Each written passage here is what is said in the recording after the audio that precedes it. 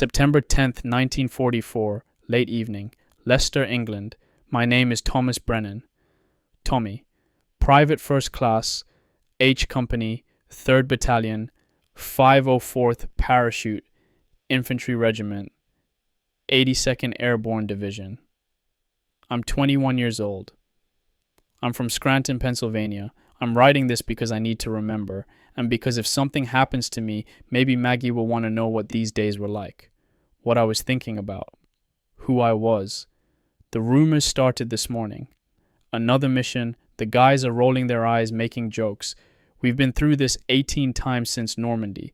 18 times we've packed our gear, loaded onto trucks, driven to airfields, sat around, and then been told the operation's scrubbed, cancelled, stand down, go back to camp. So nobody believes it anymore. We've become cynics at 20, 21, 22 years old. Sergeant Kowalczyk, we call him Ski. He just laughed when the lieutenant mentioned it. Said, sure, another wild goose chase. I'll start packing my toothbrush. Everyone cracked up. Even the lieutenant smiled. But I don't know. Something feels different this time. There's a tension in the air. The officers are moving around with purpose, instead of just going through the motions. I saw Colonel Tucker talking to Major Cook outside the headquarters building. Tucker looked serious, really serious. I spent the afternoon cleaning my gear, my M1 Garand, disassembled, oiled, reassembled. Checked every round in my bandolier. Sharpened my M3 knife on a whetstone until I could shave with it. Not that I need to shave much. Maggie used to tease me about my baby face. Maggie. I got a letter from her yesterday. She's worried, says she has a bad feeling. Women's intuition, she calls it. She wants me to promise I'll be careful, to promise I'll come home. I can't promise that. I want to. God, I want to. But I learned at Anzio that you can't promise anything in this business. You can be the most careful soldier in the world and still catch a piece of shrapnel that has your name on it. Jersey Martelli, he's bunking 3 cots down from me. He says I think too much. Says I should be like him. Live in the moment, don't worry about tomorrow. Jersey's always talking about his mother's cooking. Linguine with clam sauce. Braciole. Sfogliatelle. He makes my mouth water with his descriptions. Says when we get back to the States, he's taking me to Newark to meet his family. His sister Maria, he's always trying to set me up with her, even though I tell him I'm engaged to Maggie. Insurance policy, he says. Just in case this Maggie dame smartens up and dumps you. I threw my boot at him. He ducked, laughing. That's how we get through it. The jokes, the needling, the constant ball busting. It's easier to laugh than to think about what we've seen, what we've done. Italy feels like a lifetime ago now, but it's only been 18 months since Salerno. I remember being so green, so scared. Everything was loud and confusing, and I was sure I'd die in the first 5 minutes. But I didn't. I made it through. Made it through the mountains, the mud, the cold. Made it through Anzio. Anzio. That's where I lost Danny Kowalski, my best friend from jump school. We went through everything together. Fort Benning, the training, the jumps. We promised we'd look out for each other, keep each other alive. I was 10 feet away when the German 88 hit. 1 second Danny was there, crouched in the foxhole next to mine, grinning at something, probably about to crack another joke. The next second there was just smoke and dirt and pieces of what used to be a person. I couldn't even cry, couldn't feel anything. Just numbness. Sergeant Kowalczyk pulled me out of my hole, shook me, told me to stay focused, stay alive. That's what Danny would want. I still dream about it sometimes. Wake up in a cold sweat, heart pounding, see his face in that last second before. I carry his dog tags in my pocket, along with mine. And my rosary beads, the ones my grandmother sent from County Cork. My father, Patrick Brennan, he immigrated from Ireland when he was 19, came to Scranton to work in the coal mines. That's all I knew growing up. The mines, the darkness underground, the coal dust that got into everything, turned the snow black in winter, made men cough up blood in their 50s. I swore I'd never go into the mines. That's part of why I enlisted. I mean, Pearl Harbor had just happened, December 7th, 41, and everyone was joining up. It was the patriotic thing to do, but I'd be lying if I said that was the only reason. The mines terrified me. The thought of spending my life underground, breathing that dust, never seeing the sun except on Sundays. So I volunteered for the paratroopers. Extra $50 a month jump pay. Sounded like a fortune back then, and it meant doing something that mattered, something important, not just digging coal for some company that didn't give a damn if you lived or died. The irony isn't lost on me. Jumped out of the coal mines straight into a different kind of hell. But at least here, I'm fighting for something. For the guys beside me. For getting home to Maggie. For a world where my kid brother Michael doesn't have to go to war. Where my little sister Catherine can grow up without air raid sirens and rationing and wondering if her big brother's coming home in a box. Michael's 14 now. Probably thinks this is all some grand adventure. Probably brags to his friends that his brother's a paratrooper. I should write to him. Tell him it's not like the movies. Tell him war is mostly boredom and fear and mud, punctuated by moments of absolute terror where your bladder threatens to let go and you're pretty sure you're about to die. But I won't write that. I'll write something about duty and honor and doing your part. Because that's what big brothers do. They lie to protect the innocent. Catherine sent me a drawing. Last month. She's 17, too old for crayon drawings, really. But she did it anyway. It's a picture of our house in Scranton with the whole family standing in front. Mom, Dad, Michael, Catherine, and me. Everyone's smiling. There's a big American flag in the corner and the words "Come home safe" written in careful letters at the bottom. I keep it folded in my Bible. Look at it when things get bad. There's a new kid in our company, Private Harold Wilson, just arrived 3 days ago. He's a replacement, fresh from the States, probably hasn't even been overseas for a month. He looks about 16 years old, all big eyes and nervous energy, keeps asking questions. What's it like? What should I do? Are you scared? I tried to be patient with him, tried to remember what it was like being the new guy, but Jersey was more blunt, told Wilson to shut up, watch, learn, and try not to get killed in his first engagement. Wilson looked hurt, then scared, then determined. I pulled him aside later, told him Jersey didn't mean anything by it. Told him we'll look out for him. Just stick close, follow orders, keep his head down. The truth is, I give Wilson about 50-50 odds of making it through his first real action. Maybe worse. The replacements always have it the hardest. They don't know the unwritten rules yet, don't know how to read the sounds of incoming fire, don't know when to move and when to freeze. I've seen so many of them die in their first week. Wide-eyed kids who thought they were ready, who thought training prepared them. Nothing prepares you for your first time under fire. Nothing prepares you for seeing your friend's blood spray across your face. Nothing prepares you for the smell of burning flesh or the sound a man makes when he's gut shot and knows he's dying. I'm writing all of this down and I realize how dark it sounds, how grim. But that's the thing about war. It takes the darkness that exists in small amounts in normal life and concentrates it, amplifies it. Until sometimes the darkness is all you can see. But there are good moments too. Have to remember that. Have to hold on to them. Like last week, when we scrounged enough money together to buy a bottle of actual Scotch whiskey from a British supply sergeant. We passed it around the barracks, taking small sips, savoring it. Jersey made a toast. To the ones who aren't here, may they rest in peace. And to us poor bastards who are still here, may we get home alive. We all drank to that. Or 2 nights ago, when we got a USO show, Bob Hope wasn't there, but there was a band and some girls who sang and danced. For 2 hours we got to forget where we were, forget what we do, just be normal guys watching pretty girls and laughing at clean jokes.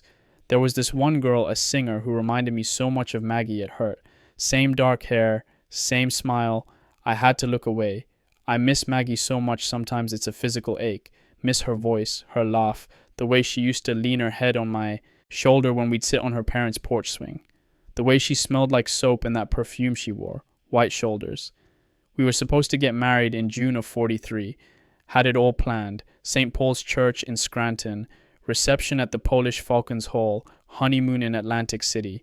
Then I shipped out to North Africa in April. The wedding got postponed. Then Italy happened, then Anzio, then Normandy. Now it's September of 44 and I haven't seen her in over 2 years. 2 years. She's 20 now. I'm 21. We should be married, should be starting our life together, maybe have a baby on the way. Instead, I'm in England, waiting for another mission that may or may not happen, cleaning my rifle and trying not to think about all the ways I might die. Maggie writes that she's waiting for me, that she'll wait forever if she has to, that nothing and no one could change how she feels about me. I believe her. I do, but I also worry. Worry that I'm not the same person who left Scranton in 42. Worry that the things I've seen, the things I've done, have changed me into someone she won't recognize, someone she won't love.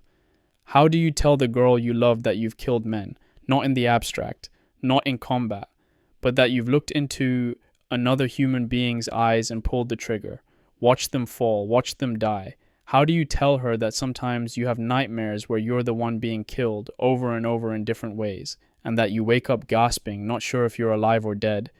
How do you tell her that there are moments when you feel so numb, so dead inside that you wonder if you'll ever feel normal human emotions again? You don't. You can't.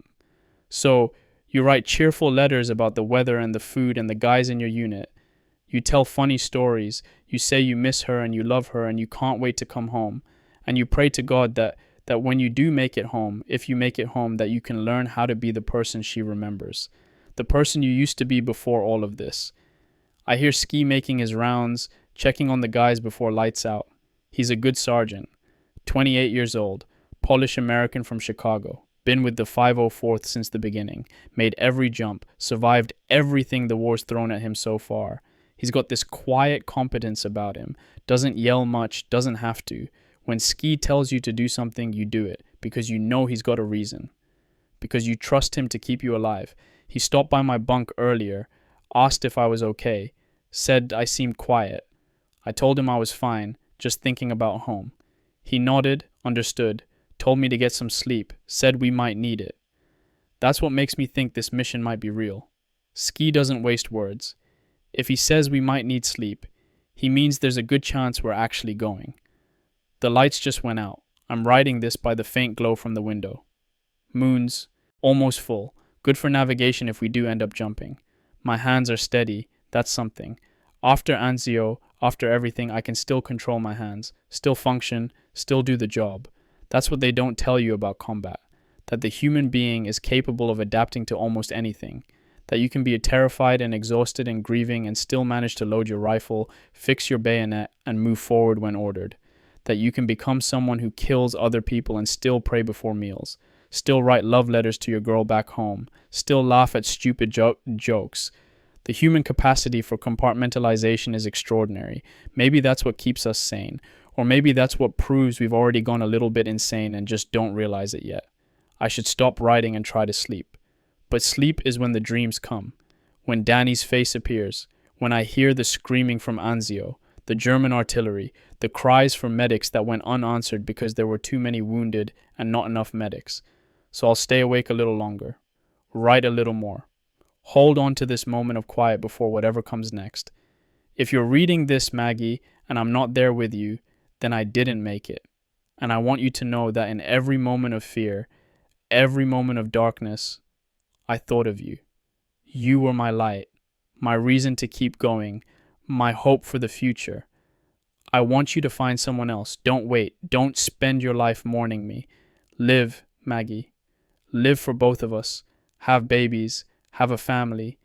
Be happy. And maybe, sometimes, on a quiet evening, remember the boy from Scranton who loved you more than anything in the world, who would have spent a lifetime making you smile if he'd been given the chance. But I'm getting maudlin. Probably nothing's gonna happen. Probably this mission will be scrubbed like all the others and we'll all laugh about how we got worked up over nothing. Probably I'll make it home and marry you at St. Paul's and we'll have 12 kids and I'll never write another dramatic diary entry as long as I live. Probably. Jersey's snoring like a freight train. Someone just threw a boot at him. He muttered something in Italian, rolled over, kept snoring. Some things never change. That's comforting somehow. The constancy of small annoyances. The ordinary frustrations of living in close quarters with other men. It's normal. Human. A reminder that we're still people, not just soldiers. I'm going to try to sleep now. Going to fold this diary closed, tuck it back in my pack, and close my eyes. Going to think about Maggie's face, about home, about the future we're going to have. And if tomorrow brings another mission briefing that gets cancelled, fine. If it brings an actual mission, fine. Either way, I'll face it with the guys beside me, with Ski's steady leadership and Jersey's terrible jokes and even young Wilson's nervous energy, we're the 504th. The devils in baggy pants. That's what the Germans called us after they found that diary at Anzio. Said we were devils in baggy pants, and that statement is not a compliment. We've earned our reputation, earned it in blood and fire and the mountains of Italy, earned it on the beaches of Anzio when we held the line against counterattack after counterattack. Whatever comes next, we'll handle it. We always do. That's what I'm telling myself, anyway, as I close this diary and put away my pen. That's the story I'm choosing to believe.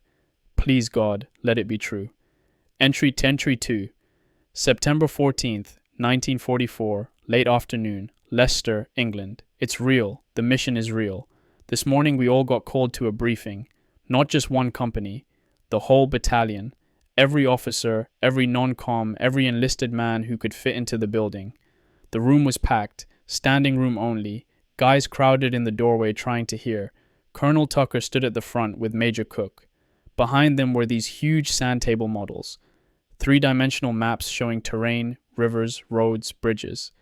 I couldn't see the details from where I was standing, but I could tell it was something big, something elaborate. Tucker waited until everyone quieted down. Then he said, "Gentlemen, this time it's for real."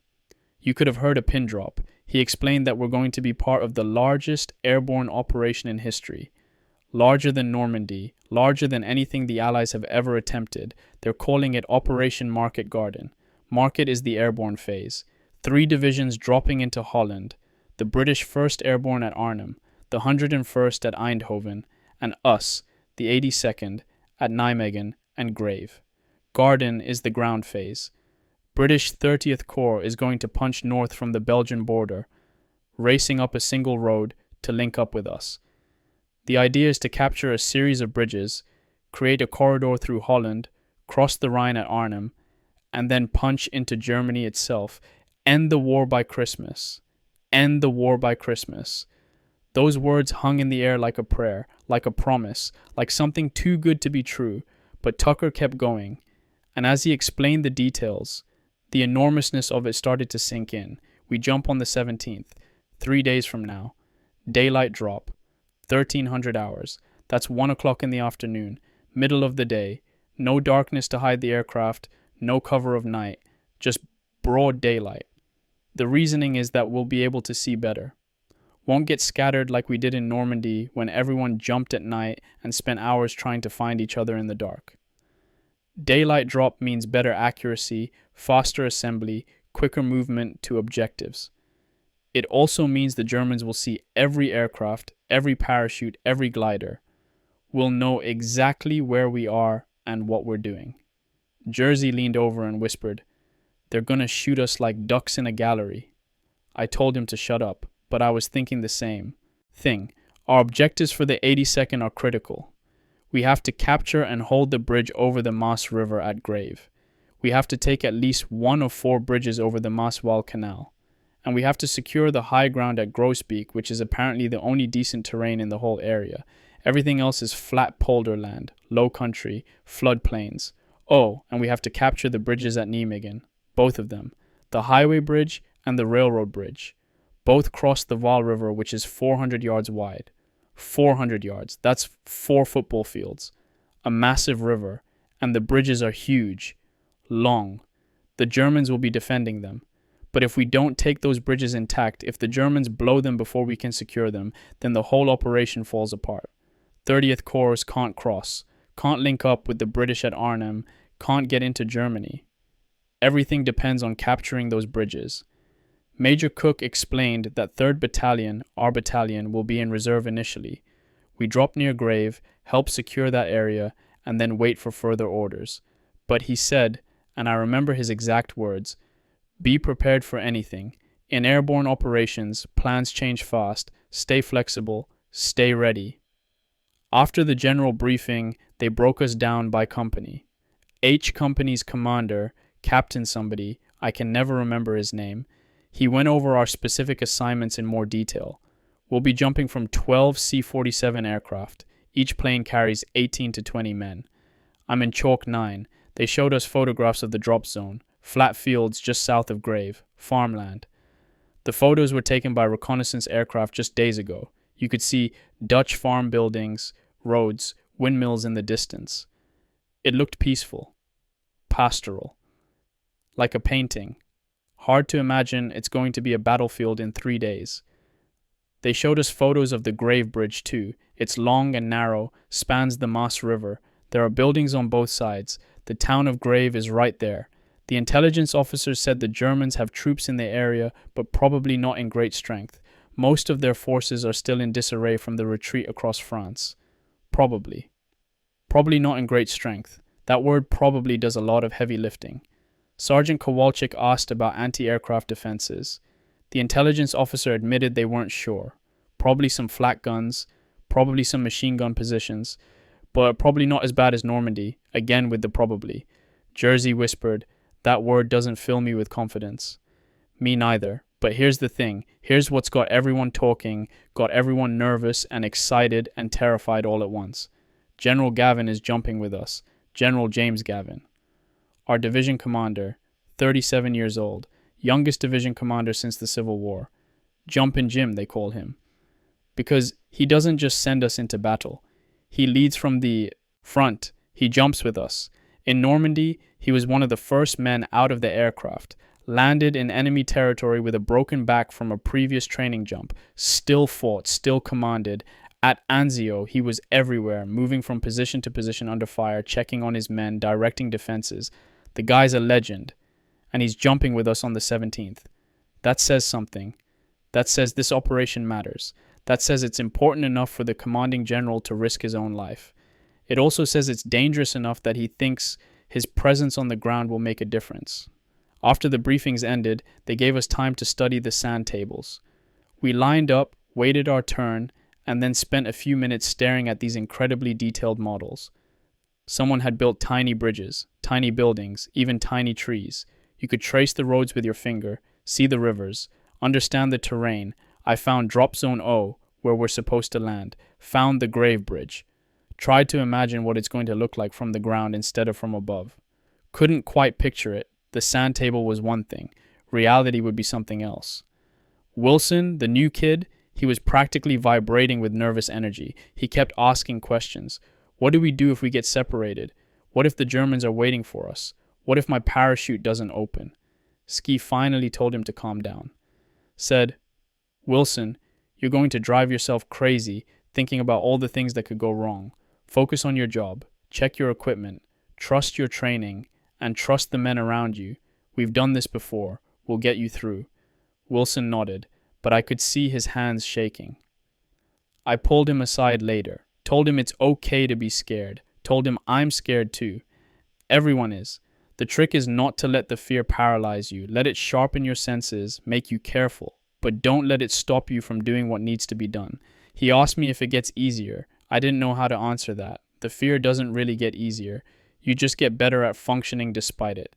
Get better at pushing it down, locking it away, dealing with it later, or not dealing with it at all, just carrying it with you, adding to the weight you're already carrying. I told him yes, it gets easier, because that's what he needed to hear, because sometimes kindness is more important than truth. The rest of the day was spent preparing equipment. They issued us ammunition, rations, water, medical supplies. We packed our musette bags, checked our parachutes. Some guys got new jump boots. I stuck with my old ones. They're worn in, comfortable. I trust them. We drew grenades, the regular Mark II pineapple grenades, and also these British things called gammon bombs. They're anti-tank grenades, basically bags of plastic explosive with an impact fuse. You're supposed to throw them at German vehicles. I stuffed 2 in my musette bag and hoped I wouldn't need them. Checking my parachute was almost meditative, the routine of it. Examining every strap, every buckle, every connection point, looking for frays, for damage, for anything that might fail at the worst possible moment. The T5 parachute is a beautiful piece of engineering when you think about it. 28 feet of silk canopy, suspension lines, risers, harness, reserve chute strapped to your chest. When it works, it saves your life. When it doesn't, you have maybe 5 seconds to deploy your reserve before you hit the ground at terminal velocity. I've seen malfunctions, seen guys with streamers, parachutes that don't open properly, just fluttering behind them as they fall. Seen guys hit the ground hard enough to make a crater. Not many. The T5 is reliable, but it happens. It's always in the back of your mind when you jump. That small chance that this will be the time. This will be the parachute that fails. But you can't think about that. Can't dwell on it. You check your equipment, you trust the process, and you jump when the green light comes on. That's the job. Jersey spent an hour sharpening his knife, kept testing the edge on his thumb, muttering in Italian. Finally, he showed it to me. Sharp enough to shave with, he said. I told him he better not cut himself shaving before we even get into combat. He grinned. Wouldn't that be something? Survive Italy, survive Normandy, bleed out in England from a shaving accident? We laughed. It felt good to laugh. The Catholic chaplain held mass in the evening. I went. So did about 40 other guys. We crowded into the chapel, knelt on the hard wooden kneelers, and prayed.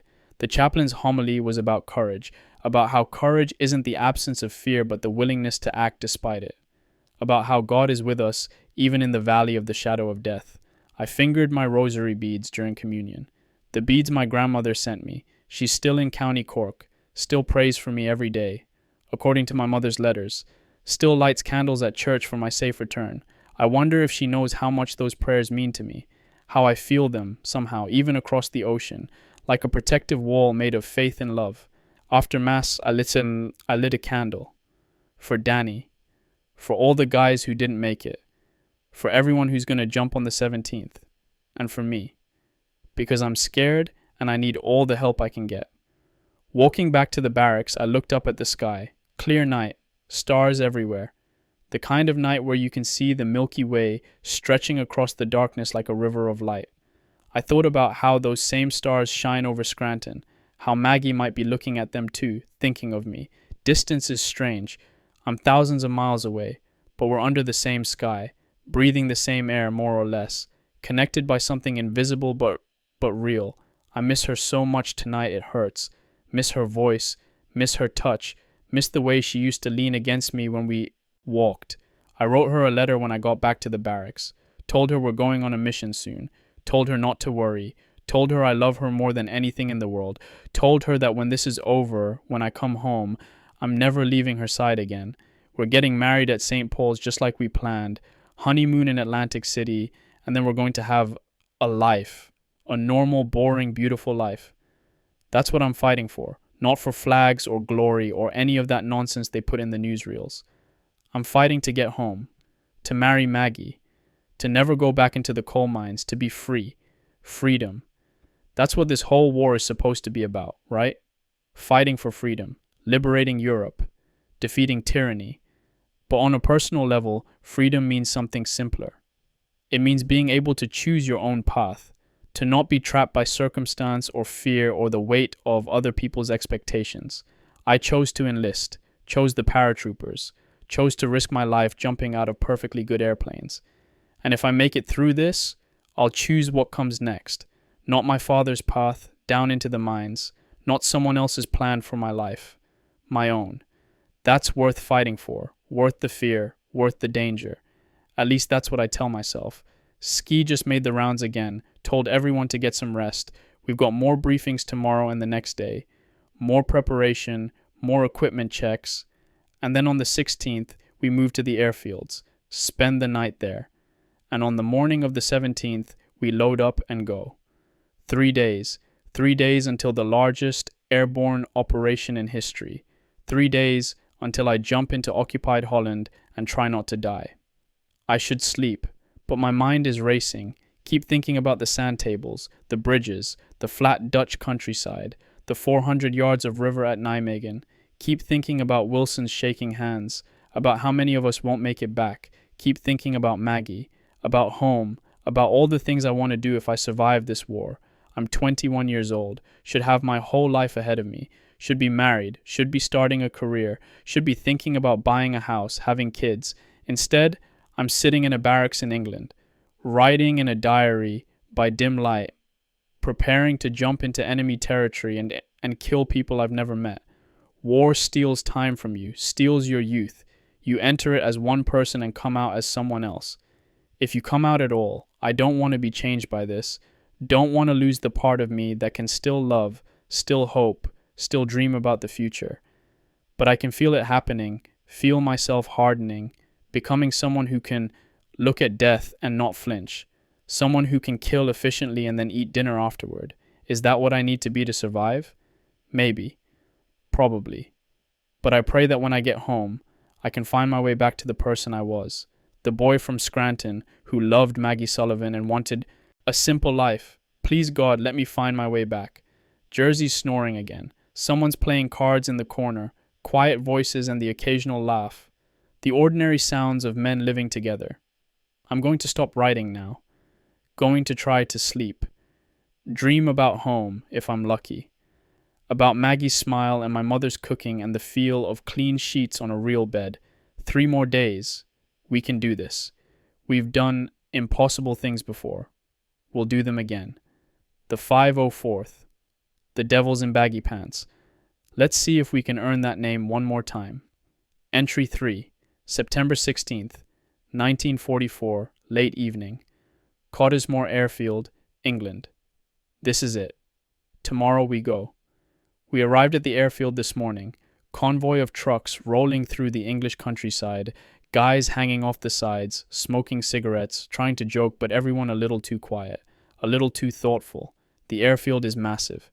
C-47s everywhere, rows and rows of them, olive drab paint, white invasion stripes on the wings and fuselage, each one loaded with fuel ready to carry 18 or 20 paratroopers into Holland. Gliders too. Hundreds of them. Waco CG-4As mostly, plus some British horses. They'll carry the heavy equipment, the jeeps, the anti-tank guns, the supplies we can't jump with. The scale of it is staggering. There must be 1,000 aircraft on this field alone, and this is just one of several airfields participating in the operation. They said this is the largest airborne operation in history. 34,600 men, 1,400 aircraft, 2,000 gliders. I tried to wrap my head around those numbers and couldn't. It's too big, too enormous. How do you coordinate something like that? How do you prevent it from turning into chaos? But apparently they've planned every detail. Every aircraft has an assigned position in the formation. Every chalk has a specific aircraft in a specific place in the jump order. Every drop zone has been surveyed, photographed, mapped. On paper, it's perfect. Of course, Eisenhower has a saying, plans are useless, but planning is indispensable, meaning that once the shooting starts, everything goes out the window.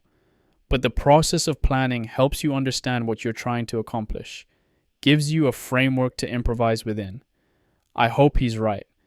We spent the morning on final equipment checks, laying everything out, making sure we have everything we're supposed to have, and nothing we don't need. My basic load: M1 Garand rifle with 250 rounds of ammunition, 8 bandoliers, each holding 48 rounds in 6 en-bloc clips, grenades, gammon bombs, M3 knife strapped to my right boot, bayonet in its scabbard, trench tool, first aid kit, 2 canteens, K rations for 3 days, map and compass, flashlight, waterproof matchbox, extra socks, plus my personal items: Bible with Catherine's drawing folded inside, rosary beads, Danny's dog tags, or sis uncogs, letters from Maggie, this diary, 2 pencils, my lucky silver dollar that Dad gave me when I enlisted. All of it has to fit in my pockets and musette bag and not interfere with my parachute or reserve chute or prevent me from moving quickly. It's a lot. You feel like a pack mule carrying all this weight, but every item has a purpose. Every item might mean the difference between living and dying. Ski went over the jump procedure one more time. We've all done this before, but he wanted to make sure everyone, especially Wilson, understood exactly what's going to happen. We load onto the C-47, 19 men per plane in our case. Sit on the aluminum bucket seats facing the center of the aircraft. Hook our static lines to the anchor cable running the length of the fuselage. When we get to the drop zone, the green light comes on. The jump master yells, "Go!" The first man exits, then the next, fast as possible. You want to get everyone out in seconds so the stick stays together on the ground. You exit through the door, fall for a moment, Then the static line jerks your parachute open. If everything works right, you've got a full canopy above you and you're floating down toward the drop zone. You steer by pulling on the risers. Try to land on your feet, legs together, knees bent. Roll with the impact. Hit the release on your harness. Gather your chute. Get your weapon ready. Find your assembly point. Simple in theory. Harder in practice when people are shooting at you. Wilson asked what to do if the parachute doesn't open. Ski said, "Deploy your reserve. Fast."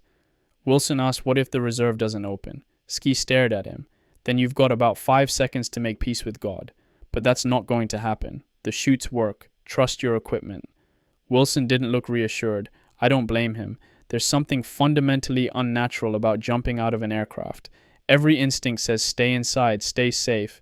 Don't step through that door into nothing but air. You have to override your survival instincts. Have to force yourself to do something that feels insane.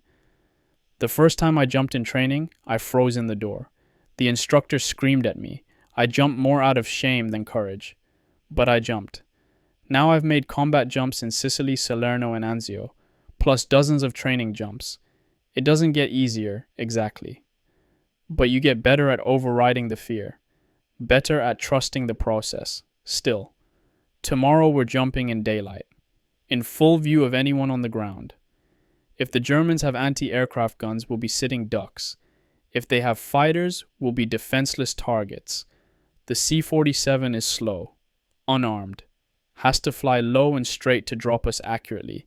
It's about as vulnerable as an aircraft can be. But we have to trust that the planners thought of this, that there will be fighter cover, that the anti-aircraft defenses have been bombed, suppressed, neutralized. We have to trust, because we don't have a choice. This afternoon I wrote letters, one to Maggie, one to my parents, one to Michael and Catherine. I tried to make them cheerful, told them we're going on an important mission but not to worry. Told them I'm with a good unit and we'll take care of each other. Told them I love them and I'll write again as soon as I can. What I didn't write was that this might be the last letter they ever receive from me. That there's a very real possibility I won't survive tomorrow. That I'm terrified and trying not to show it. You can't write that. Can't put that burden on the people you love. So you write about the weather and the food and you make bad jokes and you sign it "Love Tommy" and you seal the envelope and hope that when they read it you're still alive to write another one.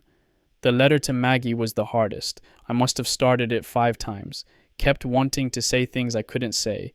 Kept wanting to make promises I can't keep. Finally I just wrote the truth as simply as I could. That I love her. That thinking about her keeps me going. That when this is over, we're getting married and starting our life together. That she's the best thing that ever happened to me. I signed it and sealed it and gave it to Ski, along with Jersey's address and Wilson's and everyone else's, just in case. If something happens to me, Ski will make sure the letter gets mailed. That's the deal we all have. We carry each other's letters, each other's addresses. Make sure the people back home hear something, even if it's not the news they want to hear. After the letters, there was nothing to do but wait. We're not allowed to leave the airfield. Security is tight. Can't risk anyone talking about the operation in a pub or getting drunk and saying something stupid. So we sit. We wait. We try not to think too hard about tomorrow. Some guys play cards. Some write more letters. Some clean weapons that are already spotlessly clean. Some just stare into space, lost in their own thoughts. Jersey found a baseball and a glove somewhere. Started tossing it around. Pretty soon we had an impromptu catch game going, just tossing the ball back and forth, not saying much. The rhythmic smack of ball hitting leather, the simple pleasure of coordinated movement. It felt good, felt normal. For a few minutes we could have been back in the States, playing ball on a Sunday afternoon. No war, no jump tomorrow, just guys tossing a baseball around. Then a sergeant came by and told us to knock it off, save our energy. The spell broke. We were soldiers again, warriors preparing for battle. I attended Mass again. The chaplain held services in a tent near the flight line. About 30 of us crowded in.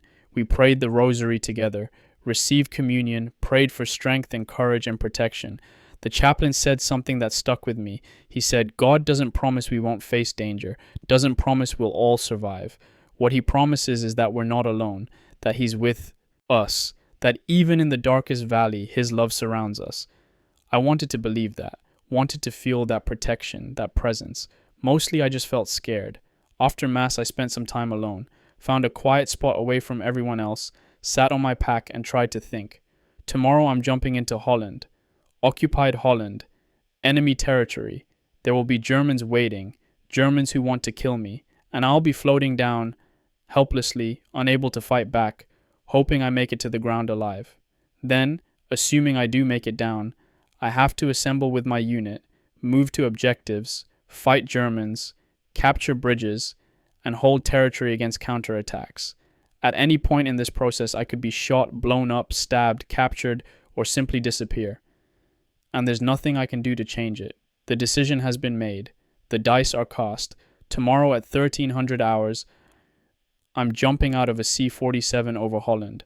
All I can control is how I face it. Whether I let fear paralyze me, or whether I push through. Whether I do my job, or whether I freeze. I thought about Danny, about how he used to joke that everyone's got a number, that somewhere out there is a bullet with your name on it, and when it's your time, it's your time. He was wrong, of course. There's no bullet with anyone's name on it. Just random chance and bad luck and being in the wrong place at the wrong time.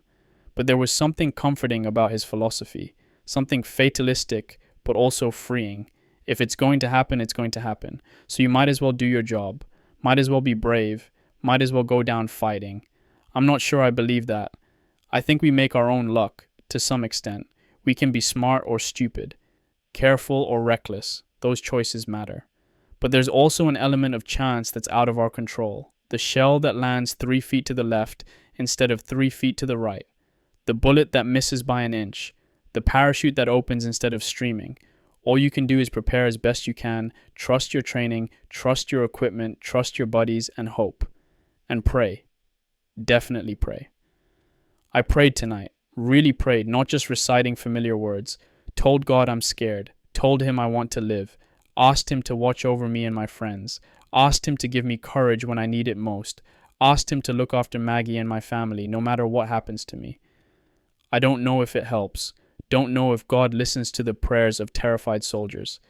But it made me feel better, made me feel less alone. The sun is setting now. Beautiful sunset, orange and pink and purple streaking across the sky. The kind of sunset you want to remember, want to hold on to. Tomorrow might be the last sunset I ever see. Or it might be the beginning of an adventure I'll tell my grandchildren about someday.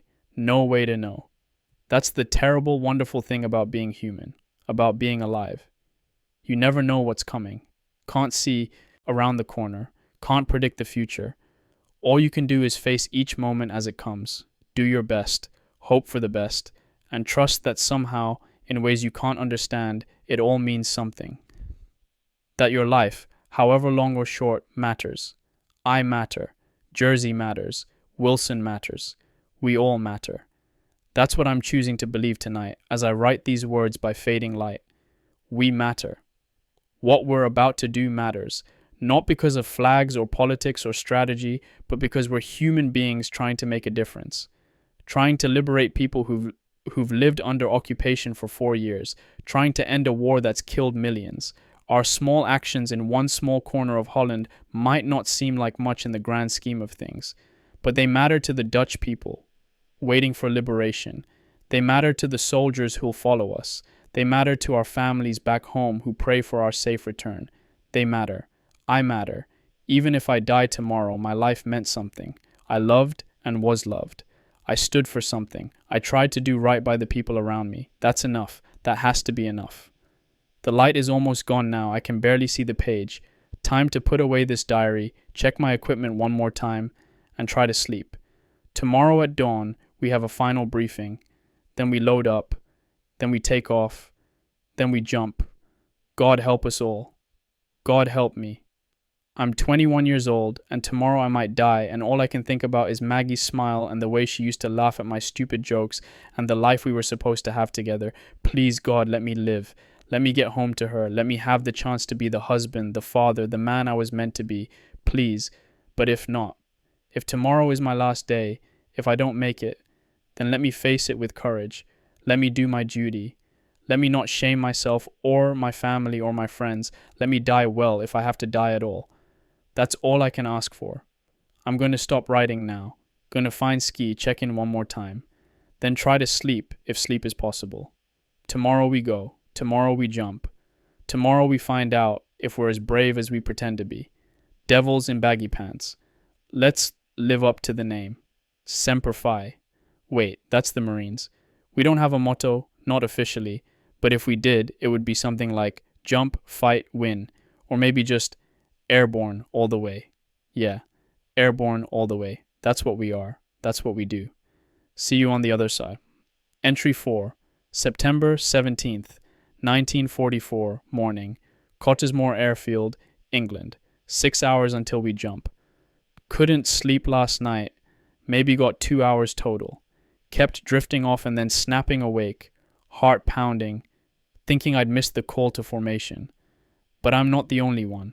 Looking around the barracks this morning, everyone has that same hollow-eyed exhaustion. We're all running on nerves and adrenaline and fear. Breakfast was at 0500. Pancakes, sausage, eggs, coffee. Real coffee, not the ersatz stuff. They always feed you well before a combat jump. Figure if it's your last meal, might as well be a good one. I tried to eat, but my stomach was in knots. Managed some coffee and a piece of toast. Saw Jersey putting away a huge plate of food, shoveling it in like he might never eat again. He caught me watching and grinned. Mama always said never go into battle on an empty stomach. I told him his mama was a smart woman. He said, the smartest. When this is over, I'm taking you to Newark. You're gonna eat braccioli until you pop. I said deal. Then we shook on it, like we were sealing a contract, a promise to survive this thing. Final briefing was at 0600. Everyone assembled on the tarmac. Must have been 1,000 men standing there in the early morning light, listening to Colonel Tucker give one last pep talk. He reminded us of our mission: capture the Grave Bridge, secure the drop zone, be ready to move north toward Nijmegen when ordered. Hold the ground until the British arrive. He said the Germans are in disarray, that we're catching them off balance, that if we move fast and hit hard, we can accomplish our objectives before they can organize a proper defense. He said he has complete confidence in us, that we're the best trained, best equipped airborne force in the world, that the Germans call us devils for a reason. He said, let's go remind them why. Everyone cheered. Hooah! Airborne. All the way. But underneath the bravado, I could see the fear. Could see it in faces, could feel it in my own chest. This tight, cold knot of dread. After Tucker, General Gavin spoke. He's jumping with us, leading from the front, like always. He's 37 but looks younger, lean, sharp-featured, intense eyes. He's the kind of officer men follow because they believe in him, because he's proven himself over and over. He kept it short, told us to trust our training, to look out for each other, to remember why we're doing this. We're going to liberate Holland, he said. Those people have suffered under German occupation for 4 years. They're counting on us, and we won't let them down. Then he saluted and walked off to his aircraft. That's when it became real, seeing the commanding general loading onto a C-47 just like the rest of us, preparing to jump just like the rest of us. If he's willing to risk his life, how can we do any less? After the briefing, we had time to kill. Hours of it.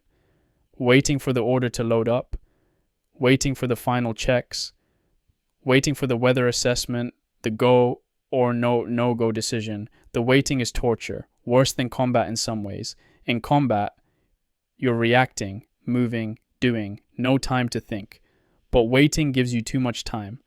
Time to imagine all the things that could go wrong. Time to think about dying. I checked my equipment for the 10th time. Everything was perfect. Everything was ready. But I checked again anyway. Gave me something to do with my hands. Wilson sat nearby, looking pale. I asked if he was okay. He said, I don't know if I can do this. I told him yes, he can. That everyone feels this way before a jump. That the fear is normal. That once we're in the air, once the process starts, training takes over. He said, what if I freeze? What if I can't make myself jump? I looked him in the eye. Then someone will push you, and once you're out, once you're falling, you'll be fine. Trust me. He nodded. Not convinced, but willing to believe. Ski came by and told us to buddy check our parachutes one more time. So Wilson and I paired up, checking each other's harnesses, making sure every strap was secure, every buckle fastened properly. It's an intimate thing, checking another man's chute. You're literally trusting each other with your lives. If you miss something, if you don't catch a problem, your buddy could die. But it's also comforting. Knowing someone else has checked your gear, has your back, literally and figuratively. Wilson's hands were shaking as he checked my harness, but he was thorough, made sure everything was perfect. I did the same for him, tugged on straps, tested buckles, made sure his static line was coiled properly. When we finished, I told him he was good to go. He said, "Thanks, Tommy." I said, "That's what we do. We take care of each other." He looked like he might cry. Kid's only 19, probably never been away from home before, certainly never jumped into combat. I put a hand on his shoulder. "You're going to be fine. Stick with me. Do what I do. And remember, we've trained for this. You know what to do." He took a deep breath, nodded. Then Jersey showed up with his usual terrible timing. "Hey, Wilson, you know what they say about the fourth guy out of the plane?" Wilson said, "No, what?" Jersey grinned. "He's the one who gets shot because the Germans have figured out the pattern by then." I punched Jersey in the arm. "Shut up, you're freaking him out." Jersey laughed. "Kidding, kidding. Wilson, you're gonna be fine. Just remember, feet and knees together, roll when you hit, and if you see Germans, shoot them before they shoot you. Easy."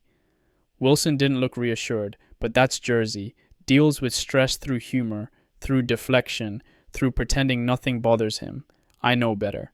I've seen him right before previous jumps, seen the way his hands shake when he thinks no one's looking, the way he checks his grenades obsessively, the way he goes quiet, all the jokes falling away. He's as scared as the rest of us. He just hides it better.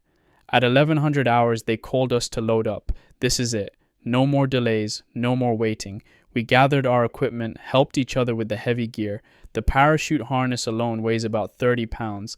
Add the reserve chute, the rifle, the ammunition, the pack, and you're carrying close to 100 pounds. Walking in all this gear is hard. You waddle more than walk. "Look like pregnant ducks," somebody joked. We moved toward the aircraft. 19 men, chalk 9, heading for our assigned C-47. The plane sat on the tarmac, engines idling, crew chief standing by the door. It looked small, too small to carry 19 fully equipped paratroopers. But we'd all fit, we always do, packed in like sardines. The crew chief checked us off his list, called out names. We answered. Then one by one, we climbed up the small ladder into the aircraft. The interior of a C-47 is all metal, aluminum, cold and hard. There are canvas bucket seats along both sides, facing inward. A cable runs down the center of the ceiling, the anchor cable for our static lines. I found my seat, sat down, placed my rifle between my knees. Wilson sat across from me. Jersey was 2 seats down. Ski was the last one in, taking the position closest to the door. As jump master, he'd be first out, setting the example, leading the way. The crew chief came through, did a final check, made sure we were all strapped in, made sure our static lines were properly coiled, made sure we hadn't forgotten anything. Then he gave us a thumbs up and climbed out. The door remained open. We could see the airfield, other aircraft, ground crew moving around. And then we waited. Again, sitting in the aircraft, fully loaded, ready to go. But not yet moving. The minutes dragged. 10 minutes, 20, 30. My legs started to cramp. The seat was uncomfortable. The weight of my gear pressed down on me, but I didn't move, didn't complain. We all just sat there, trapped in our own thoughts. I thought about Maggie. Tried to picture her face, the exact shade of her eyes, the way her hair fell across her forehead, the sound of her laugh. Tried to hold on to those images, make them real enough to carry with me into whatever comes next. I thought about my family, Mom and Dad, Michael and Catherine. Wondered what they were doing right now. It's early morning here, so it's middle of the night back home. They're probably asleep, dreaming, not knowing that at this exact moment I'm sitting in an aircraft about to fly into combat. Maybe that's for the best. Maybe not knowing is easier than knowing and not being able to do anything about it. I thought about Danny, wondered if he's watching over me somehow. If his spirit is somewhere nearby, looking out for his old friend. I'm not sure I believe in that stuff, heaven and angels and all that, but I want to believe that death isn't the end, that the people we've lost are still somehow present, still with us. Want to believe Danny would approve of what I'm doing, that he'd be proud of me for keeping going, for taking care of Wilson the way I wished someone had taken care of him. I looked across at Wilson. He was white-faced, gripping his rifle like a lifeline. His lips were moving, praying probably. Good. Couldn't hurt. At 11:45, the engines changed pitch, revved higher. The aircraft shuddered. We were moving, taxiing to the runway. The ground rolled past outside the open door. Other aircraft, ground crew waving.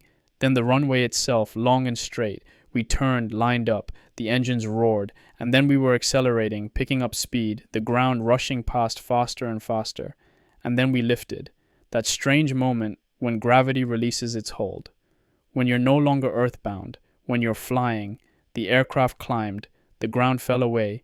England spread out below us, a patchwork of green fields and hedgerows and tiny villages. Beautiful. Even in war, even in fear, it was beautiful. The crew chief came back and shouted that we could unstrap from our seats. We were airborne. It would be about 90 minutes to the drop zone. 90 minutes. An hour and a half until we jump. I thought it would be a relief finally being in the air, finally moving toward the objective instead of just waiting. But it's not. The fear has intensified, become more immediate, more real. In 90 minutes, I'm going to stand up, hook my static line to that cable, shuffle toward the door, and jump out into nothing, into enemy fire, into occupied Holland, into history. 90 minutes. I can see Jersey across the way. He's not joking now, just sitting there, staring at the floor, lost in thought. Wilson has his eyes closed, still praying maybe, or just trying to calm himself. Ski is near the door looking out at the sky. Calm, steady, everything a sergeant should be. The aircraft levels off. We're at altitude now, maybe 600 feet. Low, to minimize time in the air after we jump. Low enough that if the parachute fails, you don't have time to deploy the reserve. Don't think about that. Think about the mission, the objectives, the job. We're going to drop near grave, secure the area, capture the bridge, hold until relieved. Simple, clear, doable. Just have to survive the jump, survive the landing, survive whatever the Germans throw at us. Simple. I'm writing this now because I might not get another chance. Because in an hour, the world might be chaos, might be combat, might be the last hour of my life. Want to record this moment. This strange suspended moment between safety and danger, between England and Holland, between peace and war. Want to remember how it felt. The fear, the anticipation, the cold metal of the aircraft, the smell of aviation fuel and sweat, the sound of engines and wind. Want to remember the faces of the men around me. These guys I'm about to jump with. These guys I might die with. They're my brothers, more than blood brothers, battle brothers, linked by shared danger and shared purpose. If I die today, at least I'll die with men I respect, men I trust, men who would do anything for me, just as I would for anything for them. That's something. That's worth something. The crew chief is coming through again. 30 minutes, he's shouting. 30 minutes to the drop zone. Time to put away this diary. Time to focus. Time to prepare. I can see the English Channel below us now. Blue-gray water stretching to the horizon, and beyond that somewhere Holland, the drop zone, the enemy. My hands are steady. That surprises me. Thought they'd be shaking. But they're not. They're steady and sure. Maybe I'm more ready for this than I thought. Maybe the training, the experience, the previous jumps have prepared me better than I realized. Or maybe I'm just numb, too scared to be scared, if that makes sense. Past the point of fear into some strange calm. Either way, I'm ready. We're ready. In 30 minutes, we jump. In 30 minutes, Operation Market Garden begins.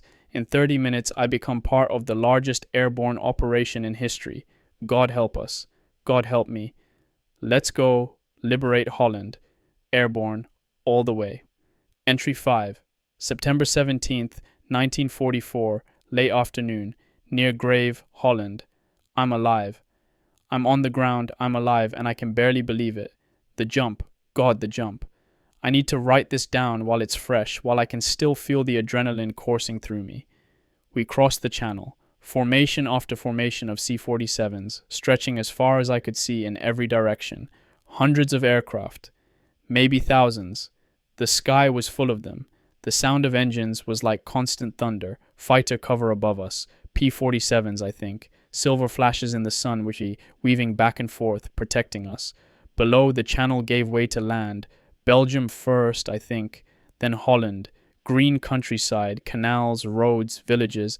It was beautiful, peaceful looking. Hard to believe there was a war down there. But as we got closer to the drop zone, I could see signs of it. Smoke rising from somewhere in the distance, cratered fields, burned out vehicles. The crew chief came through. 20 minutes, then 15, then 10. At 10 minutes, the red light came on, the warning light. Time to stand up and hook up. "Stand up!" Ski shouted. We stood, awkward and clumsy, with all the gear. Had to brace ourselves against the aircraft's movement. "Hook up!" We hooked our static lines to the anchor cable, each man checking the man in front of him, making sure the hook was properly secured. "Check equipment." Hands moving over harnesses, checking straps, checking buckles. One final verification that everything was as it should be. "Sound off for equipment check." From the back of the aircraft forward. 19 okay. 18 okay. 17 okay. On down the line until it reached me. 9 okay. And then Wilson, his voice cracking. 8 okay. All the way to Ski at number 1. 1 okay, all okay. We were ready. The crew chief opened the door fully. Wind rushed in. The roar of engines intensified. Cold air hit my face. I could see the ground below, 400 or 500 feet maybe. We were low, very low. The red light stayed on. We were close, very close. I could feel my heart hammering, could hear blood rushing in my ears. Every sense was heightened, every muscle tensed. This was it. This was really happening. No more delays, no more waiting. We were going. I thought of Maggie, thought of my family, thought of Danny, prayed one last silent prayer. Please, God, let me survive this. And then the light changed, red to green. Go! Ski went out the door immediately, disappeared into space. Then the next man. Then the next. The line moved forward fast, each man shuffling toward the door and then gone. Suddenly I was at the door. Suddenly there was nothing between me and Holland but air.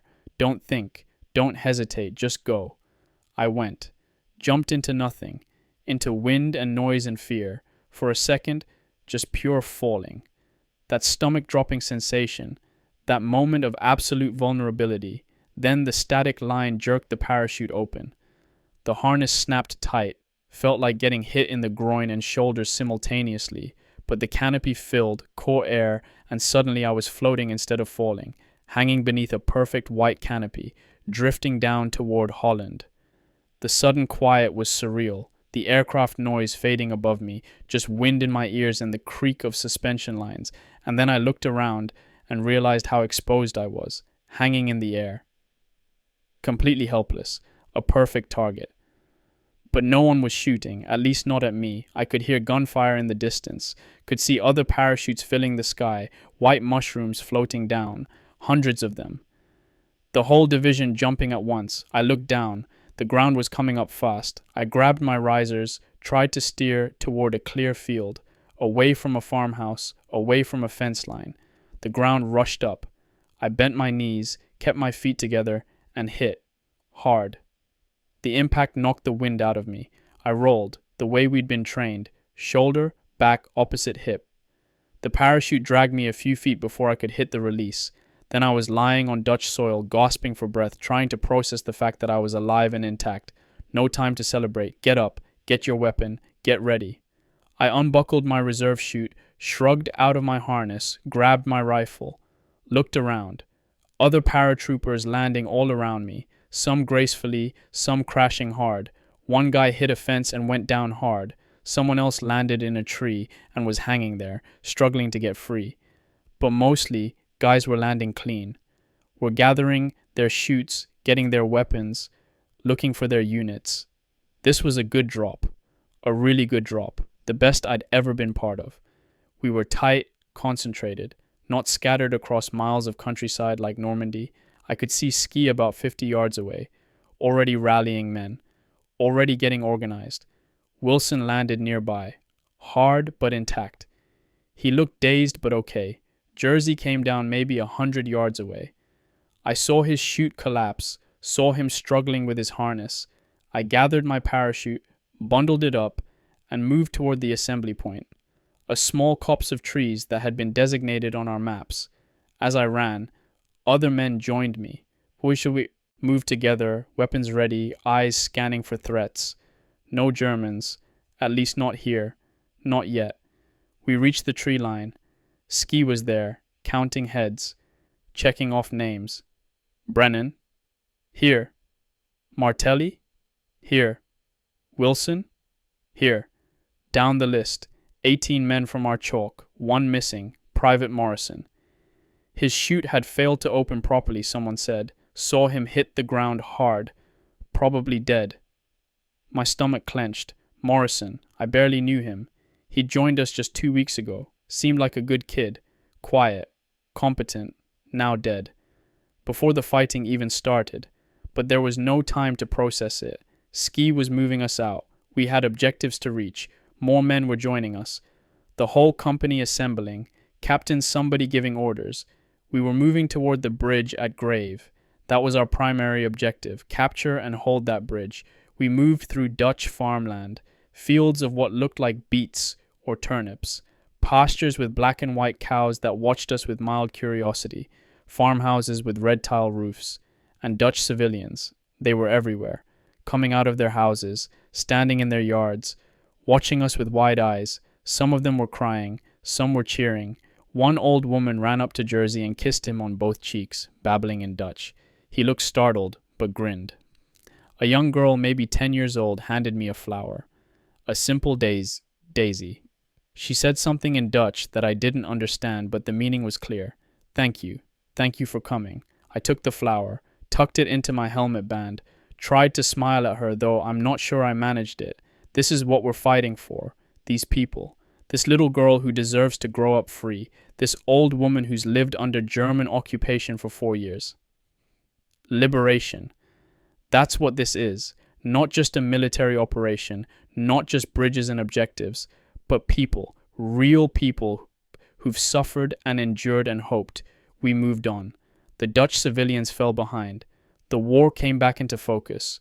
Gunfire ahead, small arms fire, the sound of an American machine gun. Someone was in contact. We picked up the pace, moving fast but carefully. Weapons ready. Every sense alert for danger. And then we saw it. The bridge at Grave. It's long.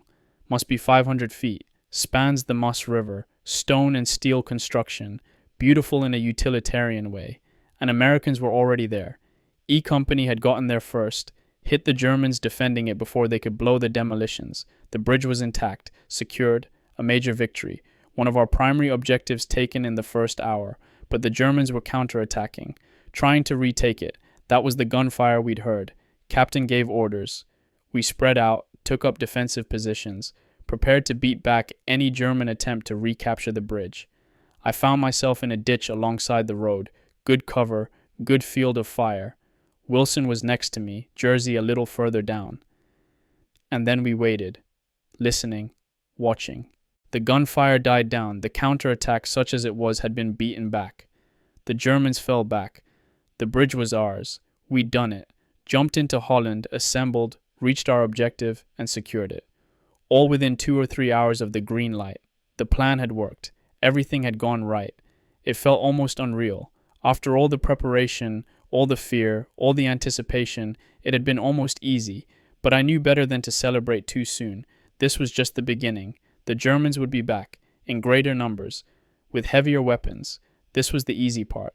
Holding would be harder. Still. For now, we'd succeeded. We were on the ground, we were alive, and we'd taken our objective. The Dutch civilians started appearing again, cautiously at first, then in greater numbers. They brought water, brought food, bread and cheese and apples. They shook our hands, hugged us, thanked us in broken English and gestures. One old man grabbed my hand with both of his. His eyes were wet. He said, Thank you, American. Thank you. I didn't know what to say, settled for "you're welcome." But inside I felt something shift. Some understanding clicked into place. This is why we do this. Why we jump out of perfectly good airplanes. Why we risk our lives. Why we fight. For this old man's gratitude. For that little girl's flower. For the chance to free people from tyranny. It's not abstract anymore. Not just flags and speeches and newsreels. It's real people with real faces and real hopes. We're liberators. Whether we deserve that title or not, that's what we are to these people. It's humbling and terrifying because now there's even more pressure, more reason to succeed, more reason to stay alive and do the job. We can't let them down.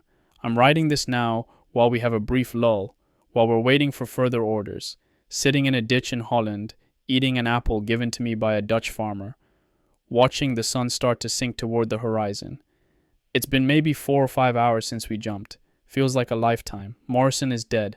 My first casualty of this operation. Probably won't be the last. But we're here. We made it. We took the bridge.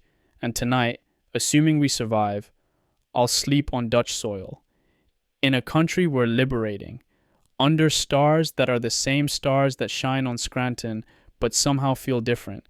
I can still feel the adrenaline. Still feel the fear lurking underneath. Because this isn't over. The Germans are out there, regrouping, planning their countermove. Tomorrow will bring more fighting, more danger, maybe more death. But for right now, in this moment, I'm alive. We're alive. And we've done what we came here to do. One objective down, many more to go. But it's a start. It's a damn good start. Entry 6, September 17th, 1944 evening, near Grave, Holland. The bridge is ours, completely secured now. E Company hit it so fast the Germans didn't have time to blow the demolitions. It's intact.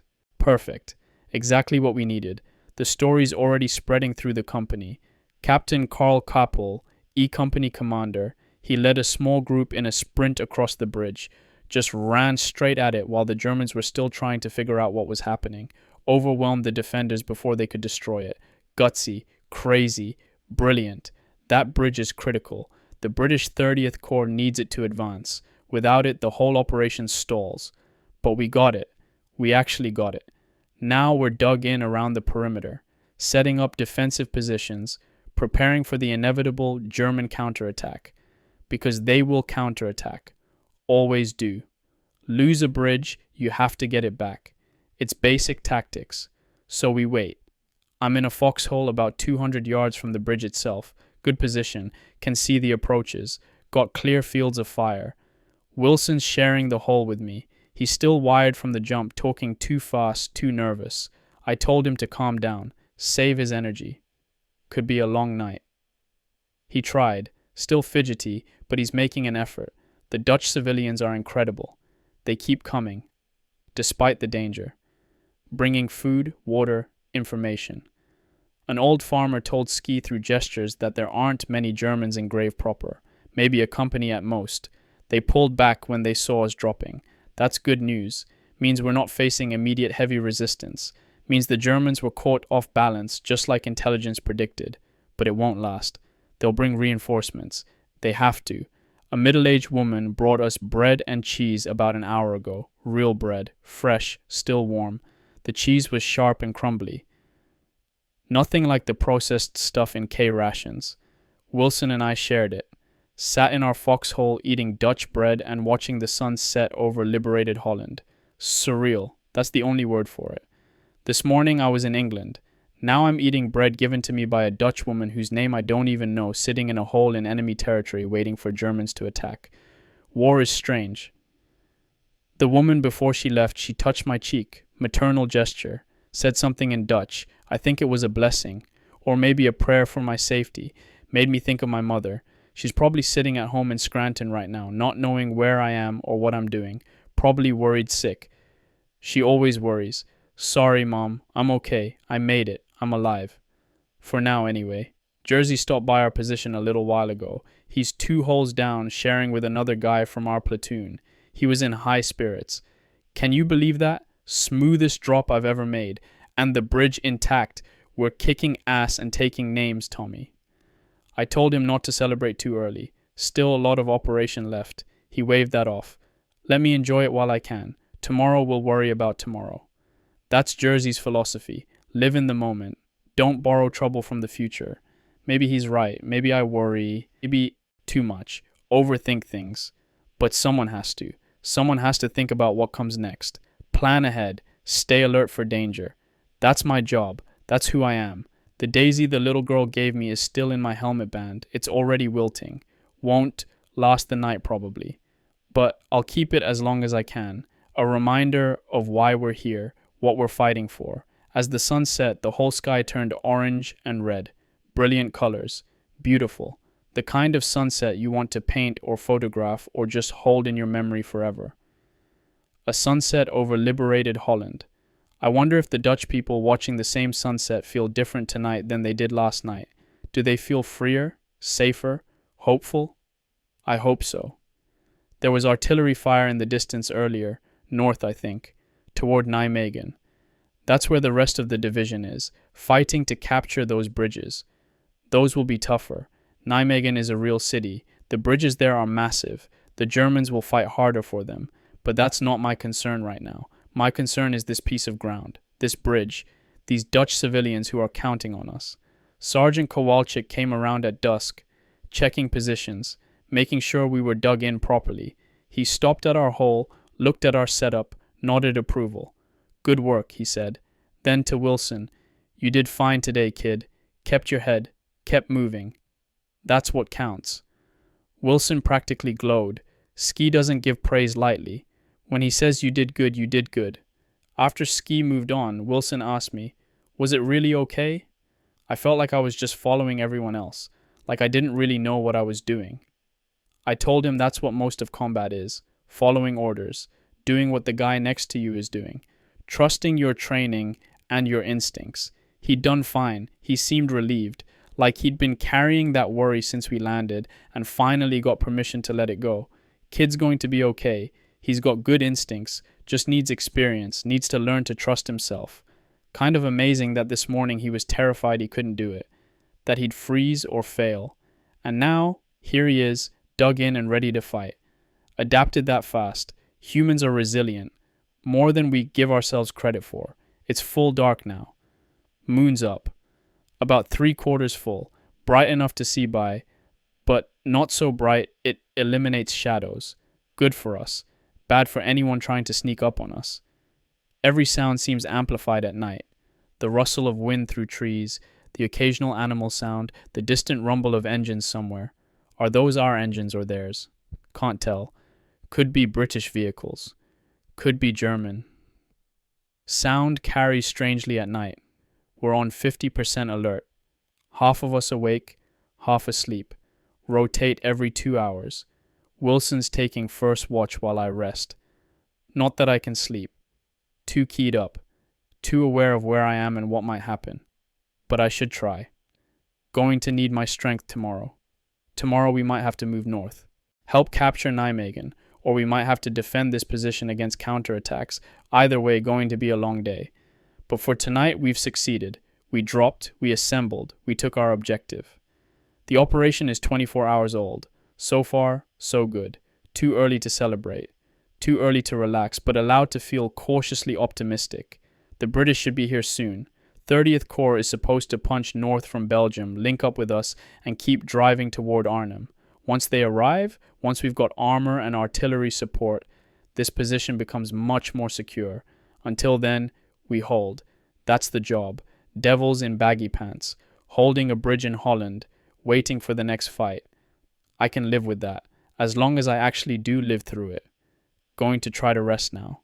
Close my eyes for a while. Let Wilson keep watch. Tomorrow comes whether I'm ready or not. Might as well face it as rested as possible. Thank you, God, for getting me through today. Please get me through tomorrow too. And please watch over Maggie. Let her know somehow that I'm okay, that I'm thinking of her, that I love her always. Entry 7, September 17th, 1944. Very late. Near grave, Holland. Can't sleep. It's past midnight. Should be sleeping while I have the chance, but my mind won't shut off. Wilson's on watch. He's doing fine. Alert, scanning the darkness. Every few minutes he glances over at me, probably checking if I'm actually asleep. I'm not. Keep thinking about today, about the jump, the landing, the bridge, about Morrison and his failed parachute, about the Dutch civilians and their gratitude, about how easy it was, how smoothly everything went. That worries me. Nothing ever goes perfectly in combat. There's always a catch, always a problem that nobody anticipated. So what's the catch this time? Word came through a couple hours ago. The canal bridges, the ones we were supposed to capture over the Maaswal Canal. The Germans blew some of them. We didn't get there fast enough. They had time to detonate the charges. One bridge survived. Out of 4, we got one. That's to complicate the British advance. 30th Corps needs those bridges to move north quickly. Now they'll have to find alternate routes. Build Bailey bridges, maybe. That takes time. Time we might not have. And Nijmegen. The big bridges there, still in German hands as far as I know. We're trying to take them, but it's street fighting, slow, bloody.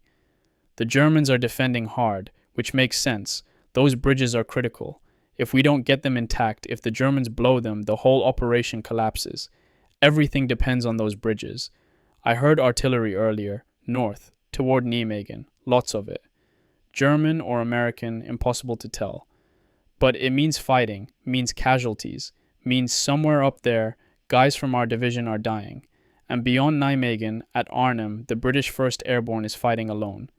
They're supposed to hold the bridge there until the ground forces arrive. But 30th Corps hasn't even reached us yet, won't reach Nijmegen for at least another day. How long can the British hold? How long before the Germans overwhelm them? Don't know. Can't know. Not my problem anyway. My problem is this piece of ground, this bridge, making sure the Germans don't take it back. Jersey's snoring in his foxhole. I can hear him from here. Somehow he can sleep through anything.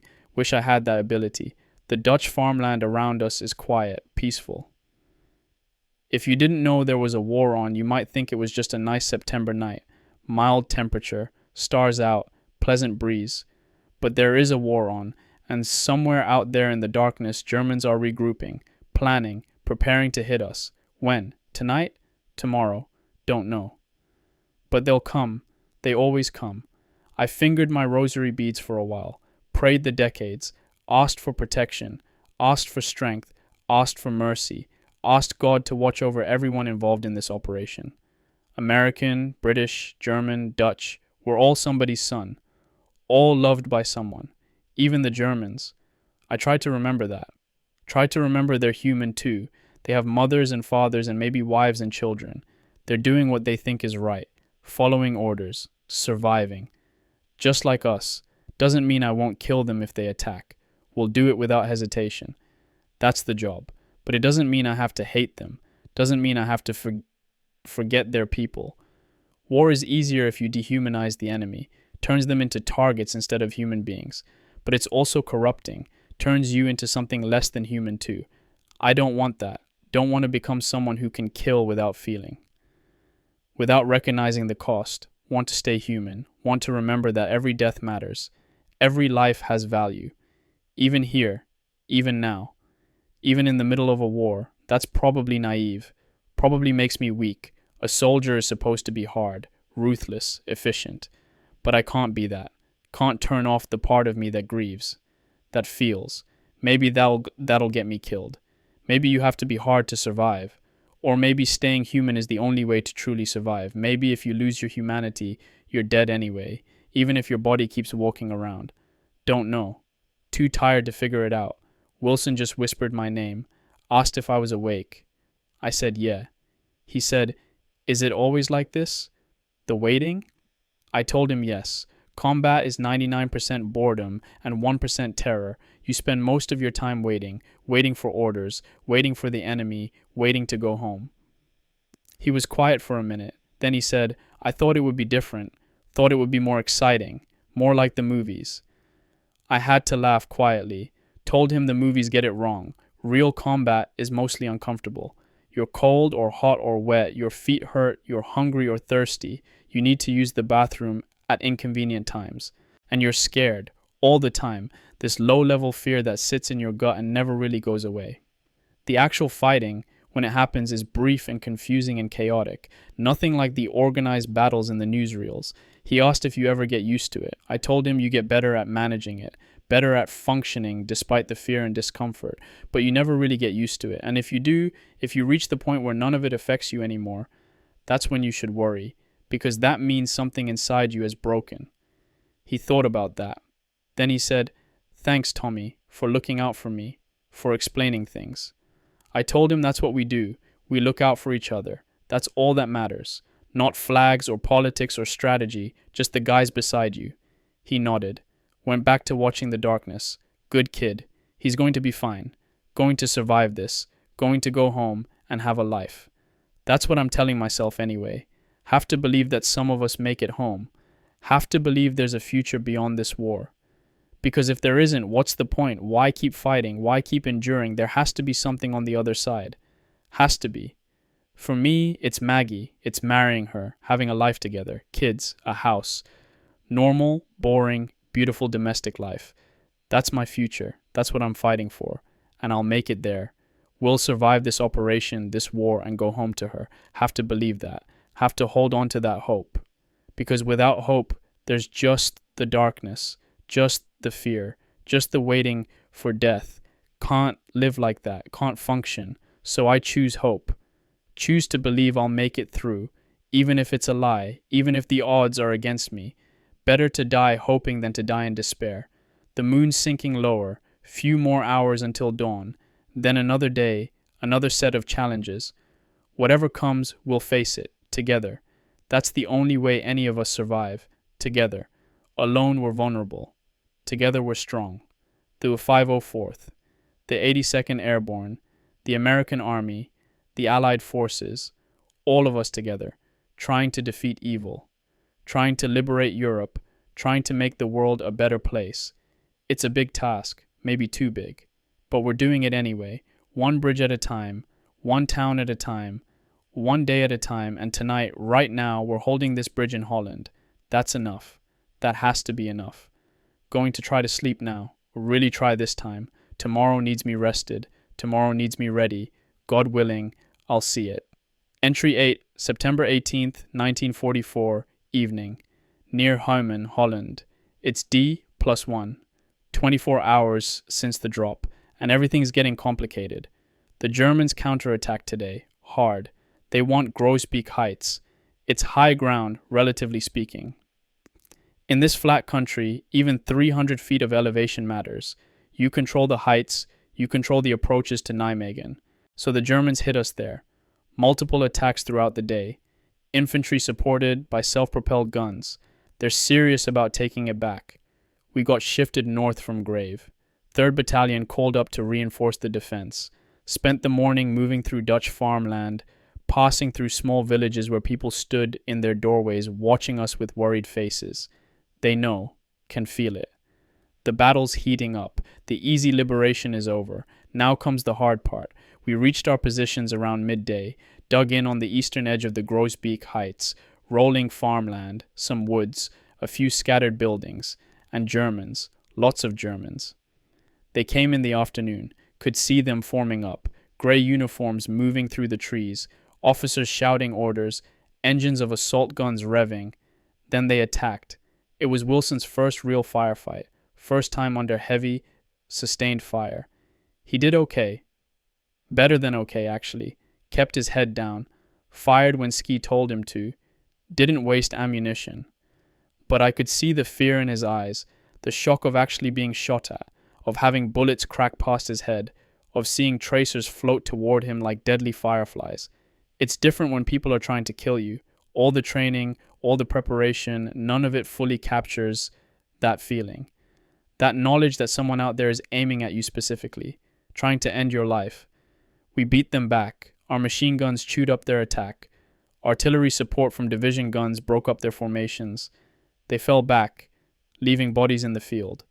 But they'll try again. They're not giving up on Grosbeek. It's too important. The problem is the reinforcements didn't arrive. The gliders from England. They were supposed to fly in today, bring us more men, more supplies, more heavy weapons. But there's fog in England. Has been all day. Gliders couldn't take off. Can't fly in zero visibility. So we're on our own. Just the troops who jumped yesterday.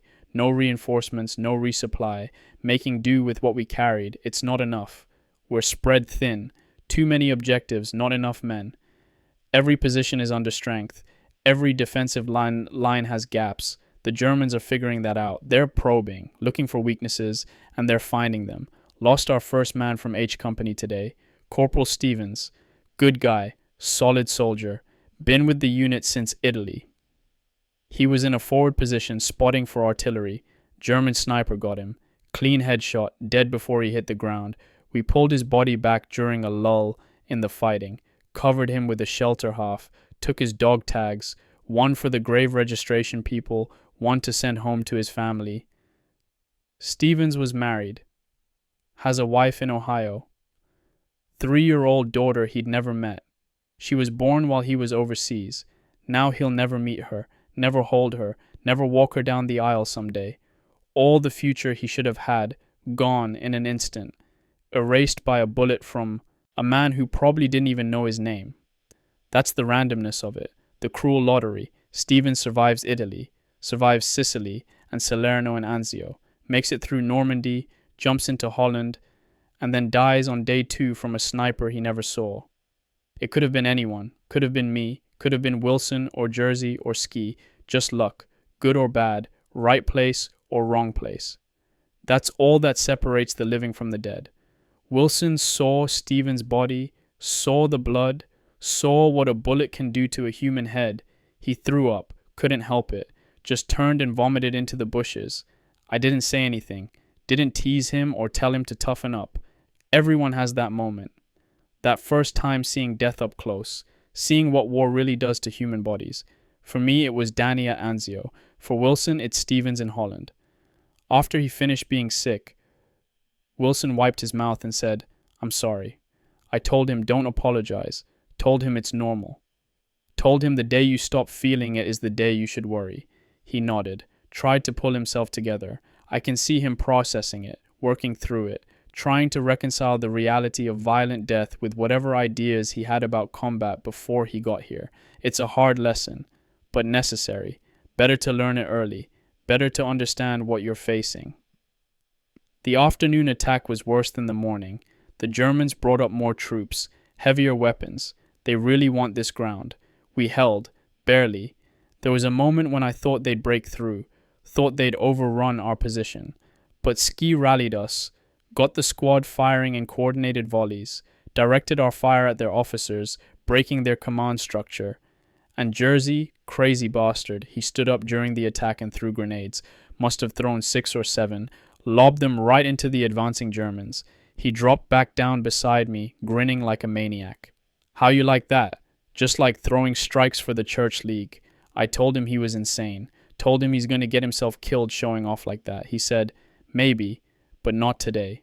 Today I'm invincible." That's how he deals with it. The fear.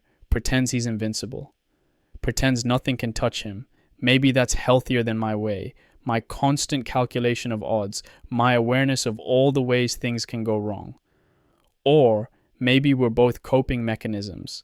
Both ways of surviving psychologically in an environment designed to break you mentally before it kills you physically. When the attack finally broke, when the Germans fell back again, we stayed in our positions, watched them retreat, didn't pursue. We're infantry. Our job is to hold ground, not chase fleeing enemy. Let the Germans go. They'll be back tomorrow, or the next day. As the sun set, medics came through, treating wounded. We had maybe a dozen casualties from H Company. Couple serious, rest minor, shrapnel wounds mostly. One guy took a bullet through the meat of his thigh. Hurts like hell, but he'll live. Stevens was our only KIA. 1 dead, 12 wounded. Not terrible, as combat goes. We've had worse days. But try telling that to Stevens' wife. I wrote a letter to her. Well, started one. Don't know what to say. "Dear Mrs. Stevens, your husband died quickly and didn't suffer?" That's bullshit, even if it's true. She doesn't want platitudes. She wants her husband back. But I have to write something. Stevens would have done it for me. That's the code. You write to the families. You tell them their soldier died bravely, died for something important, that they should be proud, even when you're not sure any of that is true, even when it feels like they died for a piece of dirt that neither side will remember in 50 years. You write the letter, because it's all you can do, because the dead deserve to be honored, because the living deserve some comfort, however hollow. I'll finish it tomorrow, when I have better words. Right now, I'm too tired, too numb, too aware of how easily it could have been me under that shelter half instead of Stevens. Jersey brought over some captured German rations. Schwarzbrot, he called it. Black bread, dense and sour but filling. Better than K rations. We shared it sitting in our foxhole, watching night fall over Grosbeak. Jersey said, "You know what I miss? My mother's sauce. Sunday gravy," she called it. Simmered all day. You could smell it from the street. We'd come home from Mass and the whole house smelled like tomatoes and garlic and basil. I told him what I miss is my mother's pierogies. Potato and cheese. Fried in butter until they're crispy on the outside, soft on the inside. Jersey said when we get back to the States, we're doing a food tour. First his mother's place in Newark, then mine in Scranton. Eat until we can't move. I said deal. We shook on it. Another promise, another contract with the future. Another way of saying, we believe we'll survive this. We'll make it home. Have to believe it. Have to keep believing it. Even when guys like Stevens don't make it. Even when the odds keep stacking against us. Have to believe. Wilson's asleep in the foxhole now. Exhausted from his first day of real combat. He'll sleep hard, dreamlessly probably. The body's way of recovering from trauma. I should sleep too. Another long day tomorrow. More fighting probably. More fear. More death. But I needed to write this down first. Needed to record Stevens' death. Needed to acknowledge what we went through today. Can't let it all blur together. Can't let the deaths become routine. Each one matters. Each one is a person, a life, a loss. Stevens mattered. He was here. He fought. He died. Remember that, Tommy. Don't let him fade into the nameless casualties. Don't let him become just a number. He was Corporal James Stevens, 26 years old, from Akron, Ohio. Married to Laura, father to a daughter named Emily, whom he never met. He died on the 18th of September, 1944, near Grosbeak, Holland, killed by an enemy sniper while defending against a German counterattack. He was brave. He was competent. He was loved. And now he's gone. Rest in peace, Stevens. We'll take it from here. We'll hold this ground. We'll complete the mission. We'll make your sacrifice mean something. That's all we can do. That and survive long enough to tell people about you, to make sure you're remembered. I promise, Stevens. I promise you won't be forgotten. Not by me. Not ever.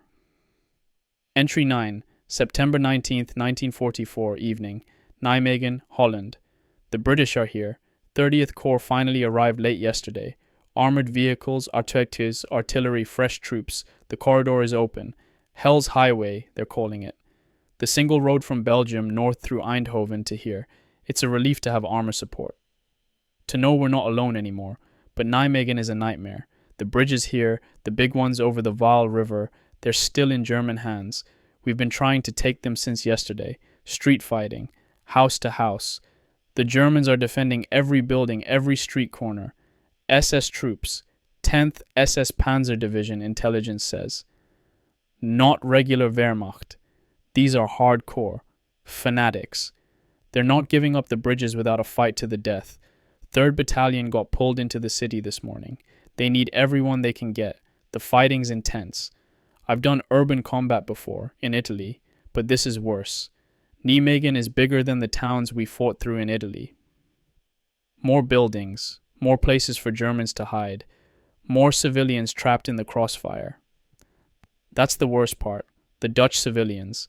They're still here, still in their homes, can't evacuate because the fighting's everywhere. So they hide in their basements while we fight, room to room above them. We've been trained not to endanger civilians. Don't shoot unless you're sure of your target. Make sure you know what's behind your target. But in street fighting, it's hard. Impossible sometimes. You see movement in a window, you have a split second to decide. German soldier or Dutch civilian? Shoot or don't shoot? Choose wrong either way and someone dies. This afternoon, we cleared a building near the river. 4-story structure, brick, seemed to be apartments. We took it room by room, standard procedure. One man throws a grenade, wait for the explosion.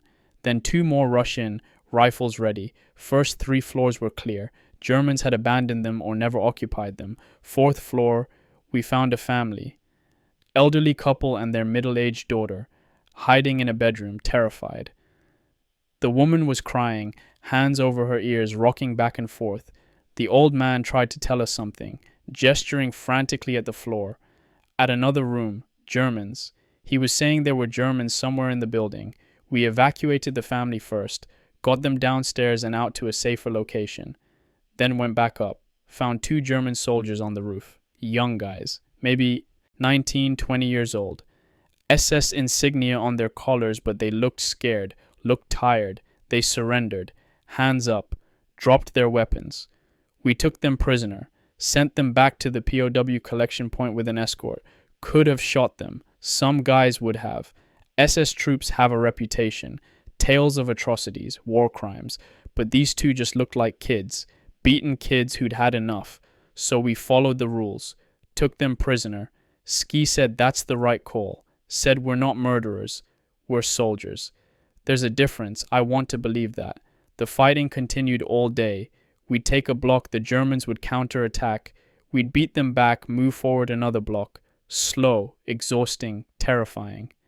The Germans have tanks, panzers. We can hear them but can't always see them. They're hull down, covered, waiting to ambush. We've got bazookas and gammon bombs, but you have to get close to use them, too close. Several guys tried.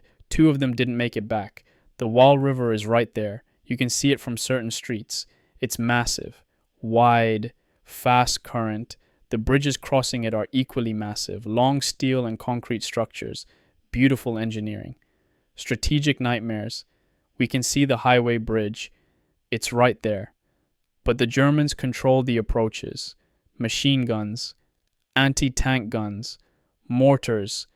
The moment you try to approach, they light you up. British armor tried to rush it. Got torn apart. We watched tanks brew up, flames shooting from the hatches, crews bailing out if they were lucky, burning alive if they weren't. We can't take those bridges. Not this way, not with direct assault. There has to be another way. But what? Jersey and I were talking about it during a lull. He said maybe we should just swim across, hit them from behind. I thought he was joking, but he wasn't. He was serious. I told him the river's 400 yards wide, fast current. We drown or get shot in the water. He shrugged. Better than getting shot trying to cross the bridge. Is he right? I don't know. Both options sound like suicide. But something has to happen. The British can't advance without those bridges. And up at Arnhem, the British 1st Airborne is being destroyed. We can hear the rumors. They're cut off, surrounded, holding on by their fingernails. They need us to break through, need the armor to get to them. But we can't break through without the bridges. Everything's stalling. The whole operation is grinding to a halt in the streets of Nijmegen. And every day we delay, more British paras die at Arnhem. More of our guys die here. More Dutch civilians get caught in the crossfire. Saw a civilian casualty this afternoon. Old man, must have been 70, caught in a mortar barrage. He'd been trying to get water apparently. Just went outside with a bucket to get water from a well. Wrong place. Wrong time. The explosion killed him instantly. Tore him apart. Wilson saw it. Saw what was left. Turned away, pale. I grabbed his arm. Told him don't look. Don't let it in. But it's too late. He's seen it. You can't unsee things like that. None of us can. This is what war does. It kills. Indiscriminately. Soldiers, civilians, young, old. Doesn't matter. The bullets and shells don't discriminate. We're supposed to be liberators. That's what the Dutch people called us. That's what they believe. But when their grandfather dies fetching water during the battle to liberate them, how liberated do they feel? I don't have an answer for that. I'm questioning things. Questioning the operation. Questioning the plan. Is this worth it? All this death, all this destruction, is it worth it? But then I think about the alternative. Leaving Holland occupied. Leaving those people under German rule. Letting the war drag on. This operation is supposed to end the war by Christmas, supposed to save lives in the long run by ending the fighting sooner. But right now, in the streets of Nijmegen, with buildings burning and bodies in the streets and that old Dutchman dead for no good reason, it's hard to see the big picture. Hard to see past the immediate horror. Sergeant Kowalczyk must have seen something in my face. He pulled me aside during our evening defensive position setup. He asked if I was okay. I told him honestly, I don't know. He nodded, said, "This is the hardest part. Urban combat, civilians, close quarters fighting, it fucks with your head." I'd never heard Ski curse before. He doesn't, usually. That's how I knew he understood. He was feeling it too. He said, "You do the best you can. You follow orders. You protect your buddies. You try not to think too hard about the bigger questions. Because if you start questioning the whole thing, you'll drive yourself crazy." I asked him, "Do you ever question it?" He was quiet for a minute. Then he said, "Every day." But then I remember what we're fighting against. The Nazis, the camps, the atrocities. And I remember that somebody has to stop them. Might as well be us. He's right. I know he's right. But it still hurts. Still weighs on you. The death, the destruction, the moral ambiguity of it all. We're dug in now for the night. Defensive positions in a bombed-out building near the city center. Tomorrow we'll try again to take the bridges. Tomorrow more men will die. German, American, British, maybe more Dutch civilians. And we'll be one day closer to ending this war. Or one day closer to admitting this operation has failed. Hard to say which. I'm going to try to sleep. But every time I close my eyes, I see that old Dutchman. See what the mortar did to him. See Stevens under his shelter half. See Morrison hitting the ground when his chute failed. See Danny at Anzio. The dead accumulate, stack up in your memory. You carry them with you, all of them. Is that the price of war? Carrying the dead with you forever? Seeing their faces when you close your eyes? If so, it's a heavy price. But we pay it anyway. Because what choice do we have? We're here. We're committed. We fight or we die. No middle ground, so we fight. And we carry the dead. And we hope that somehow, someday, it all meant something. God, let it mean something. Please. Entry 10. September 19th, 1944. Very late. Nijmegen, Holland. Can't sleep. Wilson's on watch. I'm supposed to be resting. But I can't. Because I just found out what they want us to do tomorrow. We're crossing the Wall River. 3rd Battalion, H&I companies. In boats. Assault boats. Canvas collapsible things. 26 of them total. Each boat holds 13 men plus the guy steering. We're going to paddle across 400 yards of open water in daylight. Under fire, then assault Fort Hof van Holland on the north bank. Take the railroad bridge from behind, then take the highway bridge. That's the plan. It's insane. I heard Major Cook briefing the company commanders. His voice was calm, professional, like he was talking about a normal tactical problem instead of ordering 260 men to commit suicide. Because that's what this is, suicide. 400 yards of open water, no cover, nowhere to hide, just canvas boats and paddles and desperate hope. The Germans will have machine guns on the far bank, mortars, artillery, anti-aircraft guns that can be depressed to fire at water level. They'll slaughter us. Half of us will die in the boats, maybe more. The ones who make it across will have to storm fortified positions while soaking wet and exhausted from paddling. It's impossible, but it's also necessary. The only way to take those bridges, direct assault, isn't working. The Germans are too well dug in. The approaches are too heavily covered. So we go around, cross the river upstream, attack from an unexpected direction. Maybe surprise gives us an edge. Maybe they won't be ready for an attack across the river. Or maybe they'll be completely ready. Maybe they're already positioning machine guns, already plotting mortar coordinates, already preparing to massacre us. No way to know until we try. And we're trying tomorrow, 1300 hours, 1 o'clock in the afternoon, broad daylight. Why daylight? Because we need to see what we're doing, need to navigate, need to coordinate with artillery support and British tanks. Makes sense tactically. But it also means maximum exposure, maximum visibility. The Germans will see every boat, every man, every target. I thought about writing letters tonight, Last letters, just in case. But what would I say? Dear Maggie, tomorrow I'm paddling across a giant river under heavy fire. If you're reading this, I didn't make it. Love you forever. Can't write that. Can't do that to her. So I'm writing in this diary instead, recording my thoughts, my fears, the knowledge that tomorrow might be my last day alive. I'm 21 years old, should have decades ahead of me, should be thinking about marriage and career and kids and growing old. Instead, I'm thinking about how to hold a paddle while carrying a rifle, how to keep my ammunition dry in a canvas boat, whether to pray now or wait until the bullets start flying. Jersey found out about the crossing too. He came to find me around midnight, sat down in my foxhole without saying anything for a long minute. Then he said, "So, boats?" I said, "Yeah, boats." He said, "George Washington crossed the Delaware. We're crossing the wall. We're basically founding fathers." Historic shit. I had to laugh. Leave it to Jersey to find humor in this. But then he got serious. He said, "Tommy, if I don't make it, if something happens tomorrow, I need you to write to my mother and to Maria, my sister." I started to protest, started to say he'll be fine. We'll both be fine. He cut me off. "Just listen. My mother's address. You already have it. Tell her I died quick. Tell her I didn't suffer. She doesn't need to know the details, just that I thought of her at the end." I nodded. He continued, "And Maria, tell her she's a great kid. Tell her to find a good man. Not some bum, a good man who'll treat her right. Tell her I wished I could have walked her down the aisle." His voice cracked on that last part. I put a hand on his shoulder, told him he's going to walk her down the aisle himself. After the war. He'll go home, and she'll get married and he'll be there. He shook his head. "Maybe, but if not, promise me you'll write." I promised. He gave me the same promise in return. If I don't make it, he'll write to Maggie, to my parents, tell them I was brave, tell them I loved them, tell them I tried my best. We shook hands, like we were making a business deal, a solemn contract. Then he said, "One more thing. If we both die tomorrow, who writes the letters?"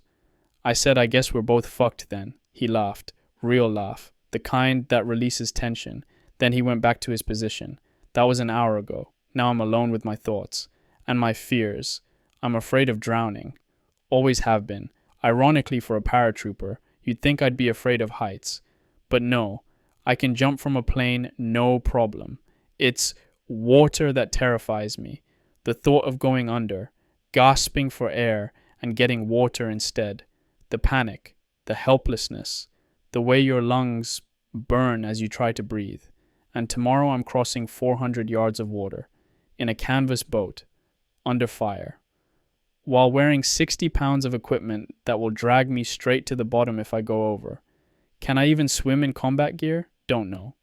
Never tried. Should I take off some equipment, lighten the load, but then I won't have ammunition, won't be able to fight when I reach the other side. Catch 22. Drown with all your gear or survive the crossing but have nothing to fight with. No good choices, just bad and worse. I'm praying, more than usual. Praying the rosary over and over, asking Mary to intercede, asking God for courage, for strength, for one more miracle. Got me through the drop, got me through the landing, got me through 2 days of combat. Please God, get me through tomorrow. Get me across that river. Let me reach the far bank. Let me do my job. And then, if possible, let me live. Let me go home. Let me see Maggie again. But if not, if tomorrow is my day, if that bullet with my name on it finally finds me, then let me die well. Let me face it with courage. Let me not disgrace myself or my unit or my family. Let me be remembered as a good soldier, a good man, someone who tried his best even when his best wasn't enough. That's all I can ask for. Wilson doesn't know yet.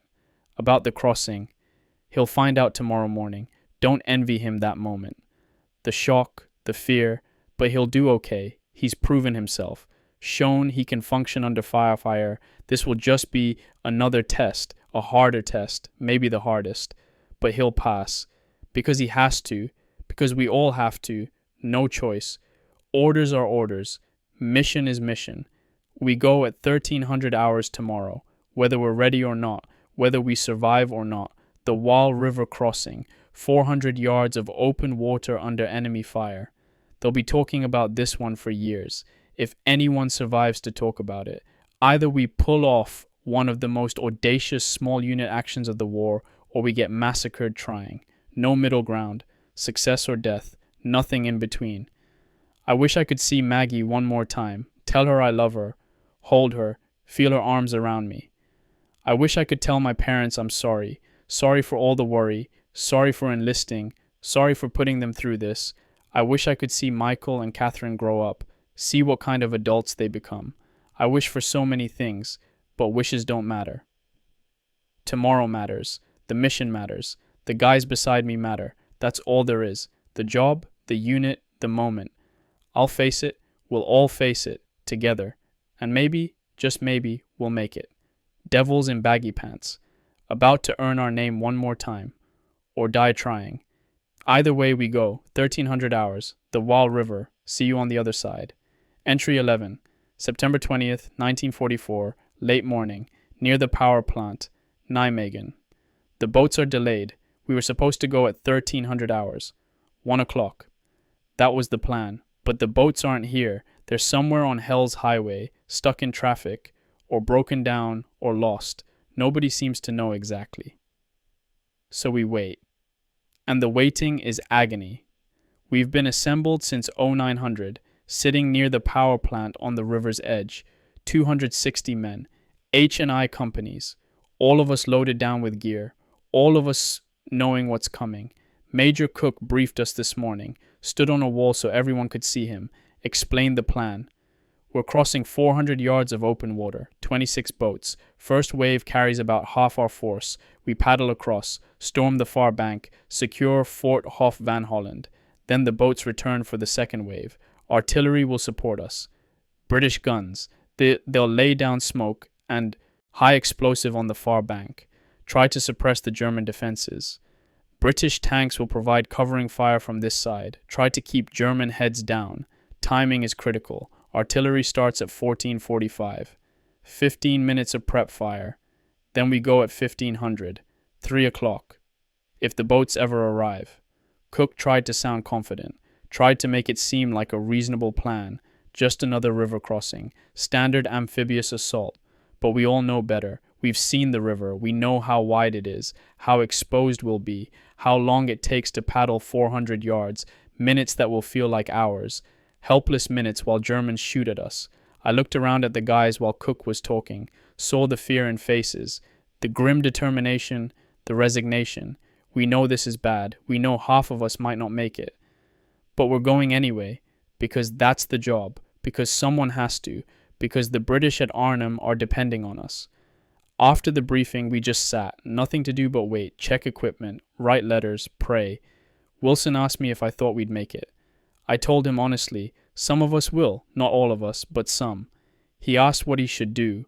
I told him stick close to me, get in whatever boat I get in, paddle hard, keep his head down, don't stop paddling no matter what, make it to the far bank, then follow orders, stay with the unit, keep moving forward.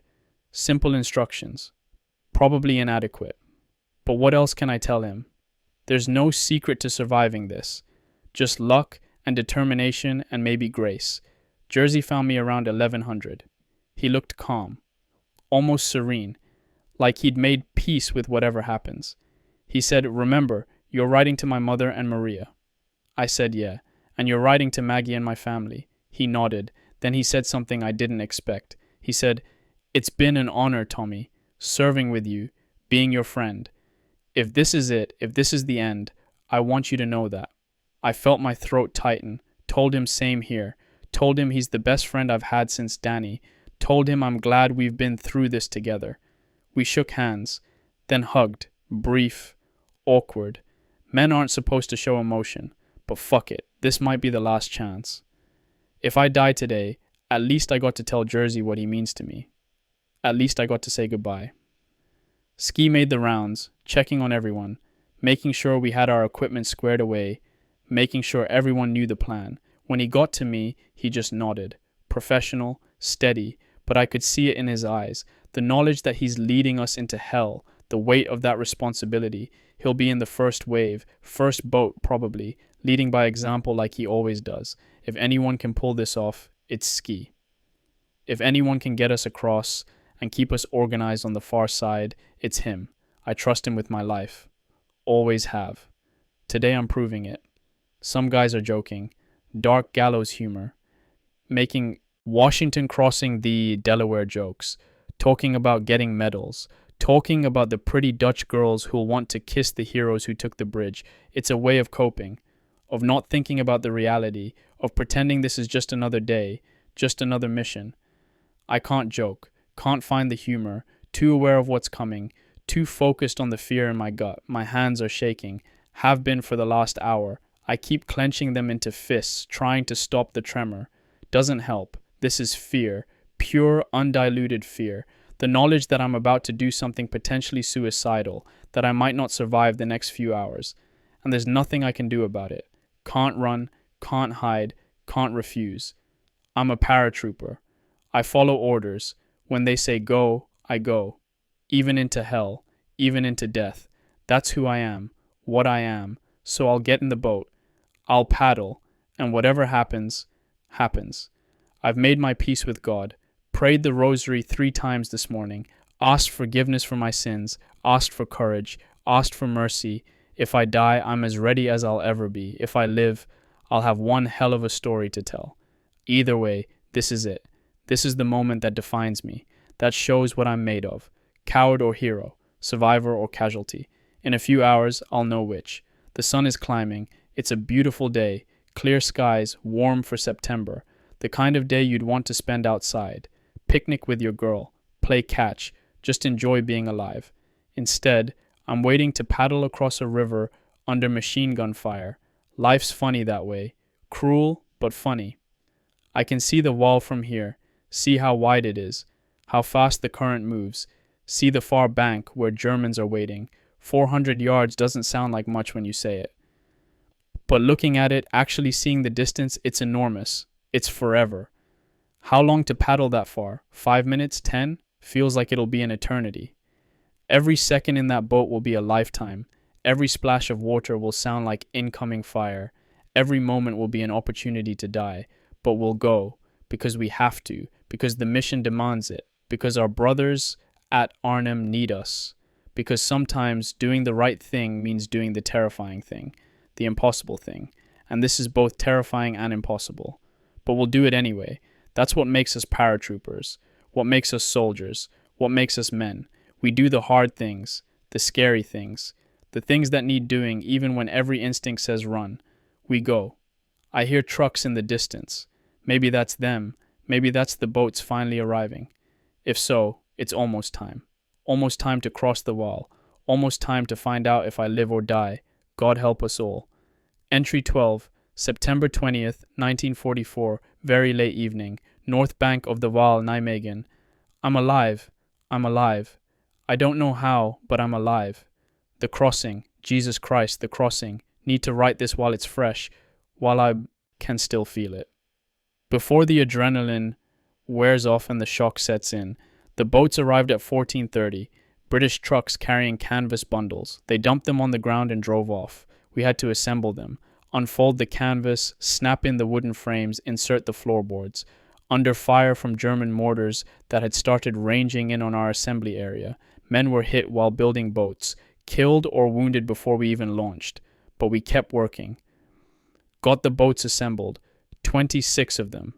Not enough for everyone at once, but enough for a first wave. 19 men per boat, plus 1 engineer to steer. I got in boat number 9. Wilson was right behind me. Jersey was in boat 7, 2 boats down. Ski was in boat 1, leading the way. We carried the boats, lifted them over our heads and ran toward the river, down a steep embankment, ascent, across a small park, over a dike. German artillery was falling. Mortars, machine guns firing from the far bank. They knew what we were doing. They were ready, but we didn't stop. Couldn't stop. Had to get in the water before the Germans killed us all on shore. We reached the river's edge, put the boats in the water, climbed aboard. The boats were tiny, barely room for 19 men plus gear. We sat packed tight, shoulder to shoulder, rifles and equipment pressing against us. The artillery barrage started. British 25-pounders laying smoke and high explosive on the far bank. The smoke drifted across the river. Thick, white clouds. Good for concealment. Bad for navigation. Someone shouted, "Go!" And we started paddling. Paddles. They gave us paddles and oars, like we were going canoeing, like this was a leisure trip. Most of us had never paddled a boat before, had no idea what we were doing. Just dug in and pulled, dug in and pulled. The current grabbed us immediately. Strong current swept us downstream, had to paddle at an angle to compensate. Paddle upstream while crossing, and then the shooting started. Machine guns from the far bank, the rattle and crack of German MG-42s, tracers arcing toward us, hitting the water, walking up toward the boats. The sound, God, the sound. Bullets hitting the water make this snapping sound, like someone cracking a whip, and when they hit the canvas of the boat, it's a deeper thunk. The boat next to us, I saw it get hit, men screaming, the boat starting to sink. Some men jumped out, tried to swim, sank immediately, pulled down by their equipment. Others stayed in the sinking boat, going down with it. And we kept paddling. What else could we do? Stop and we're dead. Turn back and we're dead. Only direction is forward. My arms burned, shoulders aching, but I kept paddling. Everyone kept paddling, desperate, frantic. The smoke helped, made it hard for Germans to see us, but it also made it hard for us to see where we were going. We were navigating by guess and by instinct. Mortar rounds were falling in the water, geysers erupting. If one hit the boat, we were done, just gone, vaporized. Don't think about it. Just paddle, paddle. A bullet hit the man in front of me, Corporal Daniels, hit him in the back. He arched, screamed, fell forward, blood everywhere. On me, on the boat, in the water. No time to help him. No time to check if he was alive or dead. Just keep paddling. Another man hit, then another. The boat was taking casualties, but we kept paddling. How far? How much longer? Felt like forever. Felt like we'd been paddling for hours. Wilson was behind me. I could hear him gasping, panting. Oh God, oh God, oh God. I yelled at him to shut up and paddle. Harsh, but it worked. He shut up and paddled. Jersey's boat. Boat 7. I saw it take a direct hit from something, mortar or artillery. 1 second it was there. Next second it was gone. Just debris and bodies in the water. Jersey. Oh God, Jersey. But I couldn't stop, couldn't look, had to keep paddling. The far bank was getting closer. I could see it through gaps in the smoke. German fortifications, bunkers, machine gun positions. We were going to die, going to reach the bank and get cut down trying to get out of the boats. But we'd made it this far. Might as well finish it. 50 yards, 40, 30, bullets everywhere. The air was full of lead. How anyone survived, I'll never know. 20 yards, 10. The boat hit the bank. Grounded, stuck. Out, out, out. We tumbled out. Into the water. Waist deep. Cold, muddy, struggled toward shore. Heavy with equipment, bullets kicking up spray around us. Reached dry land. Threw myself down behind a small berm. Wilson landed next to me, gasping, wild-eyed. I checked myself. No wounds. No blood that was mine, anyway. Still covered in Daniel's blood, but intact. Looked around. Maybe half our boat made it. 10 men out of 19. The rest were dead in the boat or in the water. Other boats were landing. Men scrambling ashore. Some boats didn't make it. Sank halfway across. Or drifted downstream, or just disintegrated under the fire. But enough men made it. Maybe 100 of us. Maybe more. Alive. Somehow alive on the north bank. No time to celebrate. Germans were right there. Fort Hof van Holland, 100 yards away. Bunkers and machine gun nests and fortified positions. Major Cook rallied us. Shouted orders. Move! Assault the fort! Go! Go! Go! And we went. Up and running. Charging. Because stopping meant death. Movement meant life. Firing from the hip. Throwing grenades, screaming. Just screaming wordlessly. The Germans didn't expect it. didn't expect us to attack immediately after crossing. They were focused on the river, on the boats still coming across. We hit them from the side, overran the first positions, shot Germans in their bunkers, bayoneted the ones who wouldn't surrender, threw grenades into firing slits. It was brutal. Close quarters, savage, no rules, no mercy, just killing. We took Fort Hof van Holland, took it in maybe 20 minutes of insane violence. The German defenders were tough, but we were crazier. We just crossed 400 yards of open water. We'd survived the impossible. We weren't going to die now, not after all that. The railroad bridge was next, German troops defending it, but we hit them hard, coordinated with British tanks firing from the south bank, caught them between us. They broke, fell back, abandoned the bridge.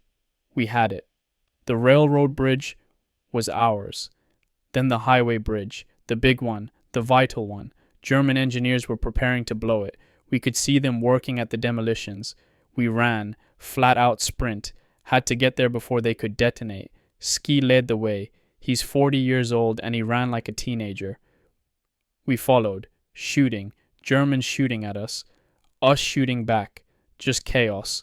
But we reached the bridge, killed the engineers before they could blow it, cut the wires, secured the structure. The highway bridge was intact, was ours. We'd done it, crossed the wall, taken both bridges, accomplished the impossible. And then the exhaustion hit, just collapsed, sat down where I was, couldn't move, couldn't think, just sat there, numb. Wilson was next to me, covered in mud and blood, crying, shaking, but alive. I looked for Jersey, looked and looked, walked among the survivors, checking faces, calling his name. He wasn't there, asked around. Did anyone see Martelli? Did anyone see him make it across? No one had seen him, not after Boat 7 took that hit. He's gone. Jersey's gone, my friend, my brother.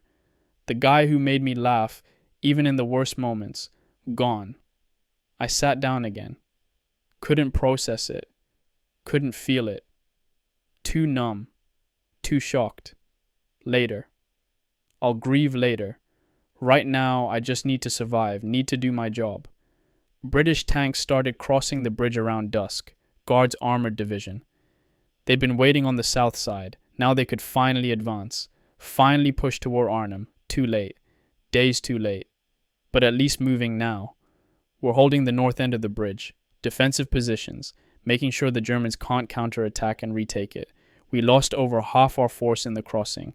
48 men killed. Many more wounded.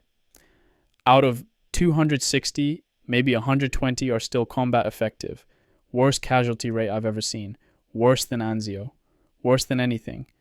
But we took the bridges. Both of them. Intact. We did it. I don't feel victorious. Don't feel proud. Just feel empty. Jersey's gone. So many others gone. Drowned or shot or blown apart for 2 bridges, 2 pieces of steel and concrete spanning a river. Is it worth it? All those lives for 2 bridges? Has to be. Has to be. Otherwise they died for nothing. The British are advancing. That's what matters. They're moving north toward Arnhem because we gave them these bridges. Maybe they'll reach the British paras in time. Maybe they'll save them. Maybe this sacrifice will mean something.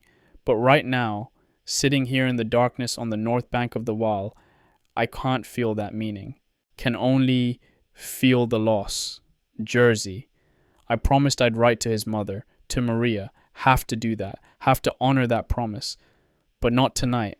Tonight I can't. Can't find the words. Can't make sense of any of this. Tomorrow. I'll write tomorrow. Tonight I just need to sit here. Need to be still. Need to not think about the crossing. About the bodies in the water. About Jersey's boat exploding. Need to not think at all. Wilson asked if I was okay. I said no. Said, I don't think I'll ever be okay again. He nodded. Understood. We're all damaged now. All of us who survived the crossing. Broken in ways that won't heal. You can't unsee what we saw. Can't unfeel what we felt. Can't forget the terror. The deaths. The randomness of who lived and who died. I'm alive by pure luck. No skill, no courage. Just random chance that I was in boat 9 instead of boat 7, that the bullets that killed others missed me, that I happened to duck at the right moment or move at the right time. Luck. That's all it is. That's all it's ever been, and my luck held one more time. But Jersey's didn't. And that's not fair. That's not right. He should be here. Should be making jokes about crossing the Delaware. Should be planning our food tour of Newark and Scranton, but he's in the Wall River instead, or on the bottom of a canvas boat, or just gone. I'll never know exactly what happened to him, never know his last moments. That might be a mercy, or it might be torture. Haven't decided yet. The moon's up. Same moon that shines on Scranton, on Maggie, on my family. Do they know? Can they feel it? That I almost died today, that I did something extraordinary and terrible. Probably not. They're going about their lives, working, sleeping, worrying maybe, but not knowing. That's good. Better they don't know. Better they sleep peacefully while I sit here with the ghosts. I'm tired, so tired, but I can't sleep. Every time I close my eyes, I see the river, see the bullets hitting the water, see boat 7 exploding, see Jersey's face. Maybe I'll never sleep again. Maybe this is my punishment for surviving. Eternal wakefulness, eternal remembering.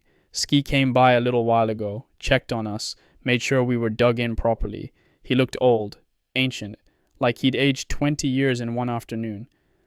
I asked him if he was okay. He said, "We did it, Brennan. We took the bridges. That's what matters." I wanted to argue, wanted to say, what about Jersey? What about the 48 dead? Does that matter? But I didn't. Because he's right. The mission matters. The objective matters.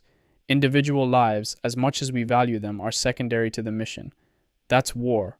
That's the terrible calculus. Some die so the mission succeeds, so others might live.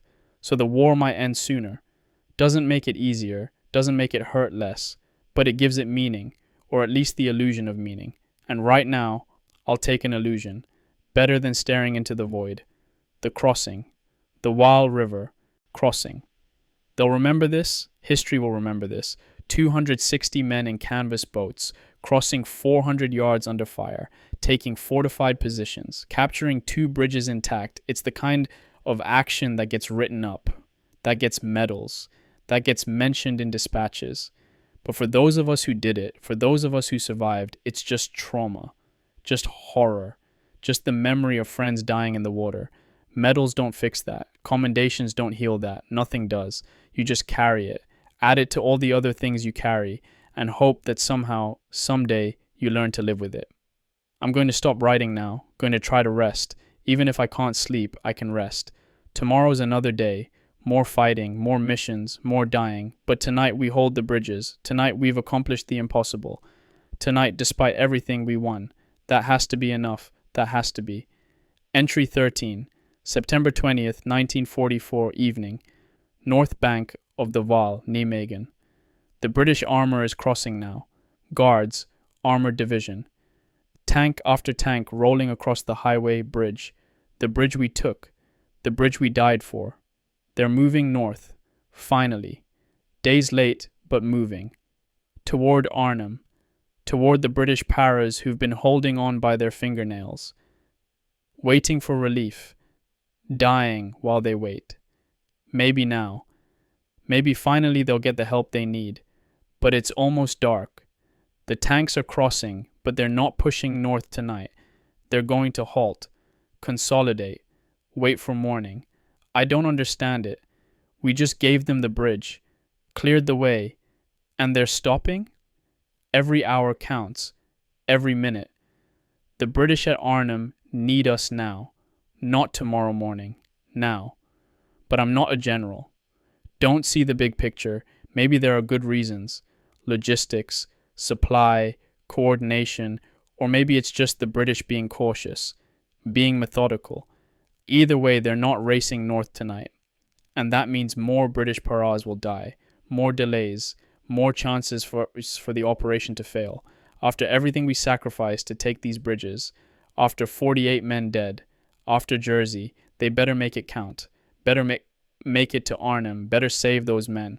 Because if they don't, if this all falls apart, then the crossing was for nothing. Jersey died for nothing. Can't accept that. Won't accept that. I spent the afternoon accounting for casualties, helping Ski compile lists, checking who made it, who didn't. From H Company, we lost 21 men killed or missing, another 15 wounded seriously enough to be evacuated. Out of roughly 100 men, we're down to 64 effective. I Company had similar losses, maybe worse.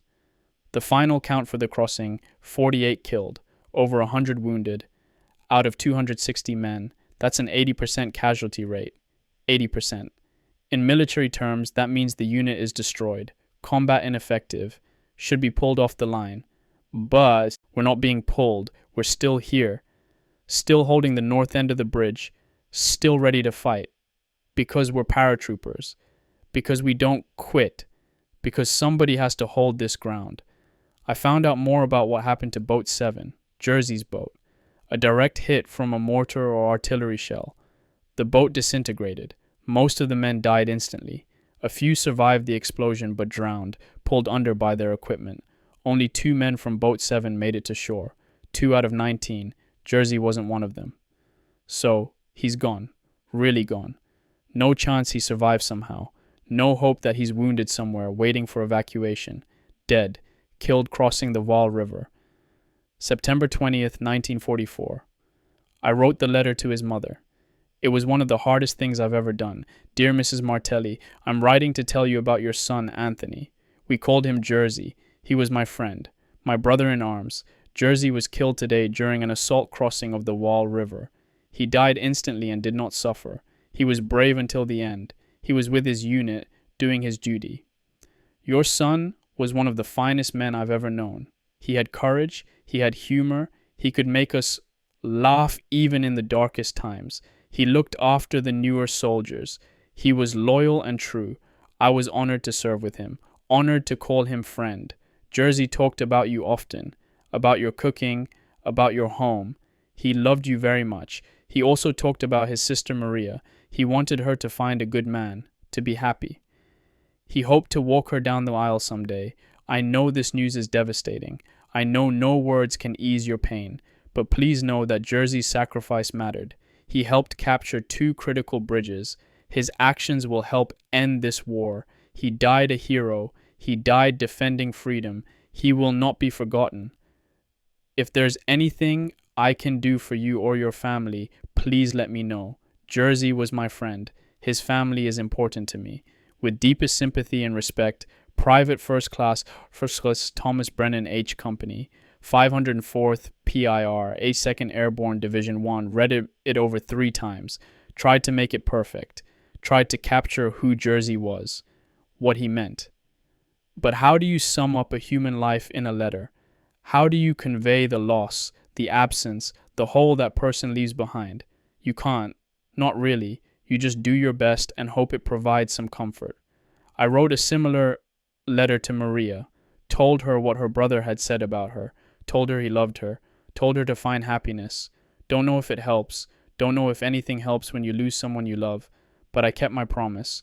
Told Jersey I'd write, and I did. Now he can rest, wherever he is. Knows I kept my word. Wilson's been quiet all day. He made it across, survived the crossing. But something in him is different now. He's seen too much, processed too much horror in too little time. He's aged years and days. We all have. But Wilson especially. He went from green, replacement to combat veteran in less than a week. The transition was brutal. I asked him how he was doing. He said, I don't know how to feel. Don't know how to process any of this. I told him that's normal, that it takes time, that he shouldn't try to make sense of it all at once. He said, how do you do it? How do you keep going after seeing all this? I didn't have a good answer. Told him you just do. You put one foot in front of the other. You do your job. You focus on the next task, the next objective, the next hour. You don't think about the big questions. Don't examine the meaning too closely, because if you do, you'll fall apart. He nodded, seemed to understand. I hope he makes it.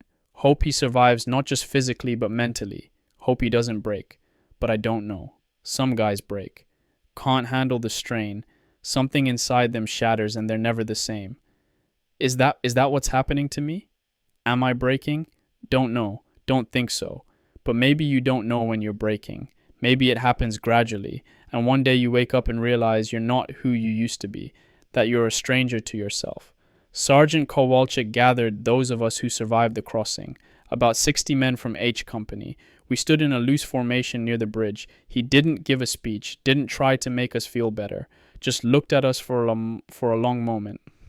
Then he said, "You did good today. You did something nobody thought possible. You crossed the wall under fire. You took the bridges. You saved the operation." He paused. "A lot of good men didn't make it. We'll honor them by continuing, by finishing the job, by making their sacrifice count." Another pause. "Get some rest. Eat if you can. We're not done yet." That was it. Simple, direct, true. We are going to continue. Going to keep fighting. Because that's what we do. What we are. And we are going to make their sacrifice count. Jerseys. All of them. That's the promise we make to the dead. That their deaths meant something. That we'll carry on the mission. That we'll win this war. It's the least we can do. The only thing we can do. The sun's setting now. Another day ending. Another day survived. Tomorrow will bring more challenges, more fighting, more danger.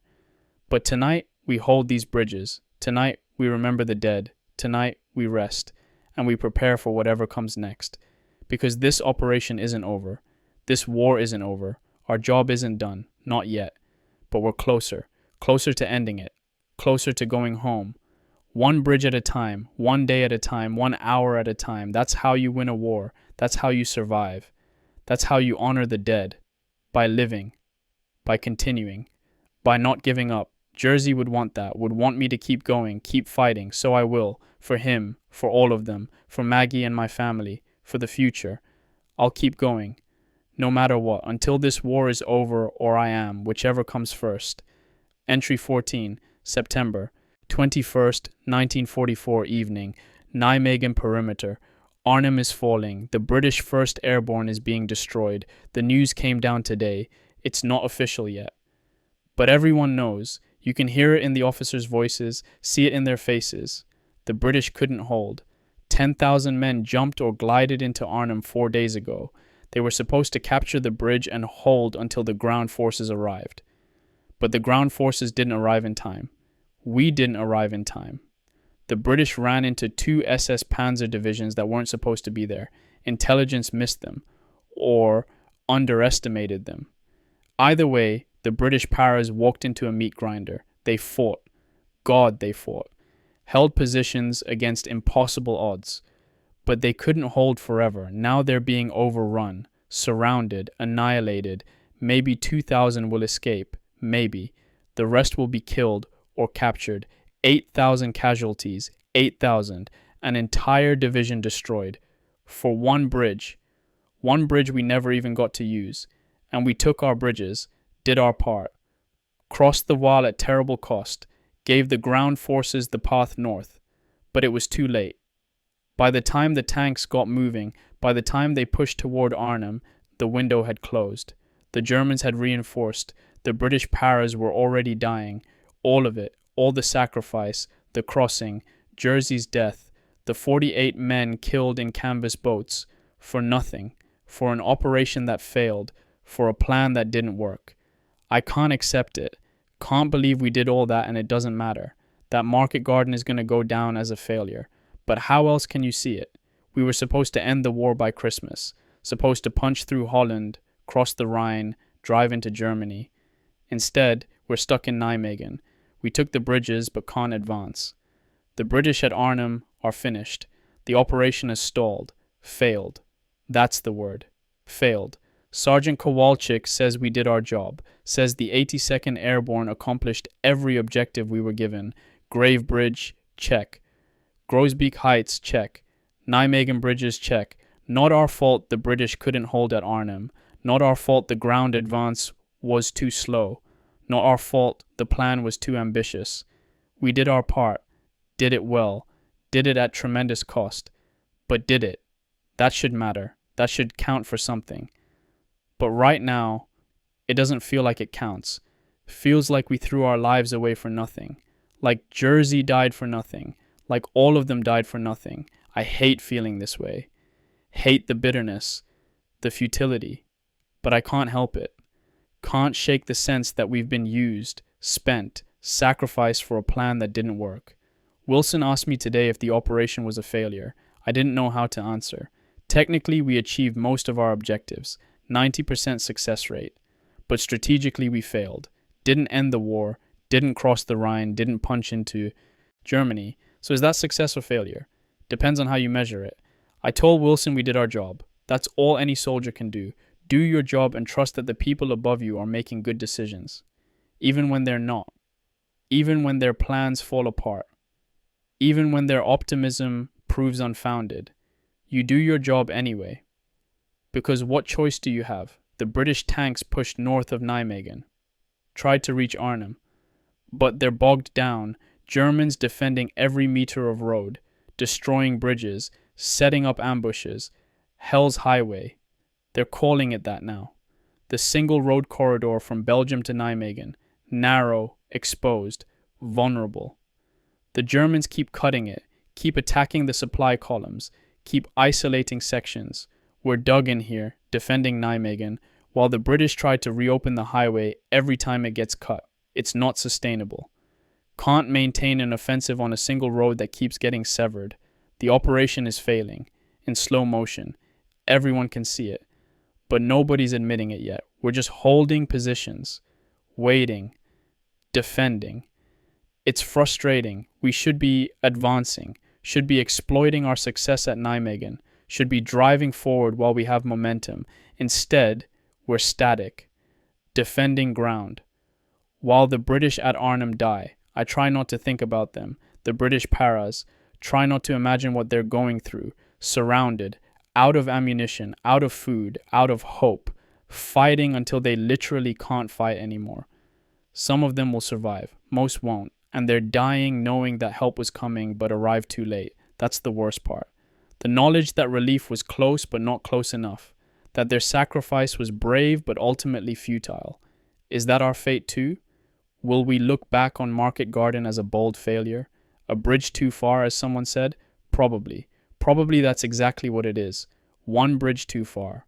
Arnhem was too far, too ambitious, too optimistic.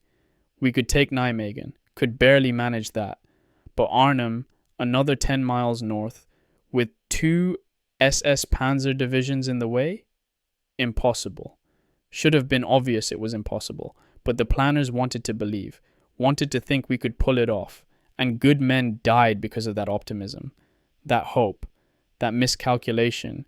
Jersey died because someone thought we could cross the Rhine in September. Because someone thought the Germans were beaten and we could just march through Holland. But the Germans weren't beaten. They're never as beaten as we think. They keep fighting, keep counterattacking, keep making us pay for every meter of ground. I'm angry. Realized that today. I'm not just sad about Jersey. I'm angry. Angry at the planners who drew up this operation, angry at the intelligence officers who missed the SS Panzer divisions, angry at the British generals who didn't push hard enough, angry at the Germans for fighting so hard, for not just giving up, for killing my friend, angry at the war itself, for existing, for taking so many lives, for stealing our youth, angry at God, for letting it happen, for letting good men die while bastards survive. Is that wrong? To be angry at God? To question him? Father Murphy, our chaplain back in basic training, he said it's okay to be angry at God, that God can handle our anger, that he understands. I hope he's right, because right now I'm furious. Furious at the unfairness, the randomness, the waste. I prayed tonight, first time in days. Not because I wanted to, because I needed to say something to someone, even if no one's listening. I prayed for the British at Arnhem, for their survival, for mercy. I prayed for Jersey, for his soul, for his family, for peace. I prayed for myself, for the strength to keep going, to not lose myself in the anger and bitterness. I prayed for Maggie, for my family, for everyone back home who loves us and worries about us. And I prayed for an end to this war, to the killing, to all of it. Please, God, let it end. Let it be over. Let us go home. Don't know if God heard. Don't know if he cares. But I said the words. Put them out into the universe. That's all I can do. The rain started this afternoon, cold September rain, turning everything to mud, making the foxholes miserable. We're soaked, cold, miserable. And we're going to be here for a while. Days, probably. Maybe weeks. The 82nd is staying on the line, defending Nijmegen, defending the corridor, while the British fight at Arnhem, while the operation slowly collapses. We're not going anywhere, not going home, not going forward, just staying here, in the mud and rain, waiting. That's war. Mostly waiting, waiting for orders, waiting for relief, waiting for the enemy, waiting to go home. And while you wait, you think too much, process too much, remember too much. Better to stay busy, keep moving, keep doing. When you stop, when you wait, the thoughts catch up to you. The memories, the faces, the sounds, Jersey's laugh, the crack of bullets hitting water, the explosion that destroyed Boat 7, Stevens under his shelter half, Morrison's failed parachute, all of it, all the death, all the loss, piling up, accumulating, weighing you down. How much can one person carry? How many dead before you break? Don't know.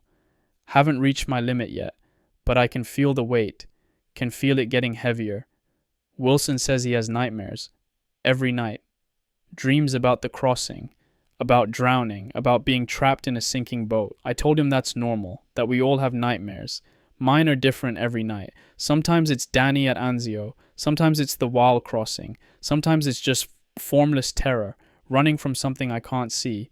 I wake up gasping, heart pounding, disoriented. Takes a minute to remember where I am. Is this what the rest of my life looks like? Nightmares, fear, constant vigilance.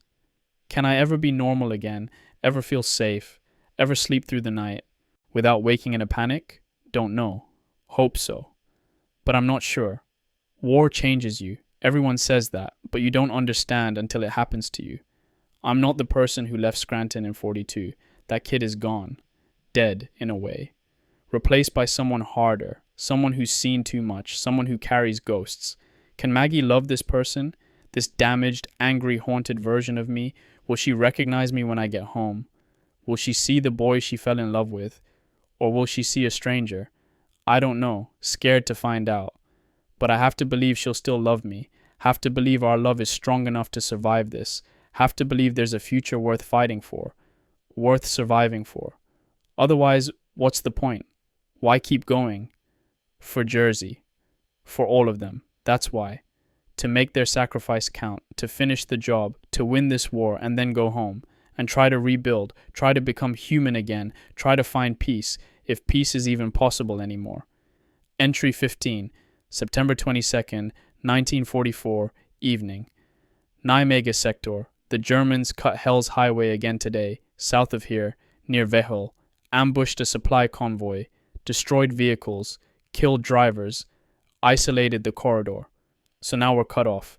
Can't get supplies from the rear, can't evacuate wounded, can't bring up reinforcements. We're an island, a narrow strip of Allied-held territory in the middle of enemy-occupied Holland. The British are trying to reopen the road, clearing the German blocking positions. It'll take time, maybe a day, maybe more. Meanwhile, we're on reduced rations, conserving ammunition, making do with what we have. It's not desperate yet, but it could be if the road stays cut for too long. The vulnerability of Hell's Highway was obvious from the start. Single narrow road, exposed on both sides, flat terrain with no defensive depth.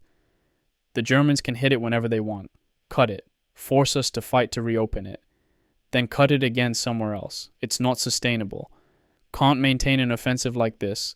Can't supply an entire corps through a single road that keeps getting severed. But we're trying anyway. Because what choice do we have? Can't advance, can't retreat. Just have to hold and hope. The 3rd Battalion got sent south this afternoon. Help clear the roadblock. We loaded onto trucks and drove down the highway. The countryside is beautiful, even in war. Green fields. Dutch farmhouses with their neat gardens. Windmills turning slowly in the breeze. Hard to believe it's a battleground. Hard to reconcile the beauty with the violence. We passed burned out vehicles along the road, British trucks, American jeeps, blackened wrecks with bodies still inside. The Germans are good at ambushes. Wait until the convoy's strung out, hit the lead vehicles and the tail, pin the middle, then destroy everything. Efficient, brutal, effective. We reached the blocking position around 1400 hours. German infantry dug in on both sides of the highway, supported by at least 188 and some machine guns. Not a huge force, but well positioned, using the terrain effectively, making us pay for every meter. We attacked from the left flank, moving through farmland, using ditches and hedgerows for cover, standard infantry tactics. The Germans fought hard, but they were outnumbered, outgunned. Eventually they fell back, withdrew to the next position. We cleared the ambush site, recovered some vehicles that could be salvaged, pushed the wrecks off the road, got traffic moving again. Cost us 6 casualties. 3 killed, including one guy from H Company I barely knew. 3 wounded, 6 casualties to reopen 30 meters of road. That's the math now. Men for meters, blood for inches. And tomorrow or the next day, the Germans will hit the highway somewhere else. We'll have to fight again to reopen it. More casualties, more blood. It's exhausting, not just physically, mentally. The constant cycle of attack and defense, advance and setback, success and reversal. Never really winning, never really losing, just grinding, just surviving. Met some Dutch resistance fighters today. They helped us find the German positions, guided us through the terrain. Brave people. Fighting the occupation however they can. One of them, an older man, maybe 50. He spoke some English. He thanked us for coming, for liberating Holland. I wanted to tell him we're not liberating much, that we're stuck in Nijmegen, that Arnhem is falling, that the operation is stalling. But I didn't, just nodded, said we're doing our best. He said that's all anyone can ask. Then he offered me an apple from his farm, fresh, crisp, delicious. Small moment of humanity in the middle of the war. A reminder that normal life still exists, that people still grow apples and share them with strangers. It meant more than he could know. We're back in Nijmegen now, back in our defensive positions. Wet, cold, tired. The rain hasn't stopped. Just constant drizzle. Everything's mud. Foxholes full of water. Equipment soaked. Clothes never dry. I'm developing a cough. So is Wilson. Probably half the company. Can't stay dry. Can't get warm. Bodies breaking down under the strain. But we keep going, keep functioning, because we have to. The British at Arnhem are being evacuated tonight. That's the word. They're pulling out, abandoning the bridge, retreating across the Rhine. They held for 9 days. 9 days alone, surrounded, under constant attack. They did everything humanly possible, but it wasn't enough.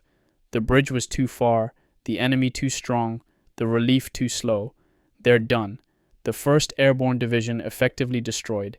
80% casualties. 8,000 men, gone.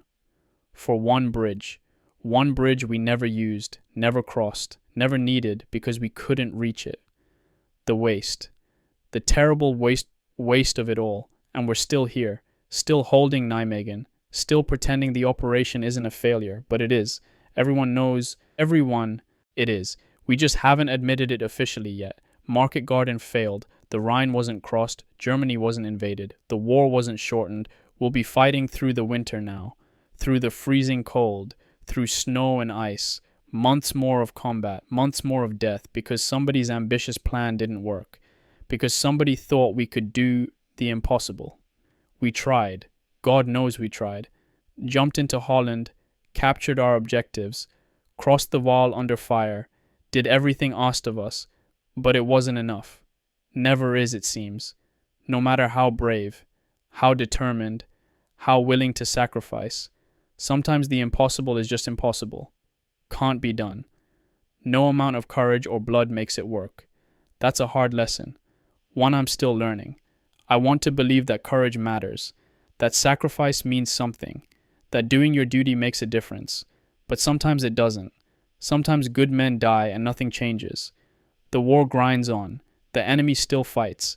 The objective remains out of reach. and you're left holding a piece of mud in Holland, wondering what it was all for. I'm tired, bone tired, soul tired, tired of fighting, tired of fear, tired of death, want to go home, want to sleep in a real bed, want to eat real food, want to see Maggie's face, want this to be over. But it's not over, won't be over for a long time, maybe not until next year, maybe longer. Have to find the strength to keep going, have to find the will to continue, have to find some reason, some purpose, some meaning. But right now, sitting in a muddy foxhole in the rain, I'm struggling to find it, struggling to believe it matters, to believe I matter, to believe any of this makes a difference. Wilson says I should sleep. He'll take watch, let me rest. Good kid. He's learned fast, grown up fast, too fast, really. But war doesn't care about the proper pace of maturation. You grow up quick or you die. Those are the options. Wilson's choosing to grow up, to become a soldier, to survive. Smart choice. Only choice, really. I'll try to sleep, try to rest, dream of home if I'm lucky. More likely I'll dream of the Wall, of Jersey, of all the ways men die. But either way, I'll close my eyes, give my body a chance to recover, even if my mind never really rests. Tomorrow's another day. More rain, probably. More cold, more waiting, more of everything except hope. That seems to be in short supply lately, but we'll manage. We'll endure. We'll keep going. Because that's what we do. That's all we can do. Until we can't anymore. Until this war ends or we do. Whichever comes first. Entry 16. September 23rd, 1944, afternoon, Nijmegen perimeter. The shelling this morning was hellish. That's the only word for it. Hellish. German artillery. Must have been a full battery. Maybe more. They walked it across our positions starting at dawn. Methodical, systematic, like they were plowing a field.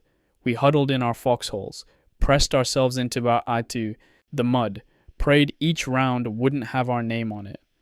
The sound is the worst part, the scream of incoming shells, the earth-shaking explosions, the whistling fragments, the ringing in your ears that never quite goes away. And between the explosions, the screams. Men hit, men dying, men calling for medics who can't reach them because the barrage is still falling. It went on for 2 hours. 2 hours of pure hell. No way to fight back. No way to run. Just endure. Just survive. Just wait for it to stop. When it finally did stop, when the last shell fell and the silence returned, we crawled out of our holes. The landscape had changed. Craters everywhere. Trees shattered. Buildings collapsed. The earth churned and torn. And bodies. Parts of bodies. Men who'd been alive 2 hours ago, reduced to meat and bones scattered across the mud. We counted casualties. H Company lost 7 men killed, 15 wounded. From artillery alone, without even seeing the enemy. That's the cruelty of it. You can die without ever facing your killer. Can be erased by a shell fired from 3 miles away by someone who doesn't even know your name. Random. Impersonal. Efficient. One of the dead was Private Harrison, young guy, 20 years old, from Georgia. Had a thick accent I could barely understand. He was in the foxhole next to mine. Direct hit. Nothing left but a crater. 1 second he existed. The next he didn't. Erased. Like he'd never been. Is that what death is? Simple erasure? One moment you're a person with thoughts and feelings and memories. The next you're nothing. Gone. As if you never were. I can't accept that. Can't believe consciousness just ends. That everything you are, everything you've experienced just stops. There has to be something more. Has to be. Otherwise, what's the point of any of this? Why does existence matter if it's so easily ended, so completely terminated? But I don't have answers. Don't know what happens after death. Despite my faith, despite my prayers, despite my grandmother's certainty about heaven and hell and eternal life, I don't know. And not knowing terrifies me. The rain picked up this afternoon. Cold, driving rain, soaking through every layer, finding every gap in your clothing, making everything miserable. We tried to bail out the foxholes, but they keep filling with water. It's futile. We're just living in mud now. Wet, cold mud. My feet haven't been dry in days. I can feel them starting to rot. Trench foot, they call it. Your feet break down from constant moisture. Skin peeling, flesh softening, infections starting. Sergeant Kowalczyk made us take off our boots and socks, check our feet, Air them out as much as possible in the rain. Mine are pale, wrinkled, starting to smell, but not too bad yet. I've seen worse. Guys whose feet are literally rotting off. Black and green. Necrotic. Got to take care of your feet. In the infantry, your feet are everything. Can't march, can't fight, can't even stand if your feet give out. So we check them, dry them as best we can, change socks when we have dry socks, which isn't often. Small things, but they matter. The difference between staying combat effective and becoming a casualty. I wrote to Jersey's family yesterday, posted the letters, don't know when they'll arrive. Weeks, probably, maybe months. They're going through the military mail system, censored, checked, then sent across the Atlantic, then delivered. By the time Mrs. Martelli reads my letter, Jersey will have been dead for a month, maybe more. She'll have already gotten the telegram. The Secretary of War regrets to inform you. Standard language. Impersonal, brief. Your son is dead, killed in action. More details to follow. Accept our sympathy. That's how the army delivers news of death. Efficiently, bureaucratically, like filing a report. But my letter will give her something more. Some sense of who Jersey was, how he died, that he was loved, that he mattered. Will that comfort her? Probably not. Nothing comforts a mother who's lost her son. But maybe it helps somehow. Maybe knowing he didn't die alone, that he had friends, that he was brave, that he's remembered. That's what I tell myself anyway, that these letters matter, that they serve a purpose. Because if they don't, if they're just empty gestures, then I've wasted my time, added to the futility, the meaninglessness.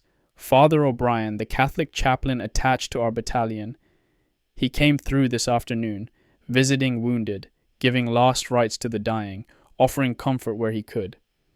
He stopped at my foxhole, asked how I was doing. I told him honestly, not well, struggling, questioning everything. He sat down in the mud next to me, didn't seem to care about getting wet, just sat there, listening. I asked him how God could allow this, the suffering, the death, the senseless violence. If God is good, if he loves us, how can he let this happen? Father O'Brien was quiet for a long moment. Then he said, I don't have a good answer for that, son. It's the oldest question in theology, the problem of evil. Smarter men than me have wrestled with it for centuries. He paused. What I can tell you is that God suffers with us, that he's here, in the mud and the blood and the horror, that he weeps for every life lost, every soul damaged. I said that doesn't help, doesn't bring Jersey back, doesn't stop the shells, doesn't end the war. He nodded. No, it doesn't. But faith isn't about protection from suffering. It's about meaning in suffering. It's about not being alone in the darkness. I asked if he really believes that, if his faith holds up under this, under what we see every day. He said, some days, yes, some days no, some days I'm certain, some days I doubt everything. But I keep praying, keep believing, because the alternative is despair, and I've seen what despair does to men. He looked at me directly. Don't let the darkness win, Tommy. Don't let it convince you that nothing matters, that there's no point, because that's a lie, a seductive lie, but a lie nonetheless. He prayed with me before he left, not for protection, not for victory, just for strength, for endurance, for the ability to keep going. It helped, more than I expected, not because the prayer changed anything, but because someone cared enough to sit in the mud with me, to listen, to acknowledge the struggle. That's what we need. Not answers, not explanations, just someone to sit with us in the darkness, to witness our pain, to remind us we're not alone. I shared some rations with Wilson this evening. K rations. Terrible stuff. Processed meat that barely qualifies as food. Rock-hard biscuits. Powdered lemon drink that tastes like chemicals. But it's fuel. It keeps us alive. That's all that matters. Wilson asked me about home, about Scranton, about Maggie, about my life before the war. I told him about the coal mines, about my father's life underground, about wanting something different, something more. Told him about Maggie, about how we met at a church social, about our first date walking along the Lackawanna River, about planning our wedding that never happened. Told him about my siblings, about Catherine's drawings, about Michael who thinks war is glorious and doesn't understand the reality. Wilson listened, really listened. Like he was trying to understand who I was before all this, before the war changed me. Then he told me about his farm in Iowa, about working the fields with his father, about small town life where everyone knows everyone, about the girl he left behind, Sarah, his high school sweetheart. He's not engaged like me. They never made it official. But he thinks about her, wonders if she's waiting, if she'll still be there when he gets back. I told him to write to her, to tell her how he feels, to not make the mistake of assuming there will be time later, because there might not be. Tomorrow he could be dead, or she could move on, or the war could change him so much that the feelings don't survive. Tell her now. While he still can, while he still remembers who he was, he said he would, said he'd write tonight.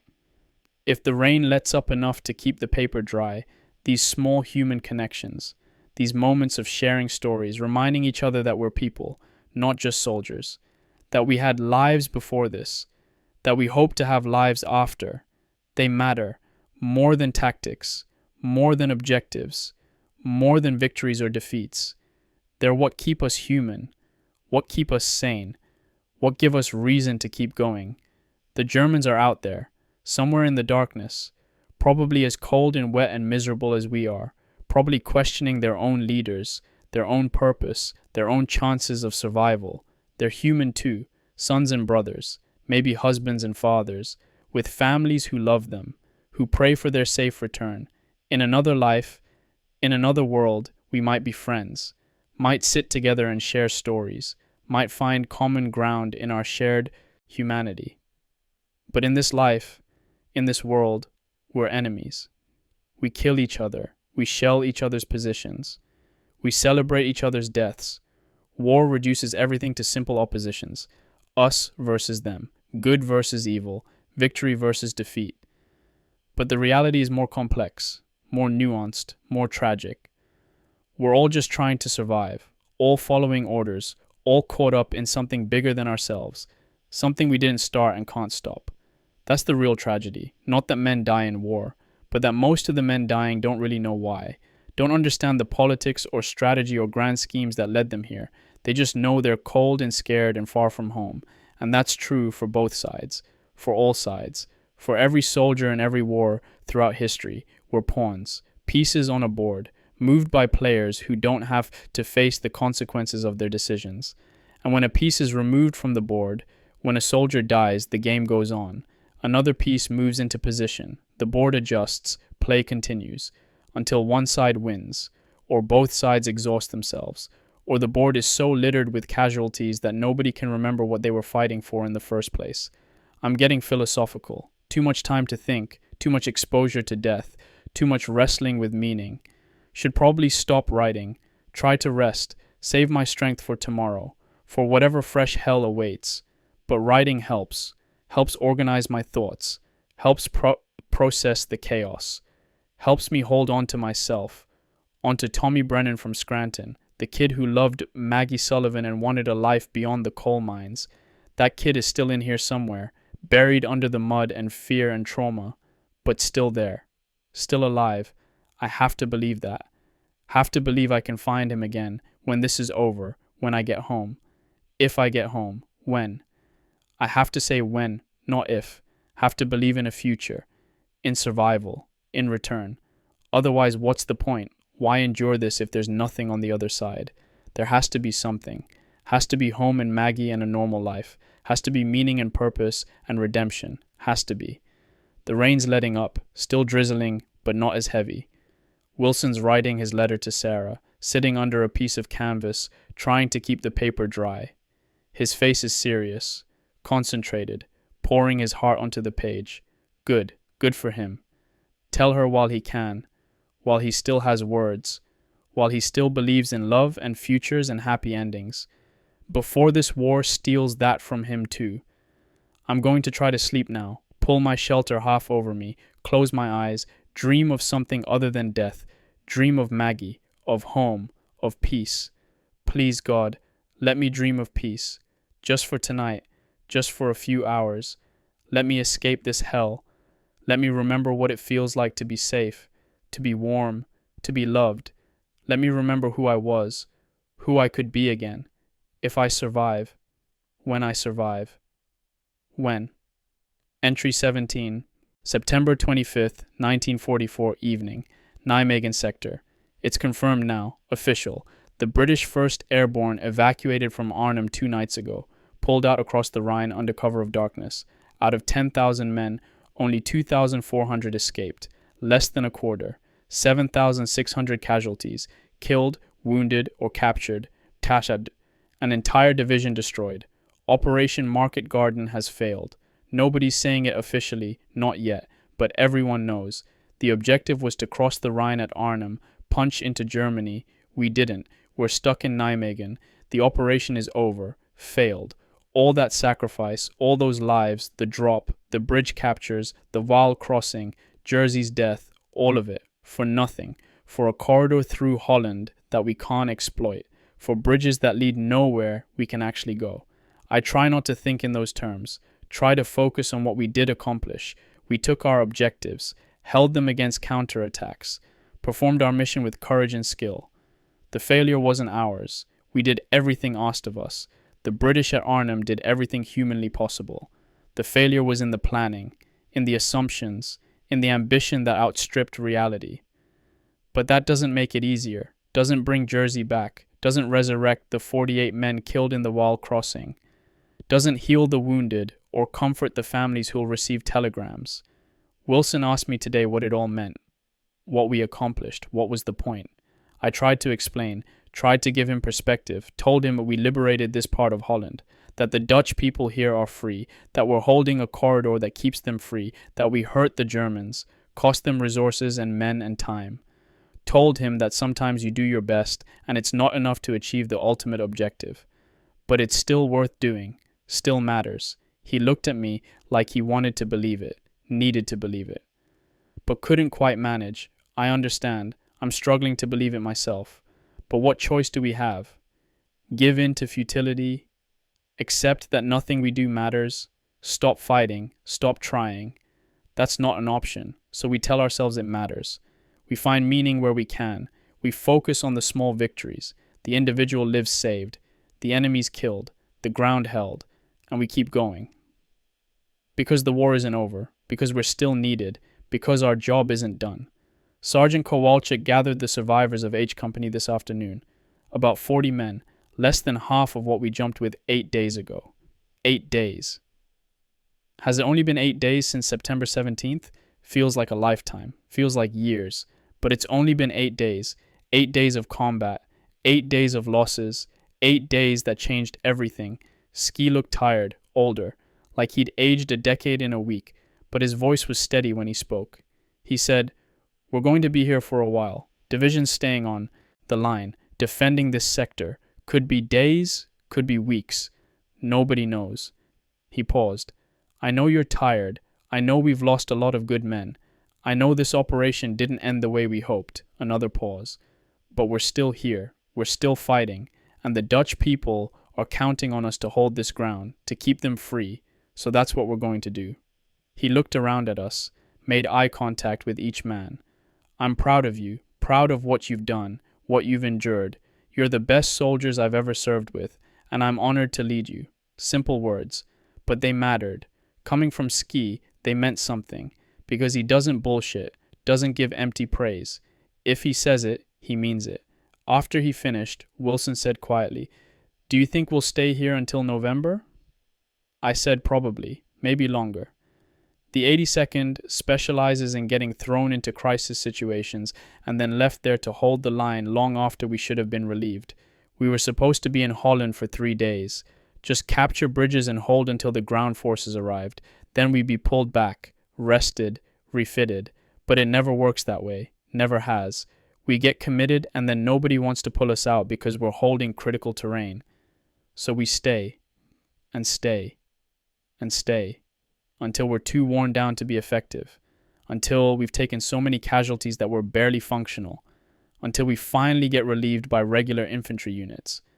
That's how it always goes. That's how it'll go this time. So we'll be here through October, probably into November, defending Nijmegen, defending the corridor, fighting off German counterattacks. taking casualties, until some general decides we've suffered enough, or until we're needed somewhere else more urgently. I received a letter from Maggie today, first mail since we jumped. It was dated August 29th, over 3 weeks old, from before the operation. From when I was still in England. She wrote about her job at the lace company, about my mother visiting her, about Catherine starting her last year of high school, about Michael wanting to enlist when he turns 18 next year. All the small details of life back home. Life that continues regardless of what happens here. Life that doesn't stop just because we're at war. It's strange, reading about normal things, church socials and high school football games and factory gossip, while I'm sitting in a muddy foxhole in Holland, while men are dying around me, while the world burns.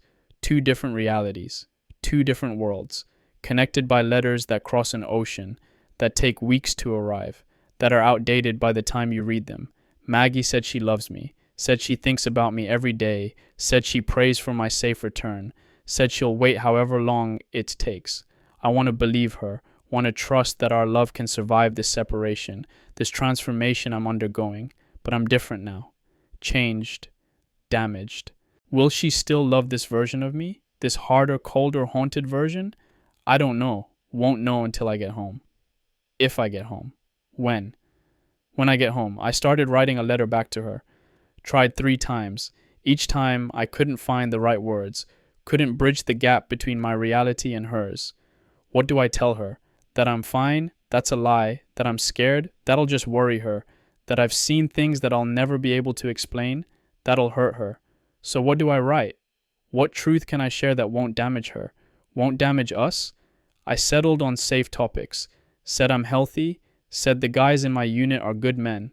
Said we're doing important work. Said I miss her more than words can express. Said I love her. Said I can't wait to come home and marry her. All true, but surface truth. Avoiding the depths, the darkness, the things that matter most. Because how do you tell the girl you love that you've killed men, that you've watched friends die, that you're not sure you believe in God anymore, that you wake up screaming, that you don't recognize yourself when you look in the mirror? You can't, so you don't. You write cheerful lies, optimistic half-truths, reassuring fiction, and you hope that somehow, when you finally do get home, you can bridge that gap, can explain, can help her understand, or at least can fake it well enough that she doesn't realize how broken you are. The Germans shelled us again this evening, lighter than yesterday, just harassment fire, keeping us uncomfortable, reminding us they're still there. We've gotten used to it, can tell from the sound if it's incoming or outgoing, can estimate where it'll land, can decide if we need to take cover or can just ignore it. That's how desensitized we've become. Artillery fire is just background noise now. Annoying but not particularly frightening unless it's really close. What does it say about us that we can sit here calmly while explosions happen 200 yards away? That we can eat rations while machine gun fire rattles in the distance? That we can sleep through mortar attacks? We've adapted, adjusted, become creatures of this environment, this world of violence and death and constant danger. Can we adapt back? Can we readjust to peace, to safety, to civilian life? I don't know. I hope so. But I'm not confident. Some guys won't make it, won't be able to adjust, will carry the war with them forever, will end up broken. Alcoholic, violent, unable to hold jobs or relationships. I've seen it. Men from the last war, the Great War, still haunted 25 years later, still fighting in their minds, still unable to come home, even though they're physically home. Will that be me? Will I be one of them, sitting in a bar in Scranton, drinking too much, telling war stories to anyone who'll listen, unable to move on? God, I hope not. I hope I'm stronger than that, hope I can heal, hope I can find my way back to normal. But I don't know, can't predict, can only wait and see. Do my best to stay sane, to stay human, to hold on to the parts of me that are worth saving, and pray that Maggie's love is strong enough, that my family's support is sufficient, that time really does heal all wounds, even these wounds, even this deep. Wilson finished his letter to Sarah, gave it to me to read, asked if it was okay. It was beautiful, honest and vulnerable and full of hope. He told her he loves her, told her what she means to him, told her he wants to marry her when he gets back, asked her to wait for him. I told him it was perfect, told him to send it, that Sarah would treasure it. He asked if I thought she'd say yes, if she'd wait. I said if she loves him, she will, and if she doesn't wait, then she wasn't the right person anyway. He seemed satisfied with that. Sealed the letter, addressed it. We'll mail it when we get a chance. Maybe in a month Sarah will read Wilson's letter. We'll cry. We'll write back immediately. We'll tell him yes, of course she'll wait. Of course she loves him. Of course they'll get married. And Wilson will get that letter months from now. Will cry himself. Will feel renewed. We'll have something concrete to fight for, to survive for. That's what these letters do. They're lifelines, connections to the world we came from, reminders that there's something beyond this war. Beyond the mud and blood and death. They're hope, made tangible, written on paper, crossing oceans and continents to reach us. Without them, we'd be lost, adrift, disconnected from everything that makes us human. So we write, and we wait, and we hope our words bridge the unbridgeable distance. I'm going to mail my letter to Maggie tomorrow, the safe letter, the one that doesn't tell the whole truth. Maybe someday I'll tell her the real truth, the full story, everything that happened here, everything I felt, everything I became. But not now, not in a letter, not when she's 3,000 miles away and can't hold me while I break down. Someday, when I'm home, when we're together, when she can see my face and hear my voice and know that despite everything, I'm still me, still the boy she fell in love with, still capable of love, still capable of tenderness, still capable of being the man she deserves. I have to believe that. Have to believe I can be that person again. Because if I can't, if the war has destroyed that permanently, then what's the point of surviving? What's the point of going home if I can't really come home? If I'm forever trapped in this foxhole, in this moment, in this war? No. I refuse to accept that. Refuse to let the war win. Refuse to become another broken veteran who never truly left the battlefield. I'll fight my way back, somehow, some way. I'll find the path home. Not just to Scranton, but to myself, to the person I was, the person I could be. I'll fight that battle too, and I'll win, because I have to, because Maggie's waiting, because my family needs me, because I owe it to Jersey and Danny and all the others who didn't make it. I'll survive, and I'll heal, and I'll live. That's my promise. To myself, to them, to everyone who loves me. I'll make it through this. All of it. The war, the trauma, the transformation, and I'll come home, really home, whole, healed, ready to live the life I was meant to live, or I'll die trying. Either way, I won't give up, won't surrender to the darkness, won't let the war take everything from me. I'm Tommy Brennan from Scranton, Pennsylvania, coal miner's son, paratrooper, survivor, and I'm going to make it home. Entry 18 October 19th, 44. Date uncertain. Defensive positions, Netherlands. I've lost track of exactly what day it is. Mid-October, I think. Maybe the 10th. Maybe the 15th. The days blur together. One endless cycle of rain and cold and watching and waiting. We're still here, still in Holland, still defending this sector. 3 weeks now since the operation officially ended. 3 weeks of static warfare. Patrol and counter-patrol, occasional firefights, constant vigilance. It's exhausting in a different way than combat. Not the sharp terror of assault, but the grinding wear of never being able to relax, never being safe, never getting enough sleep or food or warmth. The cold is getting worse. October in Holland. Damp. Penetrating. The kind of cold that gets into your bones and won't leave. We've scrounged blankets from abandoned buildings, stolen extra clothing from supply convoys, built small fires when we think we can get away with it. Anything to stay warm, but it's never enough. Always cold, always wet, always shivering. Half the company has bronchitis, including me. Deep cough that won't go away. Brings up phlegm. Makes breathing hurt. But not serious enough to be evacuated. So we soldier on, cough and fight and try not to get pneumonia. Wilson's feet finally gave out. Trench foot. Severe enough that they evacuated him to a field hospital. He'll be gone for at least 2 weeks while his feet heal. Part of me is relieved. He needs the rest, needs to be warm and dry and safe for a while. Let his body recover, his mind too. But I'll miss him. He'd become my responsibility, my project. Keeping him alive gave me purpose, something to focus on beyond my own survival. Now he's gone and I'm alone again, just me and my thoughts and my ghosts. Sergeant Kowalczyk is still here, still solid, still leading. But even he's showing the strain, moves slower, snaps at people occasionally, stares off into space sometimes. We're all wearing down, all fraying around the edges. Human beings aren't meant to live like this, in constant stress, constant danger, constant discomfort. But we endure, because we have to, because there's no alternative, because we're paratroopers and paratroopers don't quit. I received another letter from Maggie today, dated September 15th, before the operation, before the wall, before Jersey died. She wrote about planning our wedding, about how when I get home, we'll get married at St. Paul's like we always planned. She's already talked to Father Murphy about dates, already started thinking about her dress. It made me happy and sad at the same time. Happy that she's still thinking about our future, still planning, still hoping. Sad because I'm not sure I can be the husband she deserves. Not anymore, not after everything. But I'll try.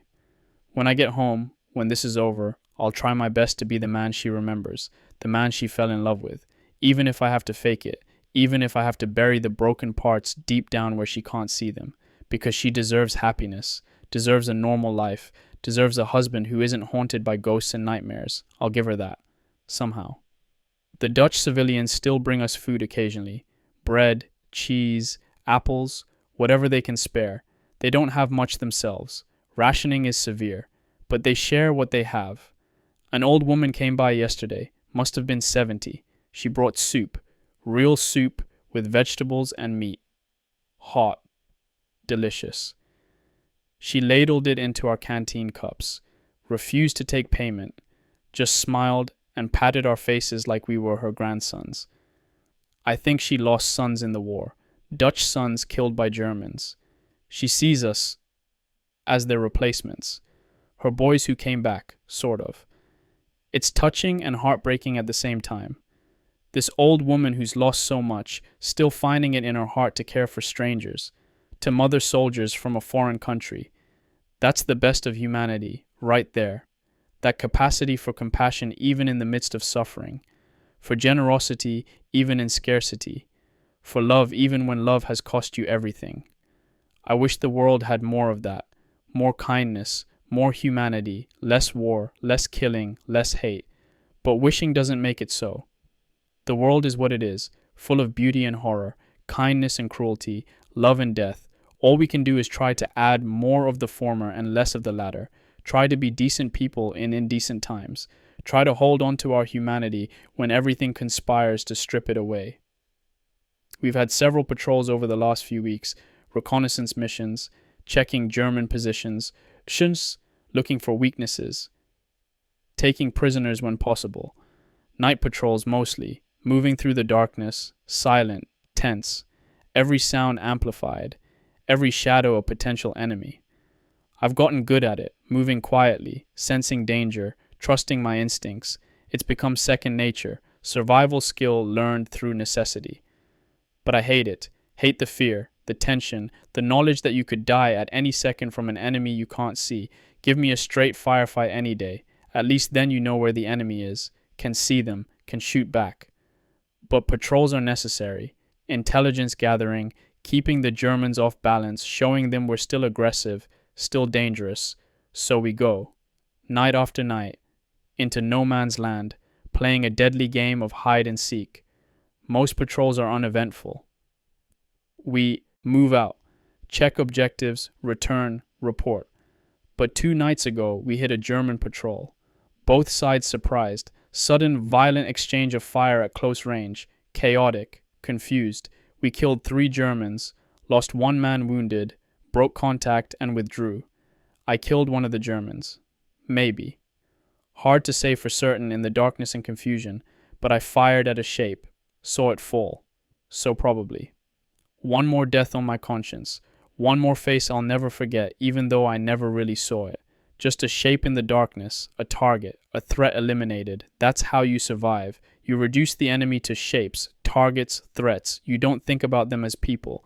As sons and brothers and husbands, you think about them as things that need to be eliminated, problems that need to be solved. And you solve them with bullets, with grenades, with cold efficiency. Then later, if you're the kind of person who thinks too much, you remember that they were people, human beings, someone's child, someone's love, and you add them to the weight you carry, the burden of conscience, the cost of surviving. But you don't stop, don't hesitate next time, because hesitation gets you killed, gets your buddies killed. So you keep reducing enemies to shapes, keep pulling triggers, keep adding to the weight, and you hope that someday, somehow you can find a way to put that weight down, to forgive yourself, to move on. But that's future Tommy's problem. Present Tommy just needs to survive, to keep fighting, to do his job. I think about Jersey a lot, wonder what he'd think of all this. The extended defensive operations, the grinding attrition, the slow erosion of hope. He'd probably crack jokes, find humor in the misery, make us laugh despite everything. God, I miss that. Miss his laughter, his irreverence, his ability to see the absurd in any situation. The unit's not the same without him. Quieter, more serious, missing that spark of levity that made the hard days bearable. I try to channel him sometimes, try to make jokes like he would, keep spirits up, but I'm not good at it. My jokes fall flat, come across as forced, bitter instead of funny. Because I'm not Jersey, I'm Tommy, and Tommy doesn't have that gift, that ability to transform pain into humor, fear into laughter. All I can do is endure, push through, survive one more day, and remember Jersey, remember Danny, remember Stevens and Morrison and all the others. Keep their memories alive. That's my job now, my responsibility.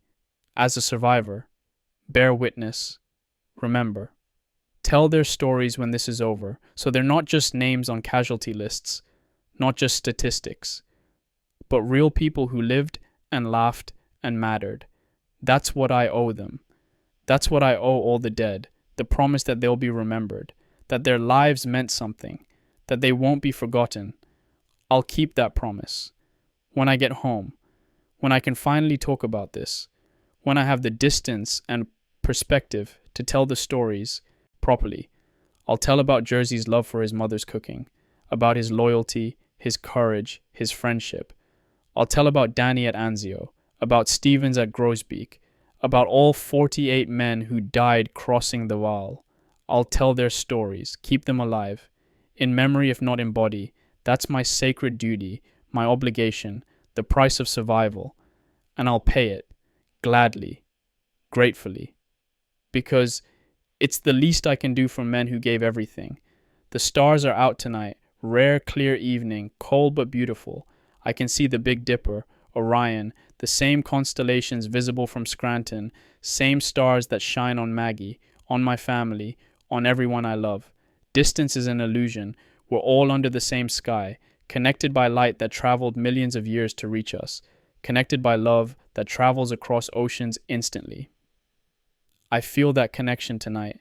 Feel Maggie's love reaching across the distance. Feel my grandmother's prayers from County Cork. Feel my mother's worry and my father's pride and my siblings' hope. They're with me, in a sense, not physically, but spiritually, emotionally. Their love sustains me, keeps me going, gives me strength when I have none left. That's the power of human connection, of love. It transcends distance, transcends circumstance, transcends even death. Jersey's gone, but I still feel his friendship, still hear his voice in my head, still draw strength from his memory. That's immortality, not heaven or hell or some afterlife we can't prove, but living on in the hearts of those who knew you, loving you, remembering you, carrying you forward into the future. As long as I live, Jersey lives, Danny lives, all of them live, in me, through me, because of me. That's responsibility and privilege, burden and honor, all mixed together. I accept it, embrace it, welcome it. I'll carry them with me, always, until my own death. And then maybe someone will carry my memory, and the chain continues, life to life, generation to generation. That's how we defeat death, not by living forever, but by living fully, by loving deeply, by mattering to each other, by being remembered. I'm tired, so tired, not just physically, spiritually, emotionally, tired in my soul. But I'll keep going, one more day, one more patrol, one more watch, one more letter home, until this war ends, until I can finally rest, until I can lay down this burden and just be human again. That day will come, has to come, can't be war forever, and when it does, I'll be ready, ready to come home, ready to heal, ready to live the life I've been fighting for, with Maggie, with my family, in Scranton, in peace. That's the dream, the goal, the hope, and I'll hold on to it, no matter what, no matter how long this takes, no matter how much more I have to endure. I'll hold on to hope, and hope will hold me, until the war ends, until I come home, until I'm free, soon, please God, soon. Entry 19, October 1944, exact date unknown, Netherlands. I'm 22 years old today, or at least I think I am. Think it's somewhere around October 20th. Hard to keep track. 22. I should be celebrating, should be with family and friends, should be blowing out candles on a cake, opening presents, planning my future. Instead, I'm in a foxhole in Holland, cold, wet, exhausted, watching for Germans, wondering if I'll make it to 23. Sergeant Kowalczyk remembered somehow. He found me this afternoon, handed me a German canteen, schnapps, confiscated from a prisoner. He said, "Happy birthday, Brennan. Don't drink it all at once." I asked how he knew. He just tapped his forehead, said he keeps track, knows every man's birthday in his squad, considers it part of his job. That's Ski, quiet, competent, caring in his gruff way, the kind of sergeant you'd follow anywhere, the kind of leader who makes you want to be better. I shared the schnapps with the guys in my section, passed it around, small sips, warming, harsh but welcome. We toasted absent friends, Jersey, Stevens, Morrison, all the others, drank to their memory, to their sacrifice, to the hope that it mattered. Then we toasted each other, to survival, to getting home, to futures we're not sure we'll have, but refuse to stop believing in. It was a good moment, brief, imperfect, but human, real. A small oasis of connection in the desert of war. I've been thinking about birthdays past, 21 in Italy, 20 in North Africa, 19 at Fort Benning during training, 18 in Scranton, just before Pearl Harbor. When the world was different, when I was different, each birthday marking a stage, a transformation, a loss of innocence. At 18 I was a boy, working in the mines, courting Maggie, planning a simple future, naive about war and death and the world's darkness. At 19 I was a trainee, learning to be a soldier, learning to jump from planes, still optimistic, still believing in glory and honor and righteousness. At 20, I was in North Africa, had seen combat, had killed men, had lost friends, starting to understand the cost, the reality beneath the propaganda. At 21, I was in Italy, a veteran, hardened, changed, carrying ghosts, questioning everything, but still fighting, still hoping it would end soon. Now 22, in Holland, after Market Garden, after the Waal crossing, after Jersey's death, after everything. What am I now? Not a boy, hardly a man, something in between, something war has shaped into its own image, a survivor, a fighter, a killer, a witness to horror, a carrier of memory, a keeper of promises to the dead. All of that. None of that. Too much, not enough. I'm 22 years old and I feel ancient. Feel like I've lived multiple lifetimes, seen more death than any person should see, lost more than anyone should lose. But I'm also 22 and I feel like a child, lost, confused, scared, pretending to be brave, faking competence, hoping nobody notices I'm just making it up as I go. Both things are true. Simultaneously, paradoxically, war strips away the middle ground, makes you old and young at once, wise and ignorant, strong and fragile. I wonder who I'll be at 23. If I make it that far, Will I still be here, still fighting, or will the war be over? Will I be home? Will I be alive? No way to know. Can only wait and see, do my best to survive, take it one day at a time. My father is 48. When I come home, assuming I do, I'll have aged in ways he can't understand, ways that don't show on my face or in my body, but in my eyes, in my soul. Will he recognize me? Will he see his son? Or will he see a stranger wearing his son's face? My mother will cry. I know that. She cries easily, cries when she's happy, when she's sad, when she's overwhelmed. She'll cry when she sees me. Whether from joy or grief, I'm not sure. Catherine will be 18 soon, an adult. Not the little girl who drew pictures of our family. Will she understand what I've been through? Will she see me differently? Will she be disappointed that her hero big brother came back damaged? And Michael, 14 now, 15 soon, talking about enlisting when he turns 18, following in my footsteps. I need to stop him, need to tell him the truth, not the sanitized letters, not the brave lies, the real truth, the horror, the cost, the price you pay. Need to make him understand that war isn't glorious, isn't adventurous, isn't anything like what he imagines. It's mud and fear and death. It's watching friends die. It's killing strangers. It's being cold and wet and hungry and scared all the time. It's nightmares. It's guilt. It's carrying ghosts. If I can save him from this, then maybe my experience matters.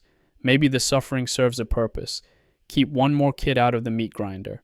One more family intact. One more future unscarred.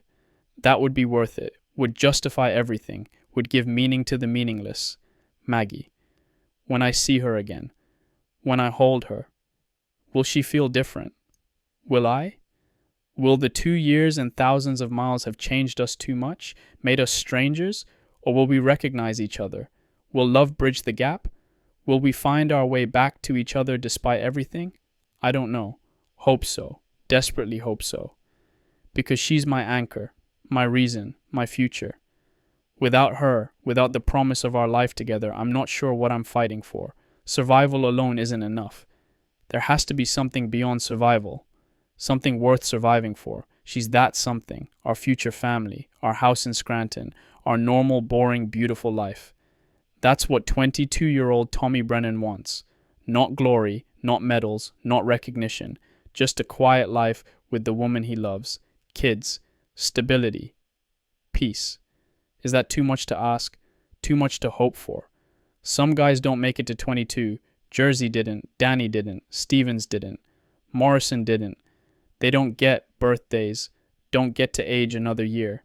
Don't get futures. So I have to honor that. Have to live not just for myself, but for them. Have to make this life count. Make it meaningful. Make it worthy of the price they paid. That's a lot of pressure. A lot of responsibility. But I accept it. Embrace it. Welcome it. Because the alternative is despair. Is believing their deaths meant nothing. That we're all just atoms bouncing randomly through an uncaring universe. I can't accept that. Won't accept that. Choose to believe that life matters. That death matters. That we matter. Even here. Even in this foxhole. Even at 22 in a war I didn't start and can't stop. I matter. My life has meaning. My existence affects others. My choices have consequences. And I choose to keep going. Keep fighting. Keep hoping. Keep believing in a future worth fighting for. That's my birthday resolution. 22-year-old Tommy Brennan's promise to himself. I'll survive this war. I'll go home. I'll marry Maggie. I'll have a life. A real life. Full and meaningful and deliberately lived. For me, for her, for Jersey and Danny and all the others who can't. I'll live enough for all of us. Love enough. Experience enough. Make it all count. That's how I'll honor them. Not with tears or guilt or endless mourning, but by living fully, gratefully, deliberately, by embracing every moment, every breath, every heartbeat as the precious gift it is, because life is precious, more precious than I understood at 18, at 19, even at 21. But at 22, having seen so much death, having lost so much, I understand now, really understand. Life is the greatest gift, the most valuable treasure, more valuable than gold or glory or any foolish thing we fight wars over. Life. Simple existence, breath and heartbeat and consciousness. The ability to think and feel and love and choose. That's what matters. That's what I'm fighting to preserve. For myself, for others, for the future. So happy birthday to me. 22 years of life, most of them good, some of them terrible, all of them mine, all of them meaningful. Here's to 23 and 24 and all the years beyond, the life I'm going to live, the future I'm going to build, with Maggie, with my family, in Scranton, in peace, in gratitude, in love. That's the dream, that's the plan, that's the promise, and I'll keep it. By God, I'll keep it, or die trying, but not today. Today I'm alive, today I'm 22, today I'm sitting in Holland with good men, sharing German schnapps, remembering friends, and believing in futures. And that's enough, for now, for today. That's enough. Happy birthday, Tommy, you've made it this far. Keep going, just keep going.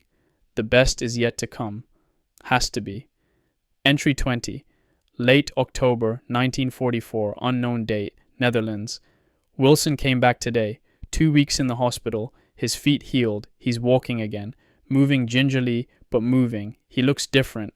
Cleaner, obviously. Fed, rested, but also different in a deeper way. Like he used his time away to process everything, to integrate the experiences, to come to terms. He's not this scared kid anymore. Not the green replacement. He's a soldier now, a veteran, someone who's seen combat and survived, who's earned his place in the unit. He asked me how things have been. I told him quiet, mostly. Some patrols, some shelling, but nothing like those first days. Nothing like the crossing. He nodded, seemed relieved. Then he asked a harder question. He asked how I keep going, how I maintain hope, how I don't give in to despair. I didn't have a good answer. Told him I don't know. That some days I do despair, do feel hopeless, do wonder if I can keep going, but then I think about why I'm here, who I'm fighting for, what I'm fighting for, and I find another ounce of strength, another reason to endure, another day's worth of determination. He said, "You think about Maggie?" I said yes, always. She's my North Star, my fixed point.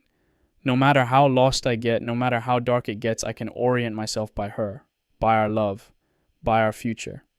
He said he thought about Sarah while he was in the hospital, thought about her constantly, decided that when this is over, he's going to marry her, going to propose the day he gets home, not going to waste time, not going to wait for the perfect moment. Because he's learned that there are no perfect moments, only the moments you have. And you either seize them or you lose them. I told him that's smart, that life's too short to wait for perfect, that if you love someone, you tell them, you commit, you build a life together. He said I taught him that, by talking about Maggie, by showing him what it means to love someone enough to fight for them, to survive for them, to believe in a future with them even when the present is hell. I didn't know I taught him anything, didn't realize he was paying that much attention, but I guess that's how mentorship works. Not through lectures, but through example, through living your values, through showing rather than telling. If I helped Wilson believe in love and futures and hope, then that's something. That's a small victory, a tiny light in the darkness. And maybe that's how we win this war, not just militarily, but spiritually, emotionally, by maintaining our humanity, by continuing to love and hope and believe even when everything conspires to make us cynical and hard and dead inside, by being more than just soldiers, by being human beings who happen to be soldiers, who fight because we must, but who never forget what we're fighting for: home, family, love, freedom. The right to live ordinary lives in extraordinary peace. That's worth fighting for, worth suffering for, worth the price we're paying. Wilson and I talked for a long time about home, about the people we love, about our plans for after the war, about the lives we're going to build. It felt good, felt normal, felt like two regular guys having a regular conversation, not soldiers. Not warriors, just men, with dreams and hopes and futures.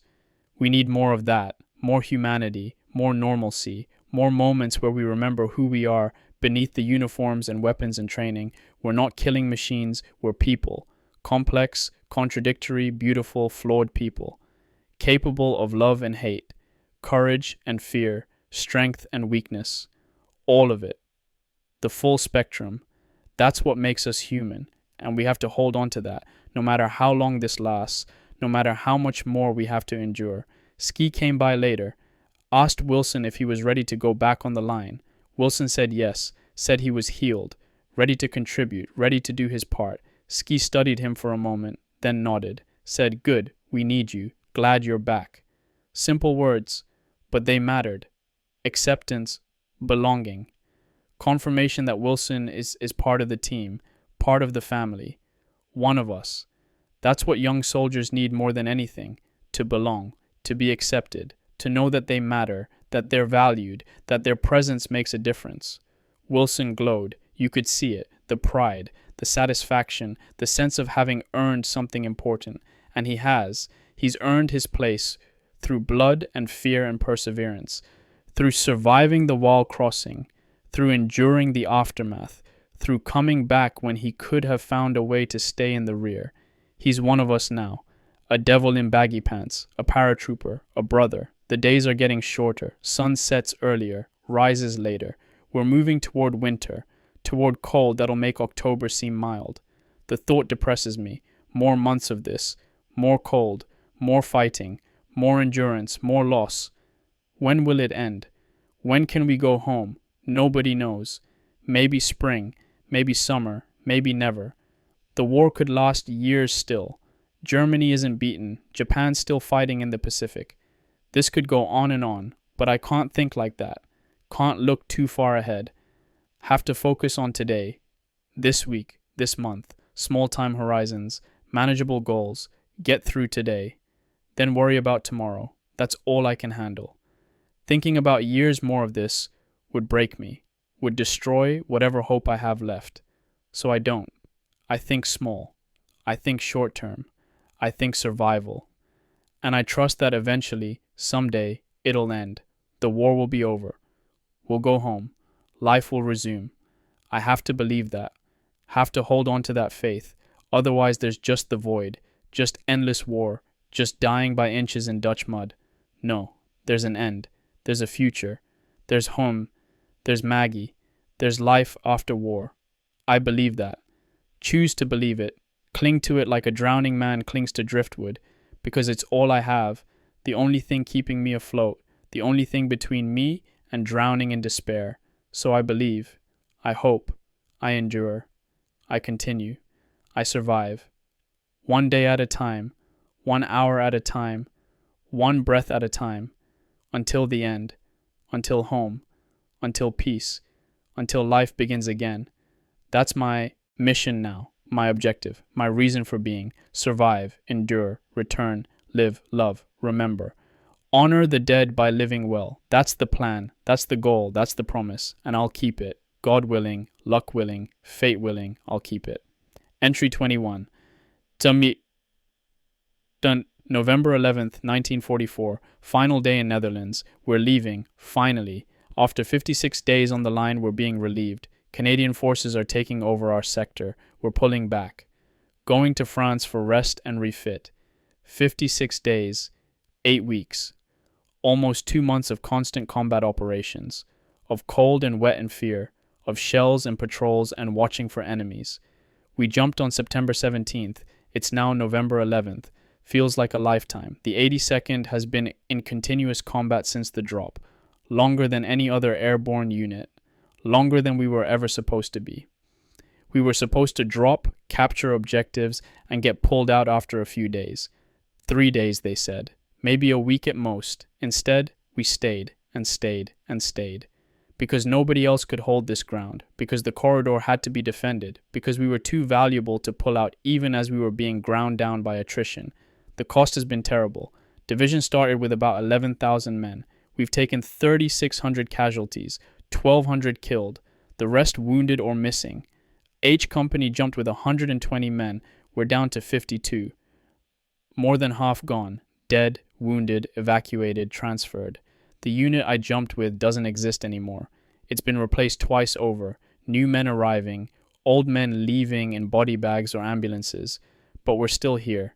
The survivors, the ones who made it through. Scarred, damaged, but alive. And now we're leaving. Turning over our positions to fresh troops. Saying goodbye to Holland. Moving on to the next chapter. The Dutch came out to say goodbye. hundreds of them lining the roads as we loaded onto trucks, waving, crying, thanking us, old men saluting, women throwing flowers, children roaring alongside the trucks, shouting, "Thank you, Americans, thank you." It was overwhelming, emotional. These people, they understand what we did, what we sacrificed, what we gave to liberate them. An old man, must have been 80, he grabbed my hand through the truck window. He had tears streaming down his face. He said in broken English, "You saved us. You saved Holland. We will never forget. Never." I couldn't speak, just nodded, squeezed his hand, felt my own eyes burning, my throat tight. We did save them. This part of Holland, at least, this corridor, these towns and villages and farms, they're free because we fought, because we died, because we endured 56 days of hell. Market Garden failed strategically. We didn't cross the Rhine, didn't end the war, didn't achieve the ultimate objective, but we did liberate Southern Holland. We did give these people freedom. We did push the Germans back. We did make a difference. That has to count for something. Has to mean Jersey's death wasn't wasted. That the 48 men who died in the wall weren't sacrificed for nothing. That all 3,600 casualties served a purpose. Looking at the Dutch faces, at their gratitude, at their tears, I want to believe it. Want to believe we accomplished something meaningful, something lasting, something worth the price. I looked back at the bridges as we drove away, the Grave Bridge, the Nijmegen bridges, the bridges we captured, the bridges we died for, the bridges we held for 56 days. They're intact, still standing, still functional, still connecting north and south, still serving the purpose we fought for. We did that. We took them. We held them. Against everything the Germans threw at us. Against the odds. Against the weather and fatigue and attrition. We did our job. Completed our mission. Held the line. Earned our pay. Justified our existence. The devils in baggy pants. We lived up to the name. Again. But God, the cost. The terrible cost. I'm one of the lucky ones. I survived. Intact more or less. Still have all my limbs. No serious wounds. No hospital time except for minor stuff. Just exhaustion. Bronchitis. Trench foot that healed. Nightmares. Memories. Ghosts. The invisible wounds. The ones that don't show. The ones that don't qualify for Purple Hearts. But that hurt just as much. Maybe more. Because you can't bandage them. Can't splint them. Can't treat them with morphine or sulfa powder. They're with you forever. Part of who you are now. Permanent changes to your soul. Wilson's coming with us. He made it through. 56 days. From scared replacement to competent veteran. He's earned his place. Earned his scars. Earned the right to say he was there. He fought. He survived. I'm proud of him. Like a big brother would be proud. I helped him survive. Taught him what I could. Kept him alive long enough to learn. Long enough to become what he needed to become. That's something. That's a small victory. One life saved. One kid who'll go home to Sarah, who will marry her, who will have a life. Because I cared enough to teach him, to mentor him, to pass on what I'd learned.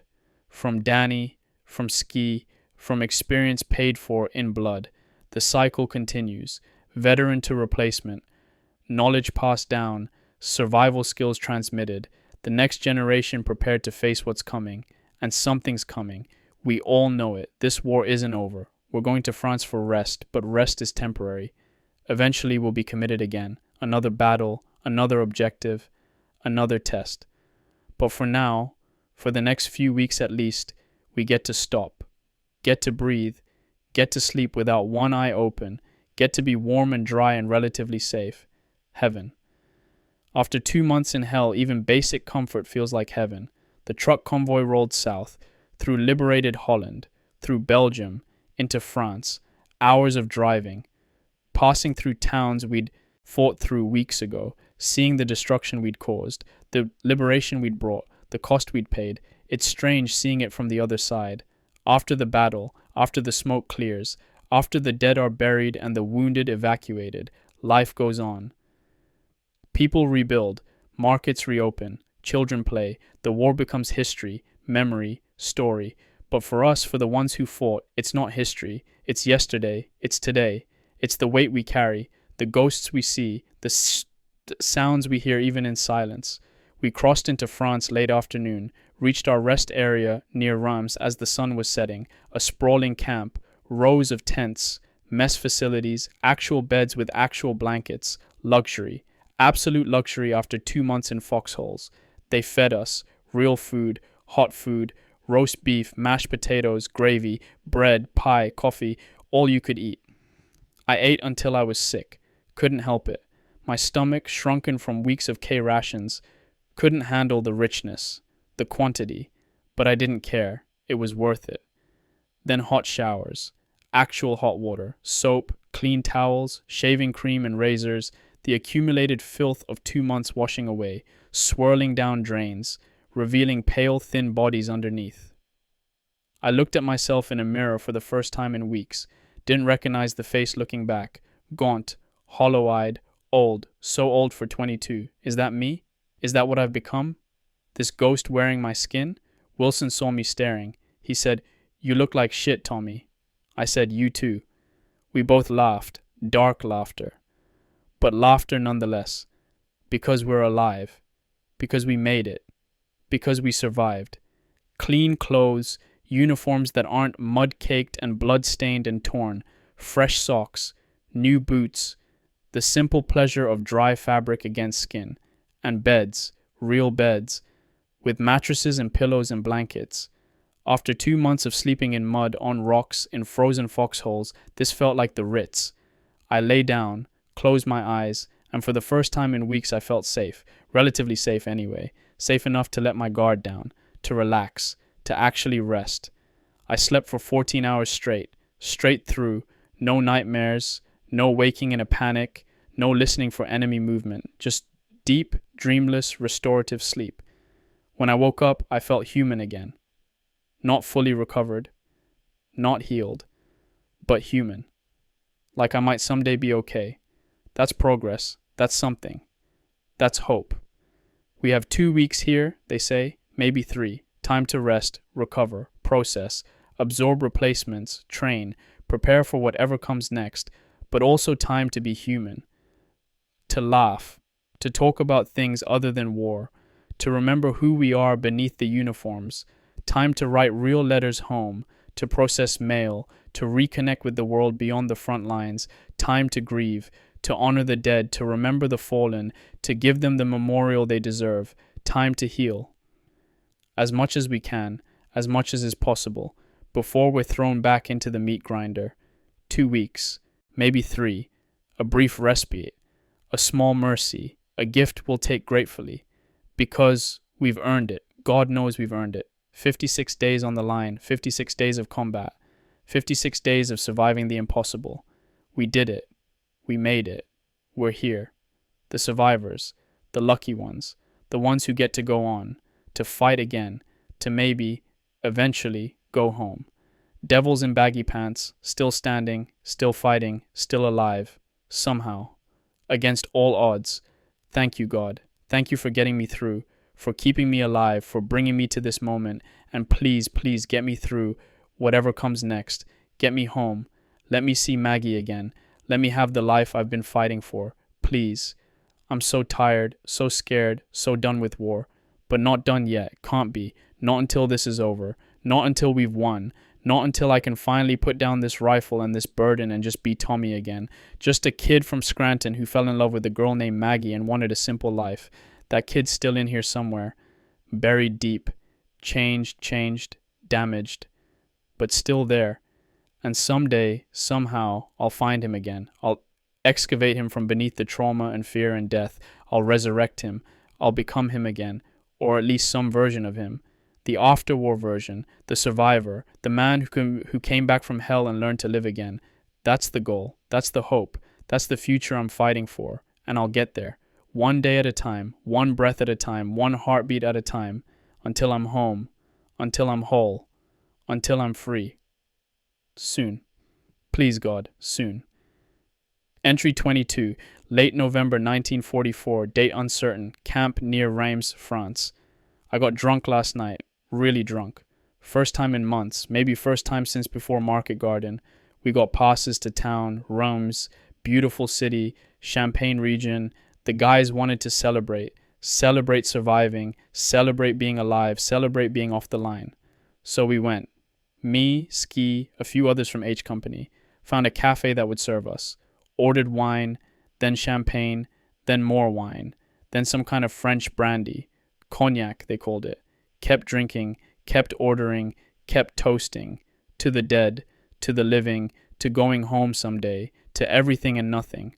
The world got fuzzy, warm, distant. For a few hours the weight lifted, the memories softened, the fear receded. I felt almost normal, almost like the kid I used to be, laughing, joking, careless. But then the alcohol wore off, and reality came crashing back, and I felt worse than before, emptier, more alone, more broken. I stumbled back to camp, made it to my tent somehow, collapsed on my cot and cried, really cried.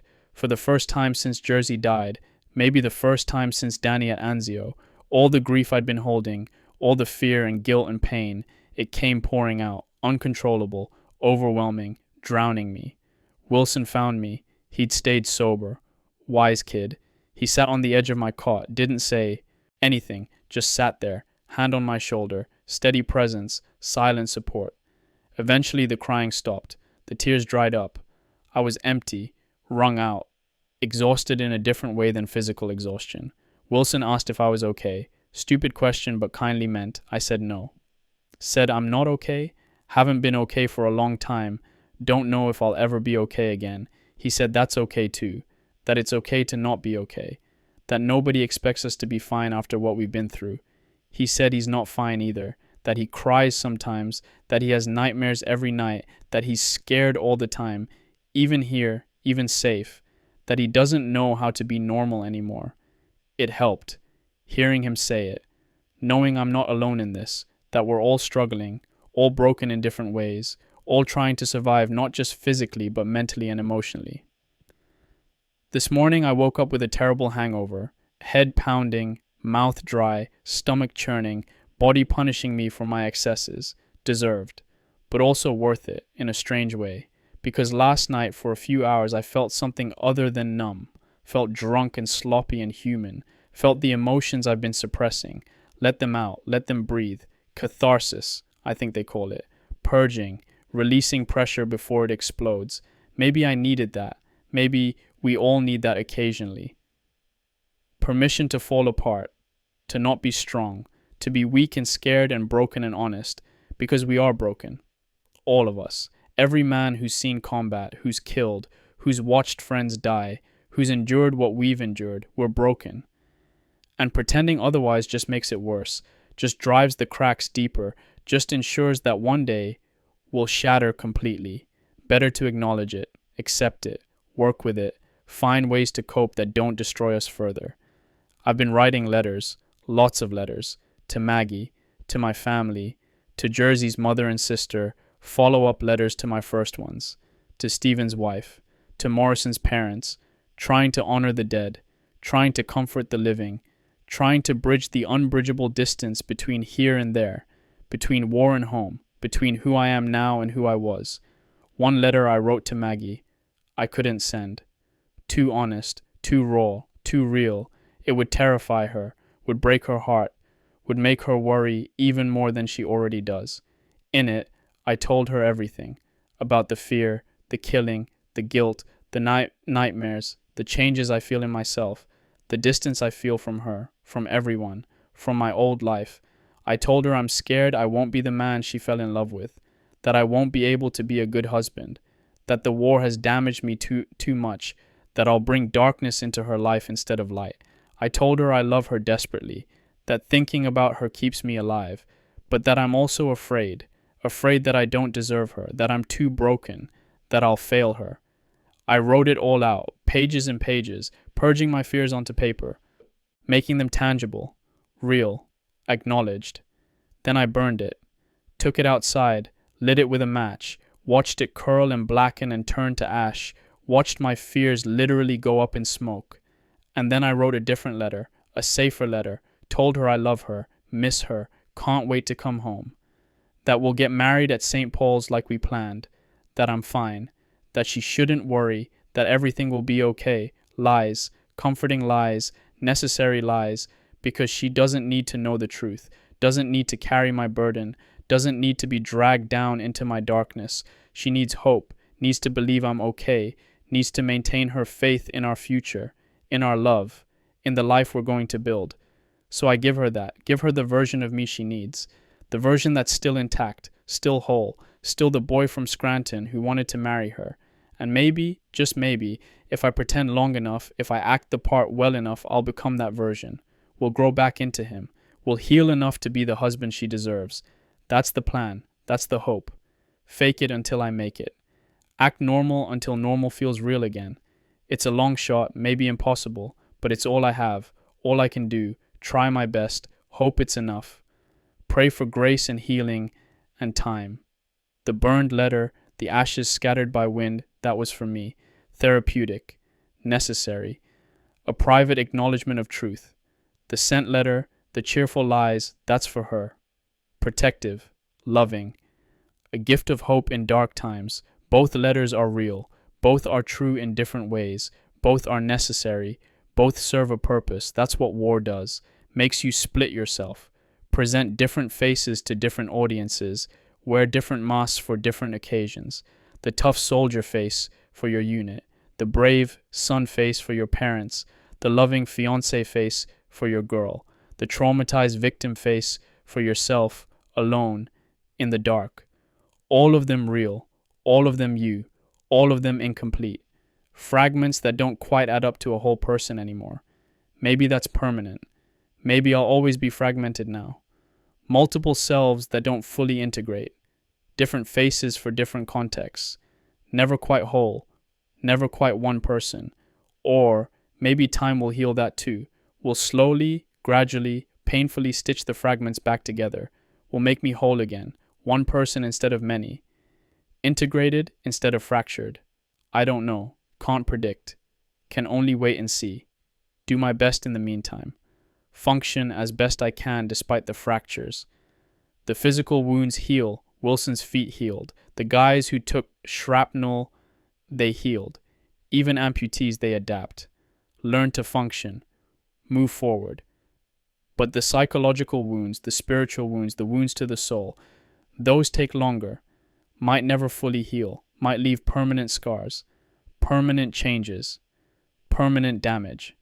And that's okay. Or it has to be okay. Because it's reality. Can't change it. Can only accept it. Work with it. Learn to live with the scars. That's what the veterans from the last war tell us. The ones who've had 25 years to process their trauma, to integrate their experiences, to learn to live again. They say it gets better. Not okay, not fixed, but better. Manageable, livable. You find ways to cope, ways to function, ways to build a life despite the damage. Some days are harder than others. Some nights are sleepless. Some memories never fade. But you learn to carry it, to incorporate it into who you are, to live with it instead of being destroyed by it. That's survival, not just getting through the war, but getting through the aftermath, the rest of your life, carrying what you carry, being who you've become, making peace with it. I'm 22. I could live another 60 years. 60 years of carrying this, of living with these memories, of being this person. That's daunting, overwhelming, terrifying. How do you live 60 years with ghosts, with nightmares, with guilt and fear and all the rest? One day at a time, I suppose, just like surviving the war. One day at a time, one breath at a time, one heartbeat at a time, building a life, slowly, deliberately, despite the damage, because of the damage. With the scars as part of who you are. Not letting the war win, not letting it define you completely, not letting it steal your future along with your past, fighting back, reclaiming yourself, reclaiming your life, reclaiming your right to happiness and peace and normalcy. That's the next battle, the one after the war, the one I'll fight for the rest of my life. And maybe that's the most important battle of all, because surviving isn't enough. You have to live, really live, fully, deliberately, gratefully, despite everything, because of everything, for yourself, for the ones you love, for the ones who didn't make it, for the future they'll never have but you still can. That's how you honor the dead, not with guilt or regret or endless mourning. but by living, by loving, by building the world they died for, the world of peace and freedom and hope, by being happy, by having families, by creating beauty, by spreading love, by making it all mean something. That's my job now, my mission, my calling. Survive the war, then survive the aftermath, then live, really live, for me, for Maggie, for Jersey and Danny and all the others, for everyone who's counting on me, for everyone who's invested in my survival. I'll do it, somehow, some way. I'll figure it out. I'll find the path. I'll build the life, one day at a time, one step at a time, one breath at a time, until it feels real, until it feels right, until it feels like home. That's the promise. That's the goal. That's the future. And I'm going to make it happen, or die trying. But not today. Today I'm just going to rest, recover from my hangover. Write some more letters. Talk to Wilson. Be present. Be here. Be alive. And that's enough. For today. For now. That's enough. Entry 23. December 1944, date unknown. Camp near Reims, France. This is probably my last entry for a while. Maybe my last entry ever. Don't know if I'll keep writing once the war ends. Don't know if I'll want to remember any of this once I'm home. But for now, while I'm still here, still processing, still trying to make sense of everything, I need to write this. Need to record my thoughts. Need to try to understand what Market Garden meant, what it cost, what it accomplished, what it changed in me. We've been in France for 3 weeks now. Rest and refit. Absorbing replacements. Training. Preparing for the next operation, though nobody knows what that'll be or when. Rumors say the Germans are planning something big. A winter offensive. Maybe in Belgium, the Ardennes. Just rumors, but persistent ones. Officers looking worried. Maps being studied. Preparations being made. So our rest might be ending soon. We might be going back into combat. But for now, for these last few days of peace, I'm trying to process, trying to understand, trying to find meaning in the chaos. Market Garden, the largest airborne operation in history. 34,600 men dropped into Holland, September 17th through the end of November. Almost 3 months of combat operations. The objective? Capture bridges, create a corridor, cross the Rhine, end the war by Christmas. Bold plan. Ambitious. Maybe too ambitious. Definitely too optimistic. The reality? We took most of our bridges, held the corridor, but couldn't reach Arnhem, couldn't cross the Rhine, couldn't end the war. The British 1st Airborne was destroyed. 8,000 casualties out of 10,000 men. The 82nd achieved all our objectives. Grave Bridge, check. Grosbeek Heights, check. Nijmegen Bridges, check. We did our job, did it well, did it at terrible cost, but did it. 3,594 casualties total. Almost a third of the division, gone. Dead, wounded, missing. Including the 56 days we stayed on the line after the operation ended. Was it worth it? That's the question I keep asking myself, the question that has no good answer. We liberated Southern Holland. That matters. The Dutch people who live there, they're free now. That's real. That's tangible. That's meaningful. We killed German soldiers, destroyed German equipment, disrupted German plans. That matters militarily. That contributes to eventual victory. We proved that large-scale airborne operations are possible. That paratroopers can take and hold strategic objectives. That matters doctrinally. That changes how future wars will be fought. But, big but, we didn't achieve the strategic objective, didn't cross the Rhine, didn't end the war, and thousands of men died in the attempt. British, American, Polish, German, Dutch civilians caught in the crossfire. So was it worth it? I don't know. Can't know. The answer depends on whose perspective you take, what you value, what you believe. Matters most. From the Dutch perspective, yes, absolutely. They're free. That's priceless. That's worth almost any cost. Ask that old man who grabbed my hand. Ask the civilians who brought us food and flowers. Ask the children who waved as we left. For them, it was worth it. From the British airborne perspective, no, probably not. They were sacrificed in a plan that couldn't work, thrown into an impossible situation, left to die while relief came too slow and too weak. Their casualties were catastrophic, their sacrifice ultimately futile. Hard to call that worth it. From our perspective, the American paratroopers mixed. We did our job, did it well, earned our reputation, proved our worth, but we paid a heavy price, lost a third of our division, including men like Jersey, men who should still be alive, men who deserve to go home. Was Jersey's death worth it? That's the question that haunts me, that I can't answer, that keeps me awake at night. Did he die for something meaningful? Or did he die for a failed plan, for miscalculation, for someone's ambition that outstripped reality? I want to believe his death mattered, that it wasn't wasted, that he contributed to something larger than himself, something worthy of the price. But I don't know, can't know, won't know, maybe ever. All I know is that he's gone. He died in a canvas boat crossing the Waal River, killed instantly probably, no suffering, hopefully, just there, 1 second, gone the next, and I'm still here, still alive, still processing, still carrying him with me, his memory, his laugh, his friendship, his sacrifice.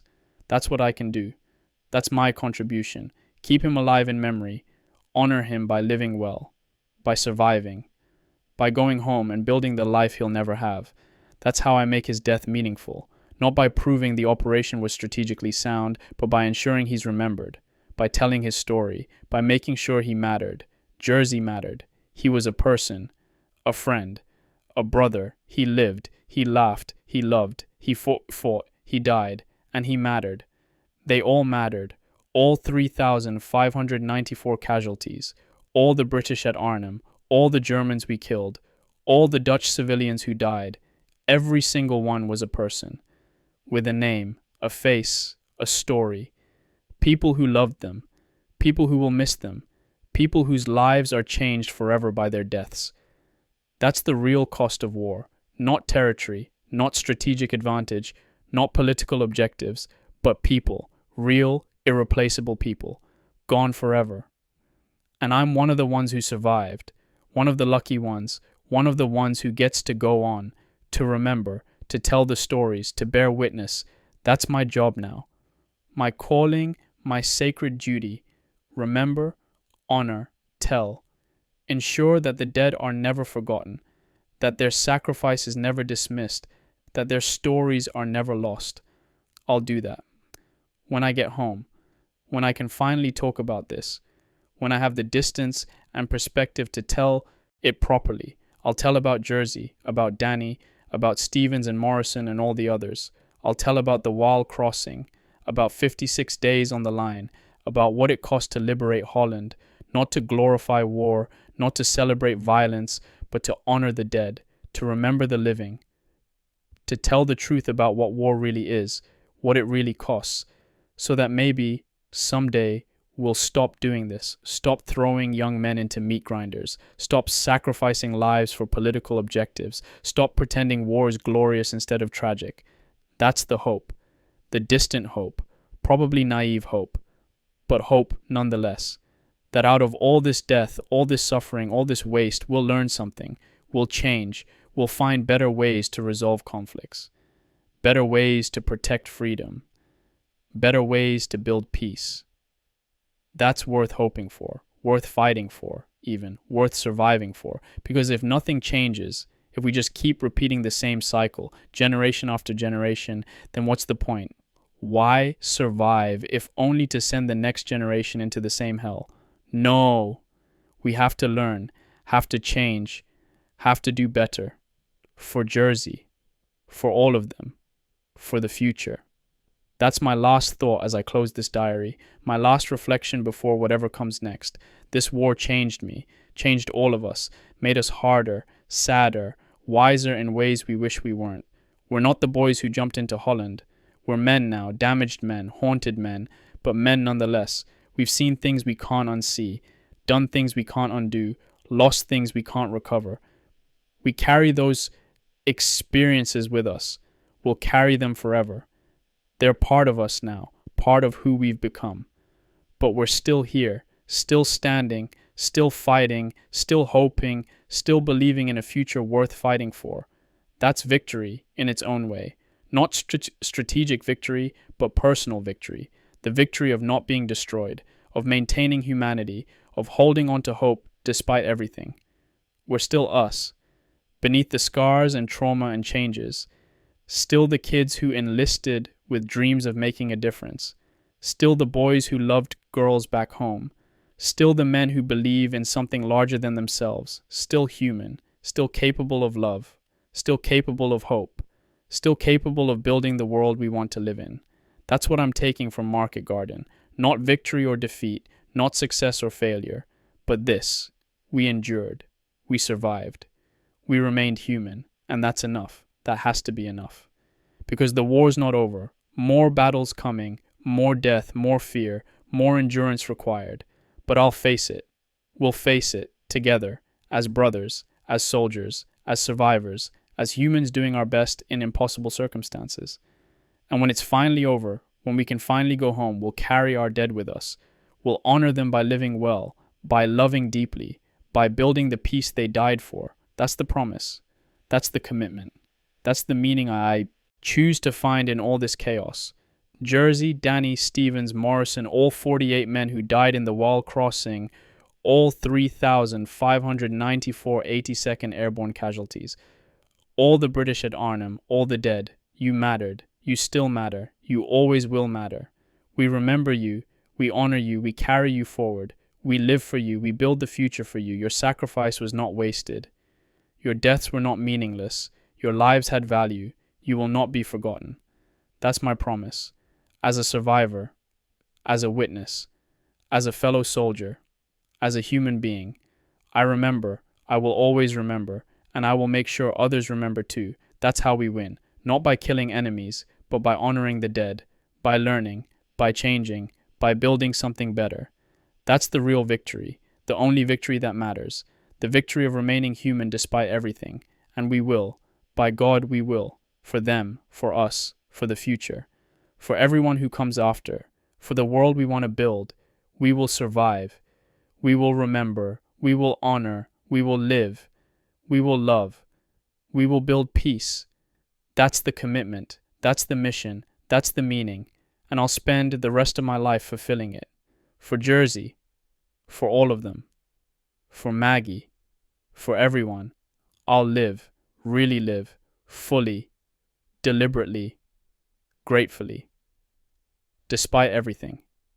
Because of everything. That's my last entry. My last thought. My closing reflection. I'm Tommy Brennan, 22 years old, from Scranton, Pennsylvania, private first class, H Company, 3rd Battalion, 504th Parachute Infantry Regiment, 82nd Airborne Division. I jumped into Holland.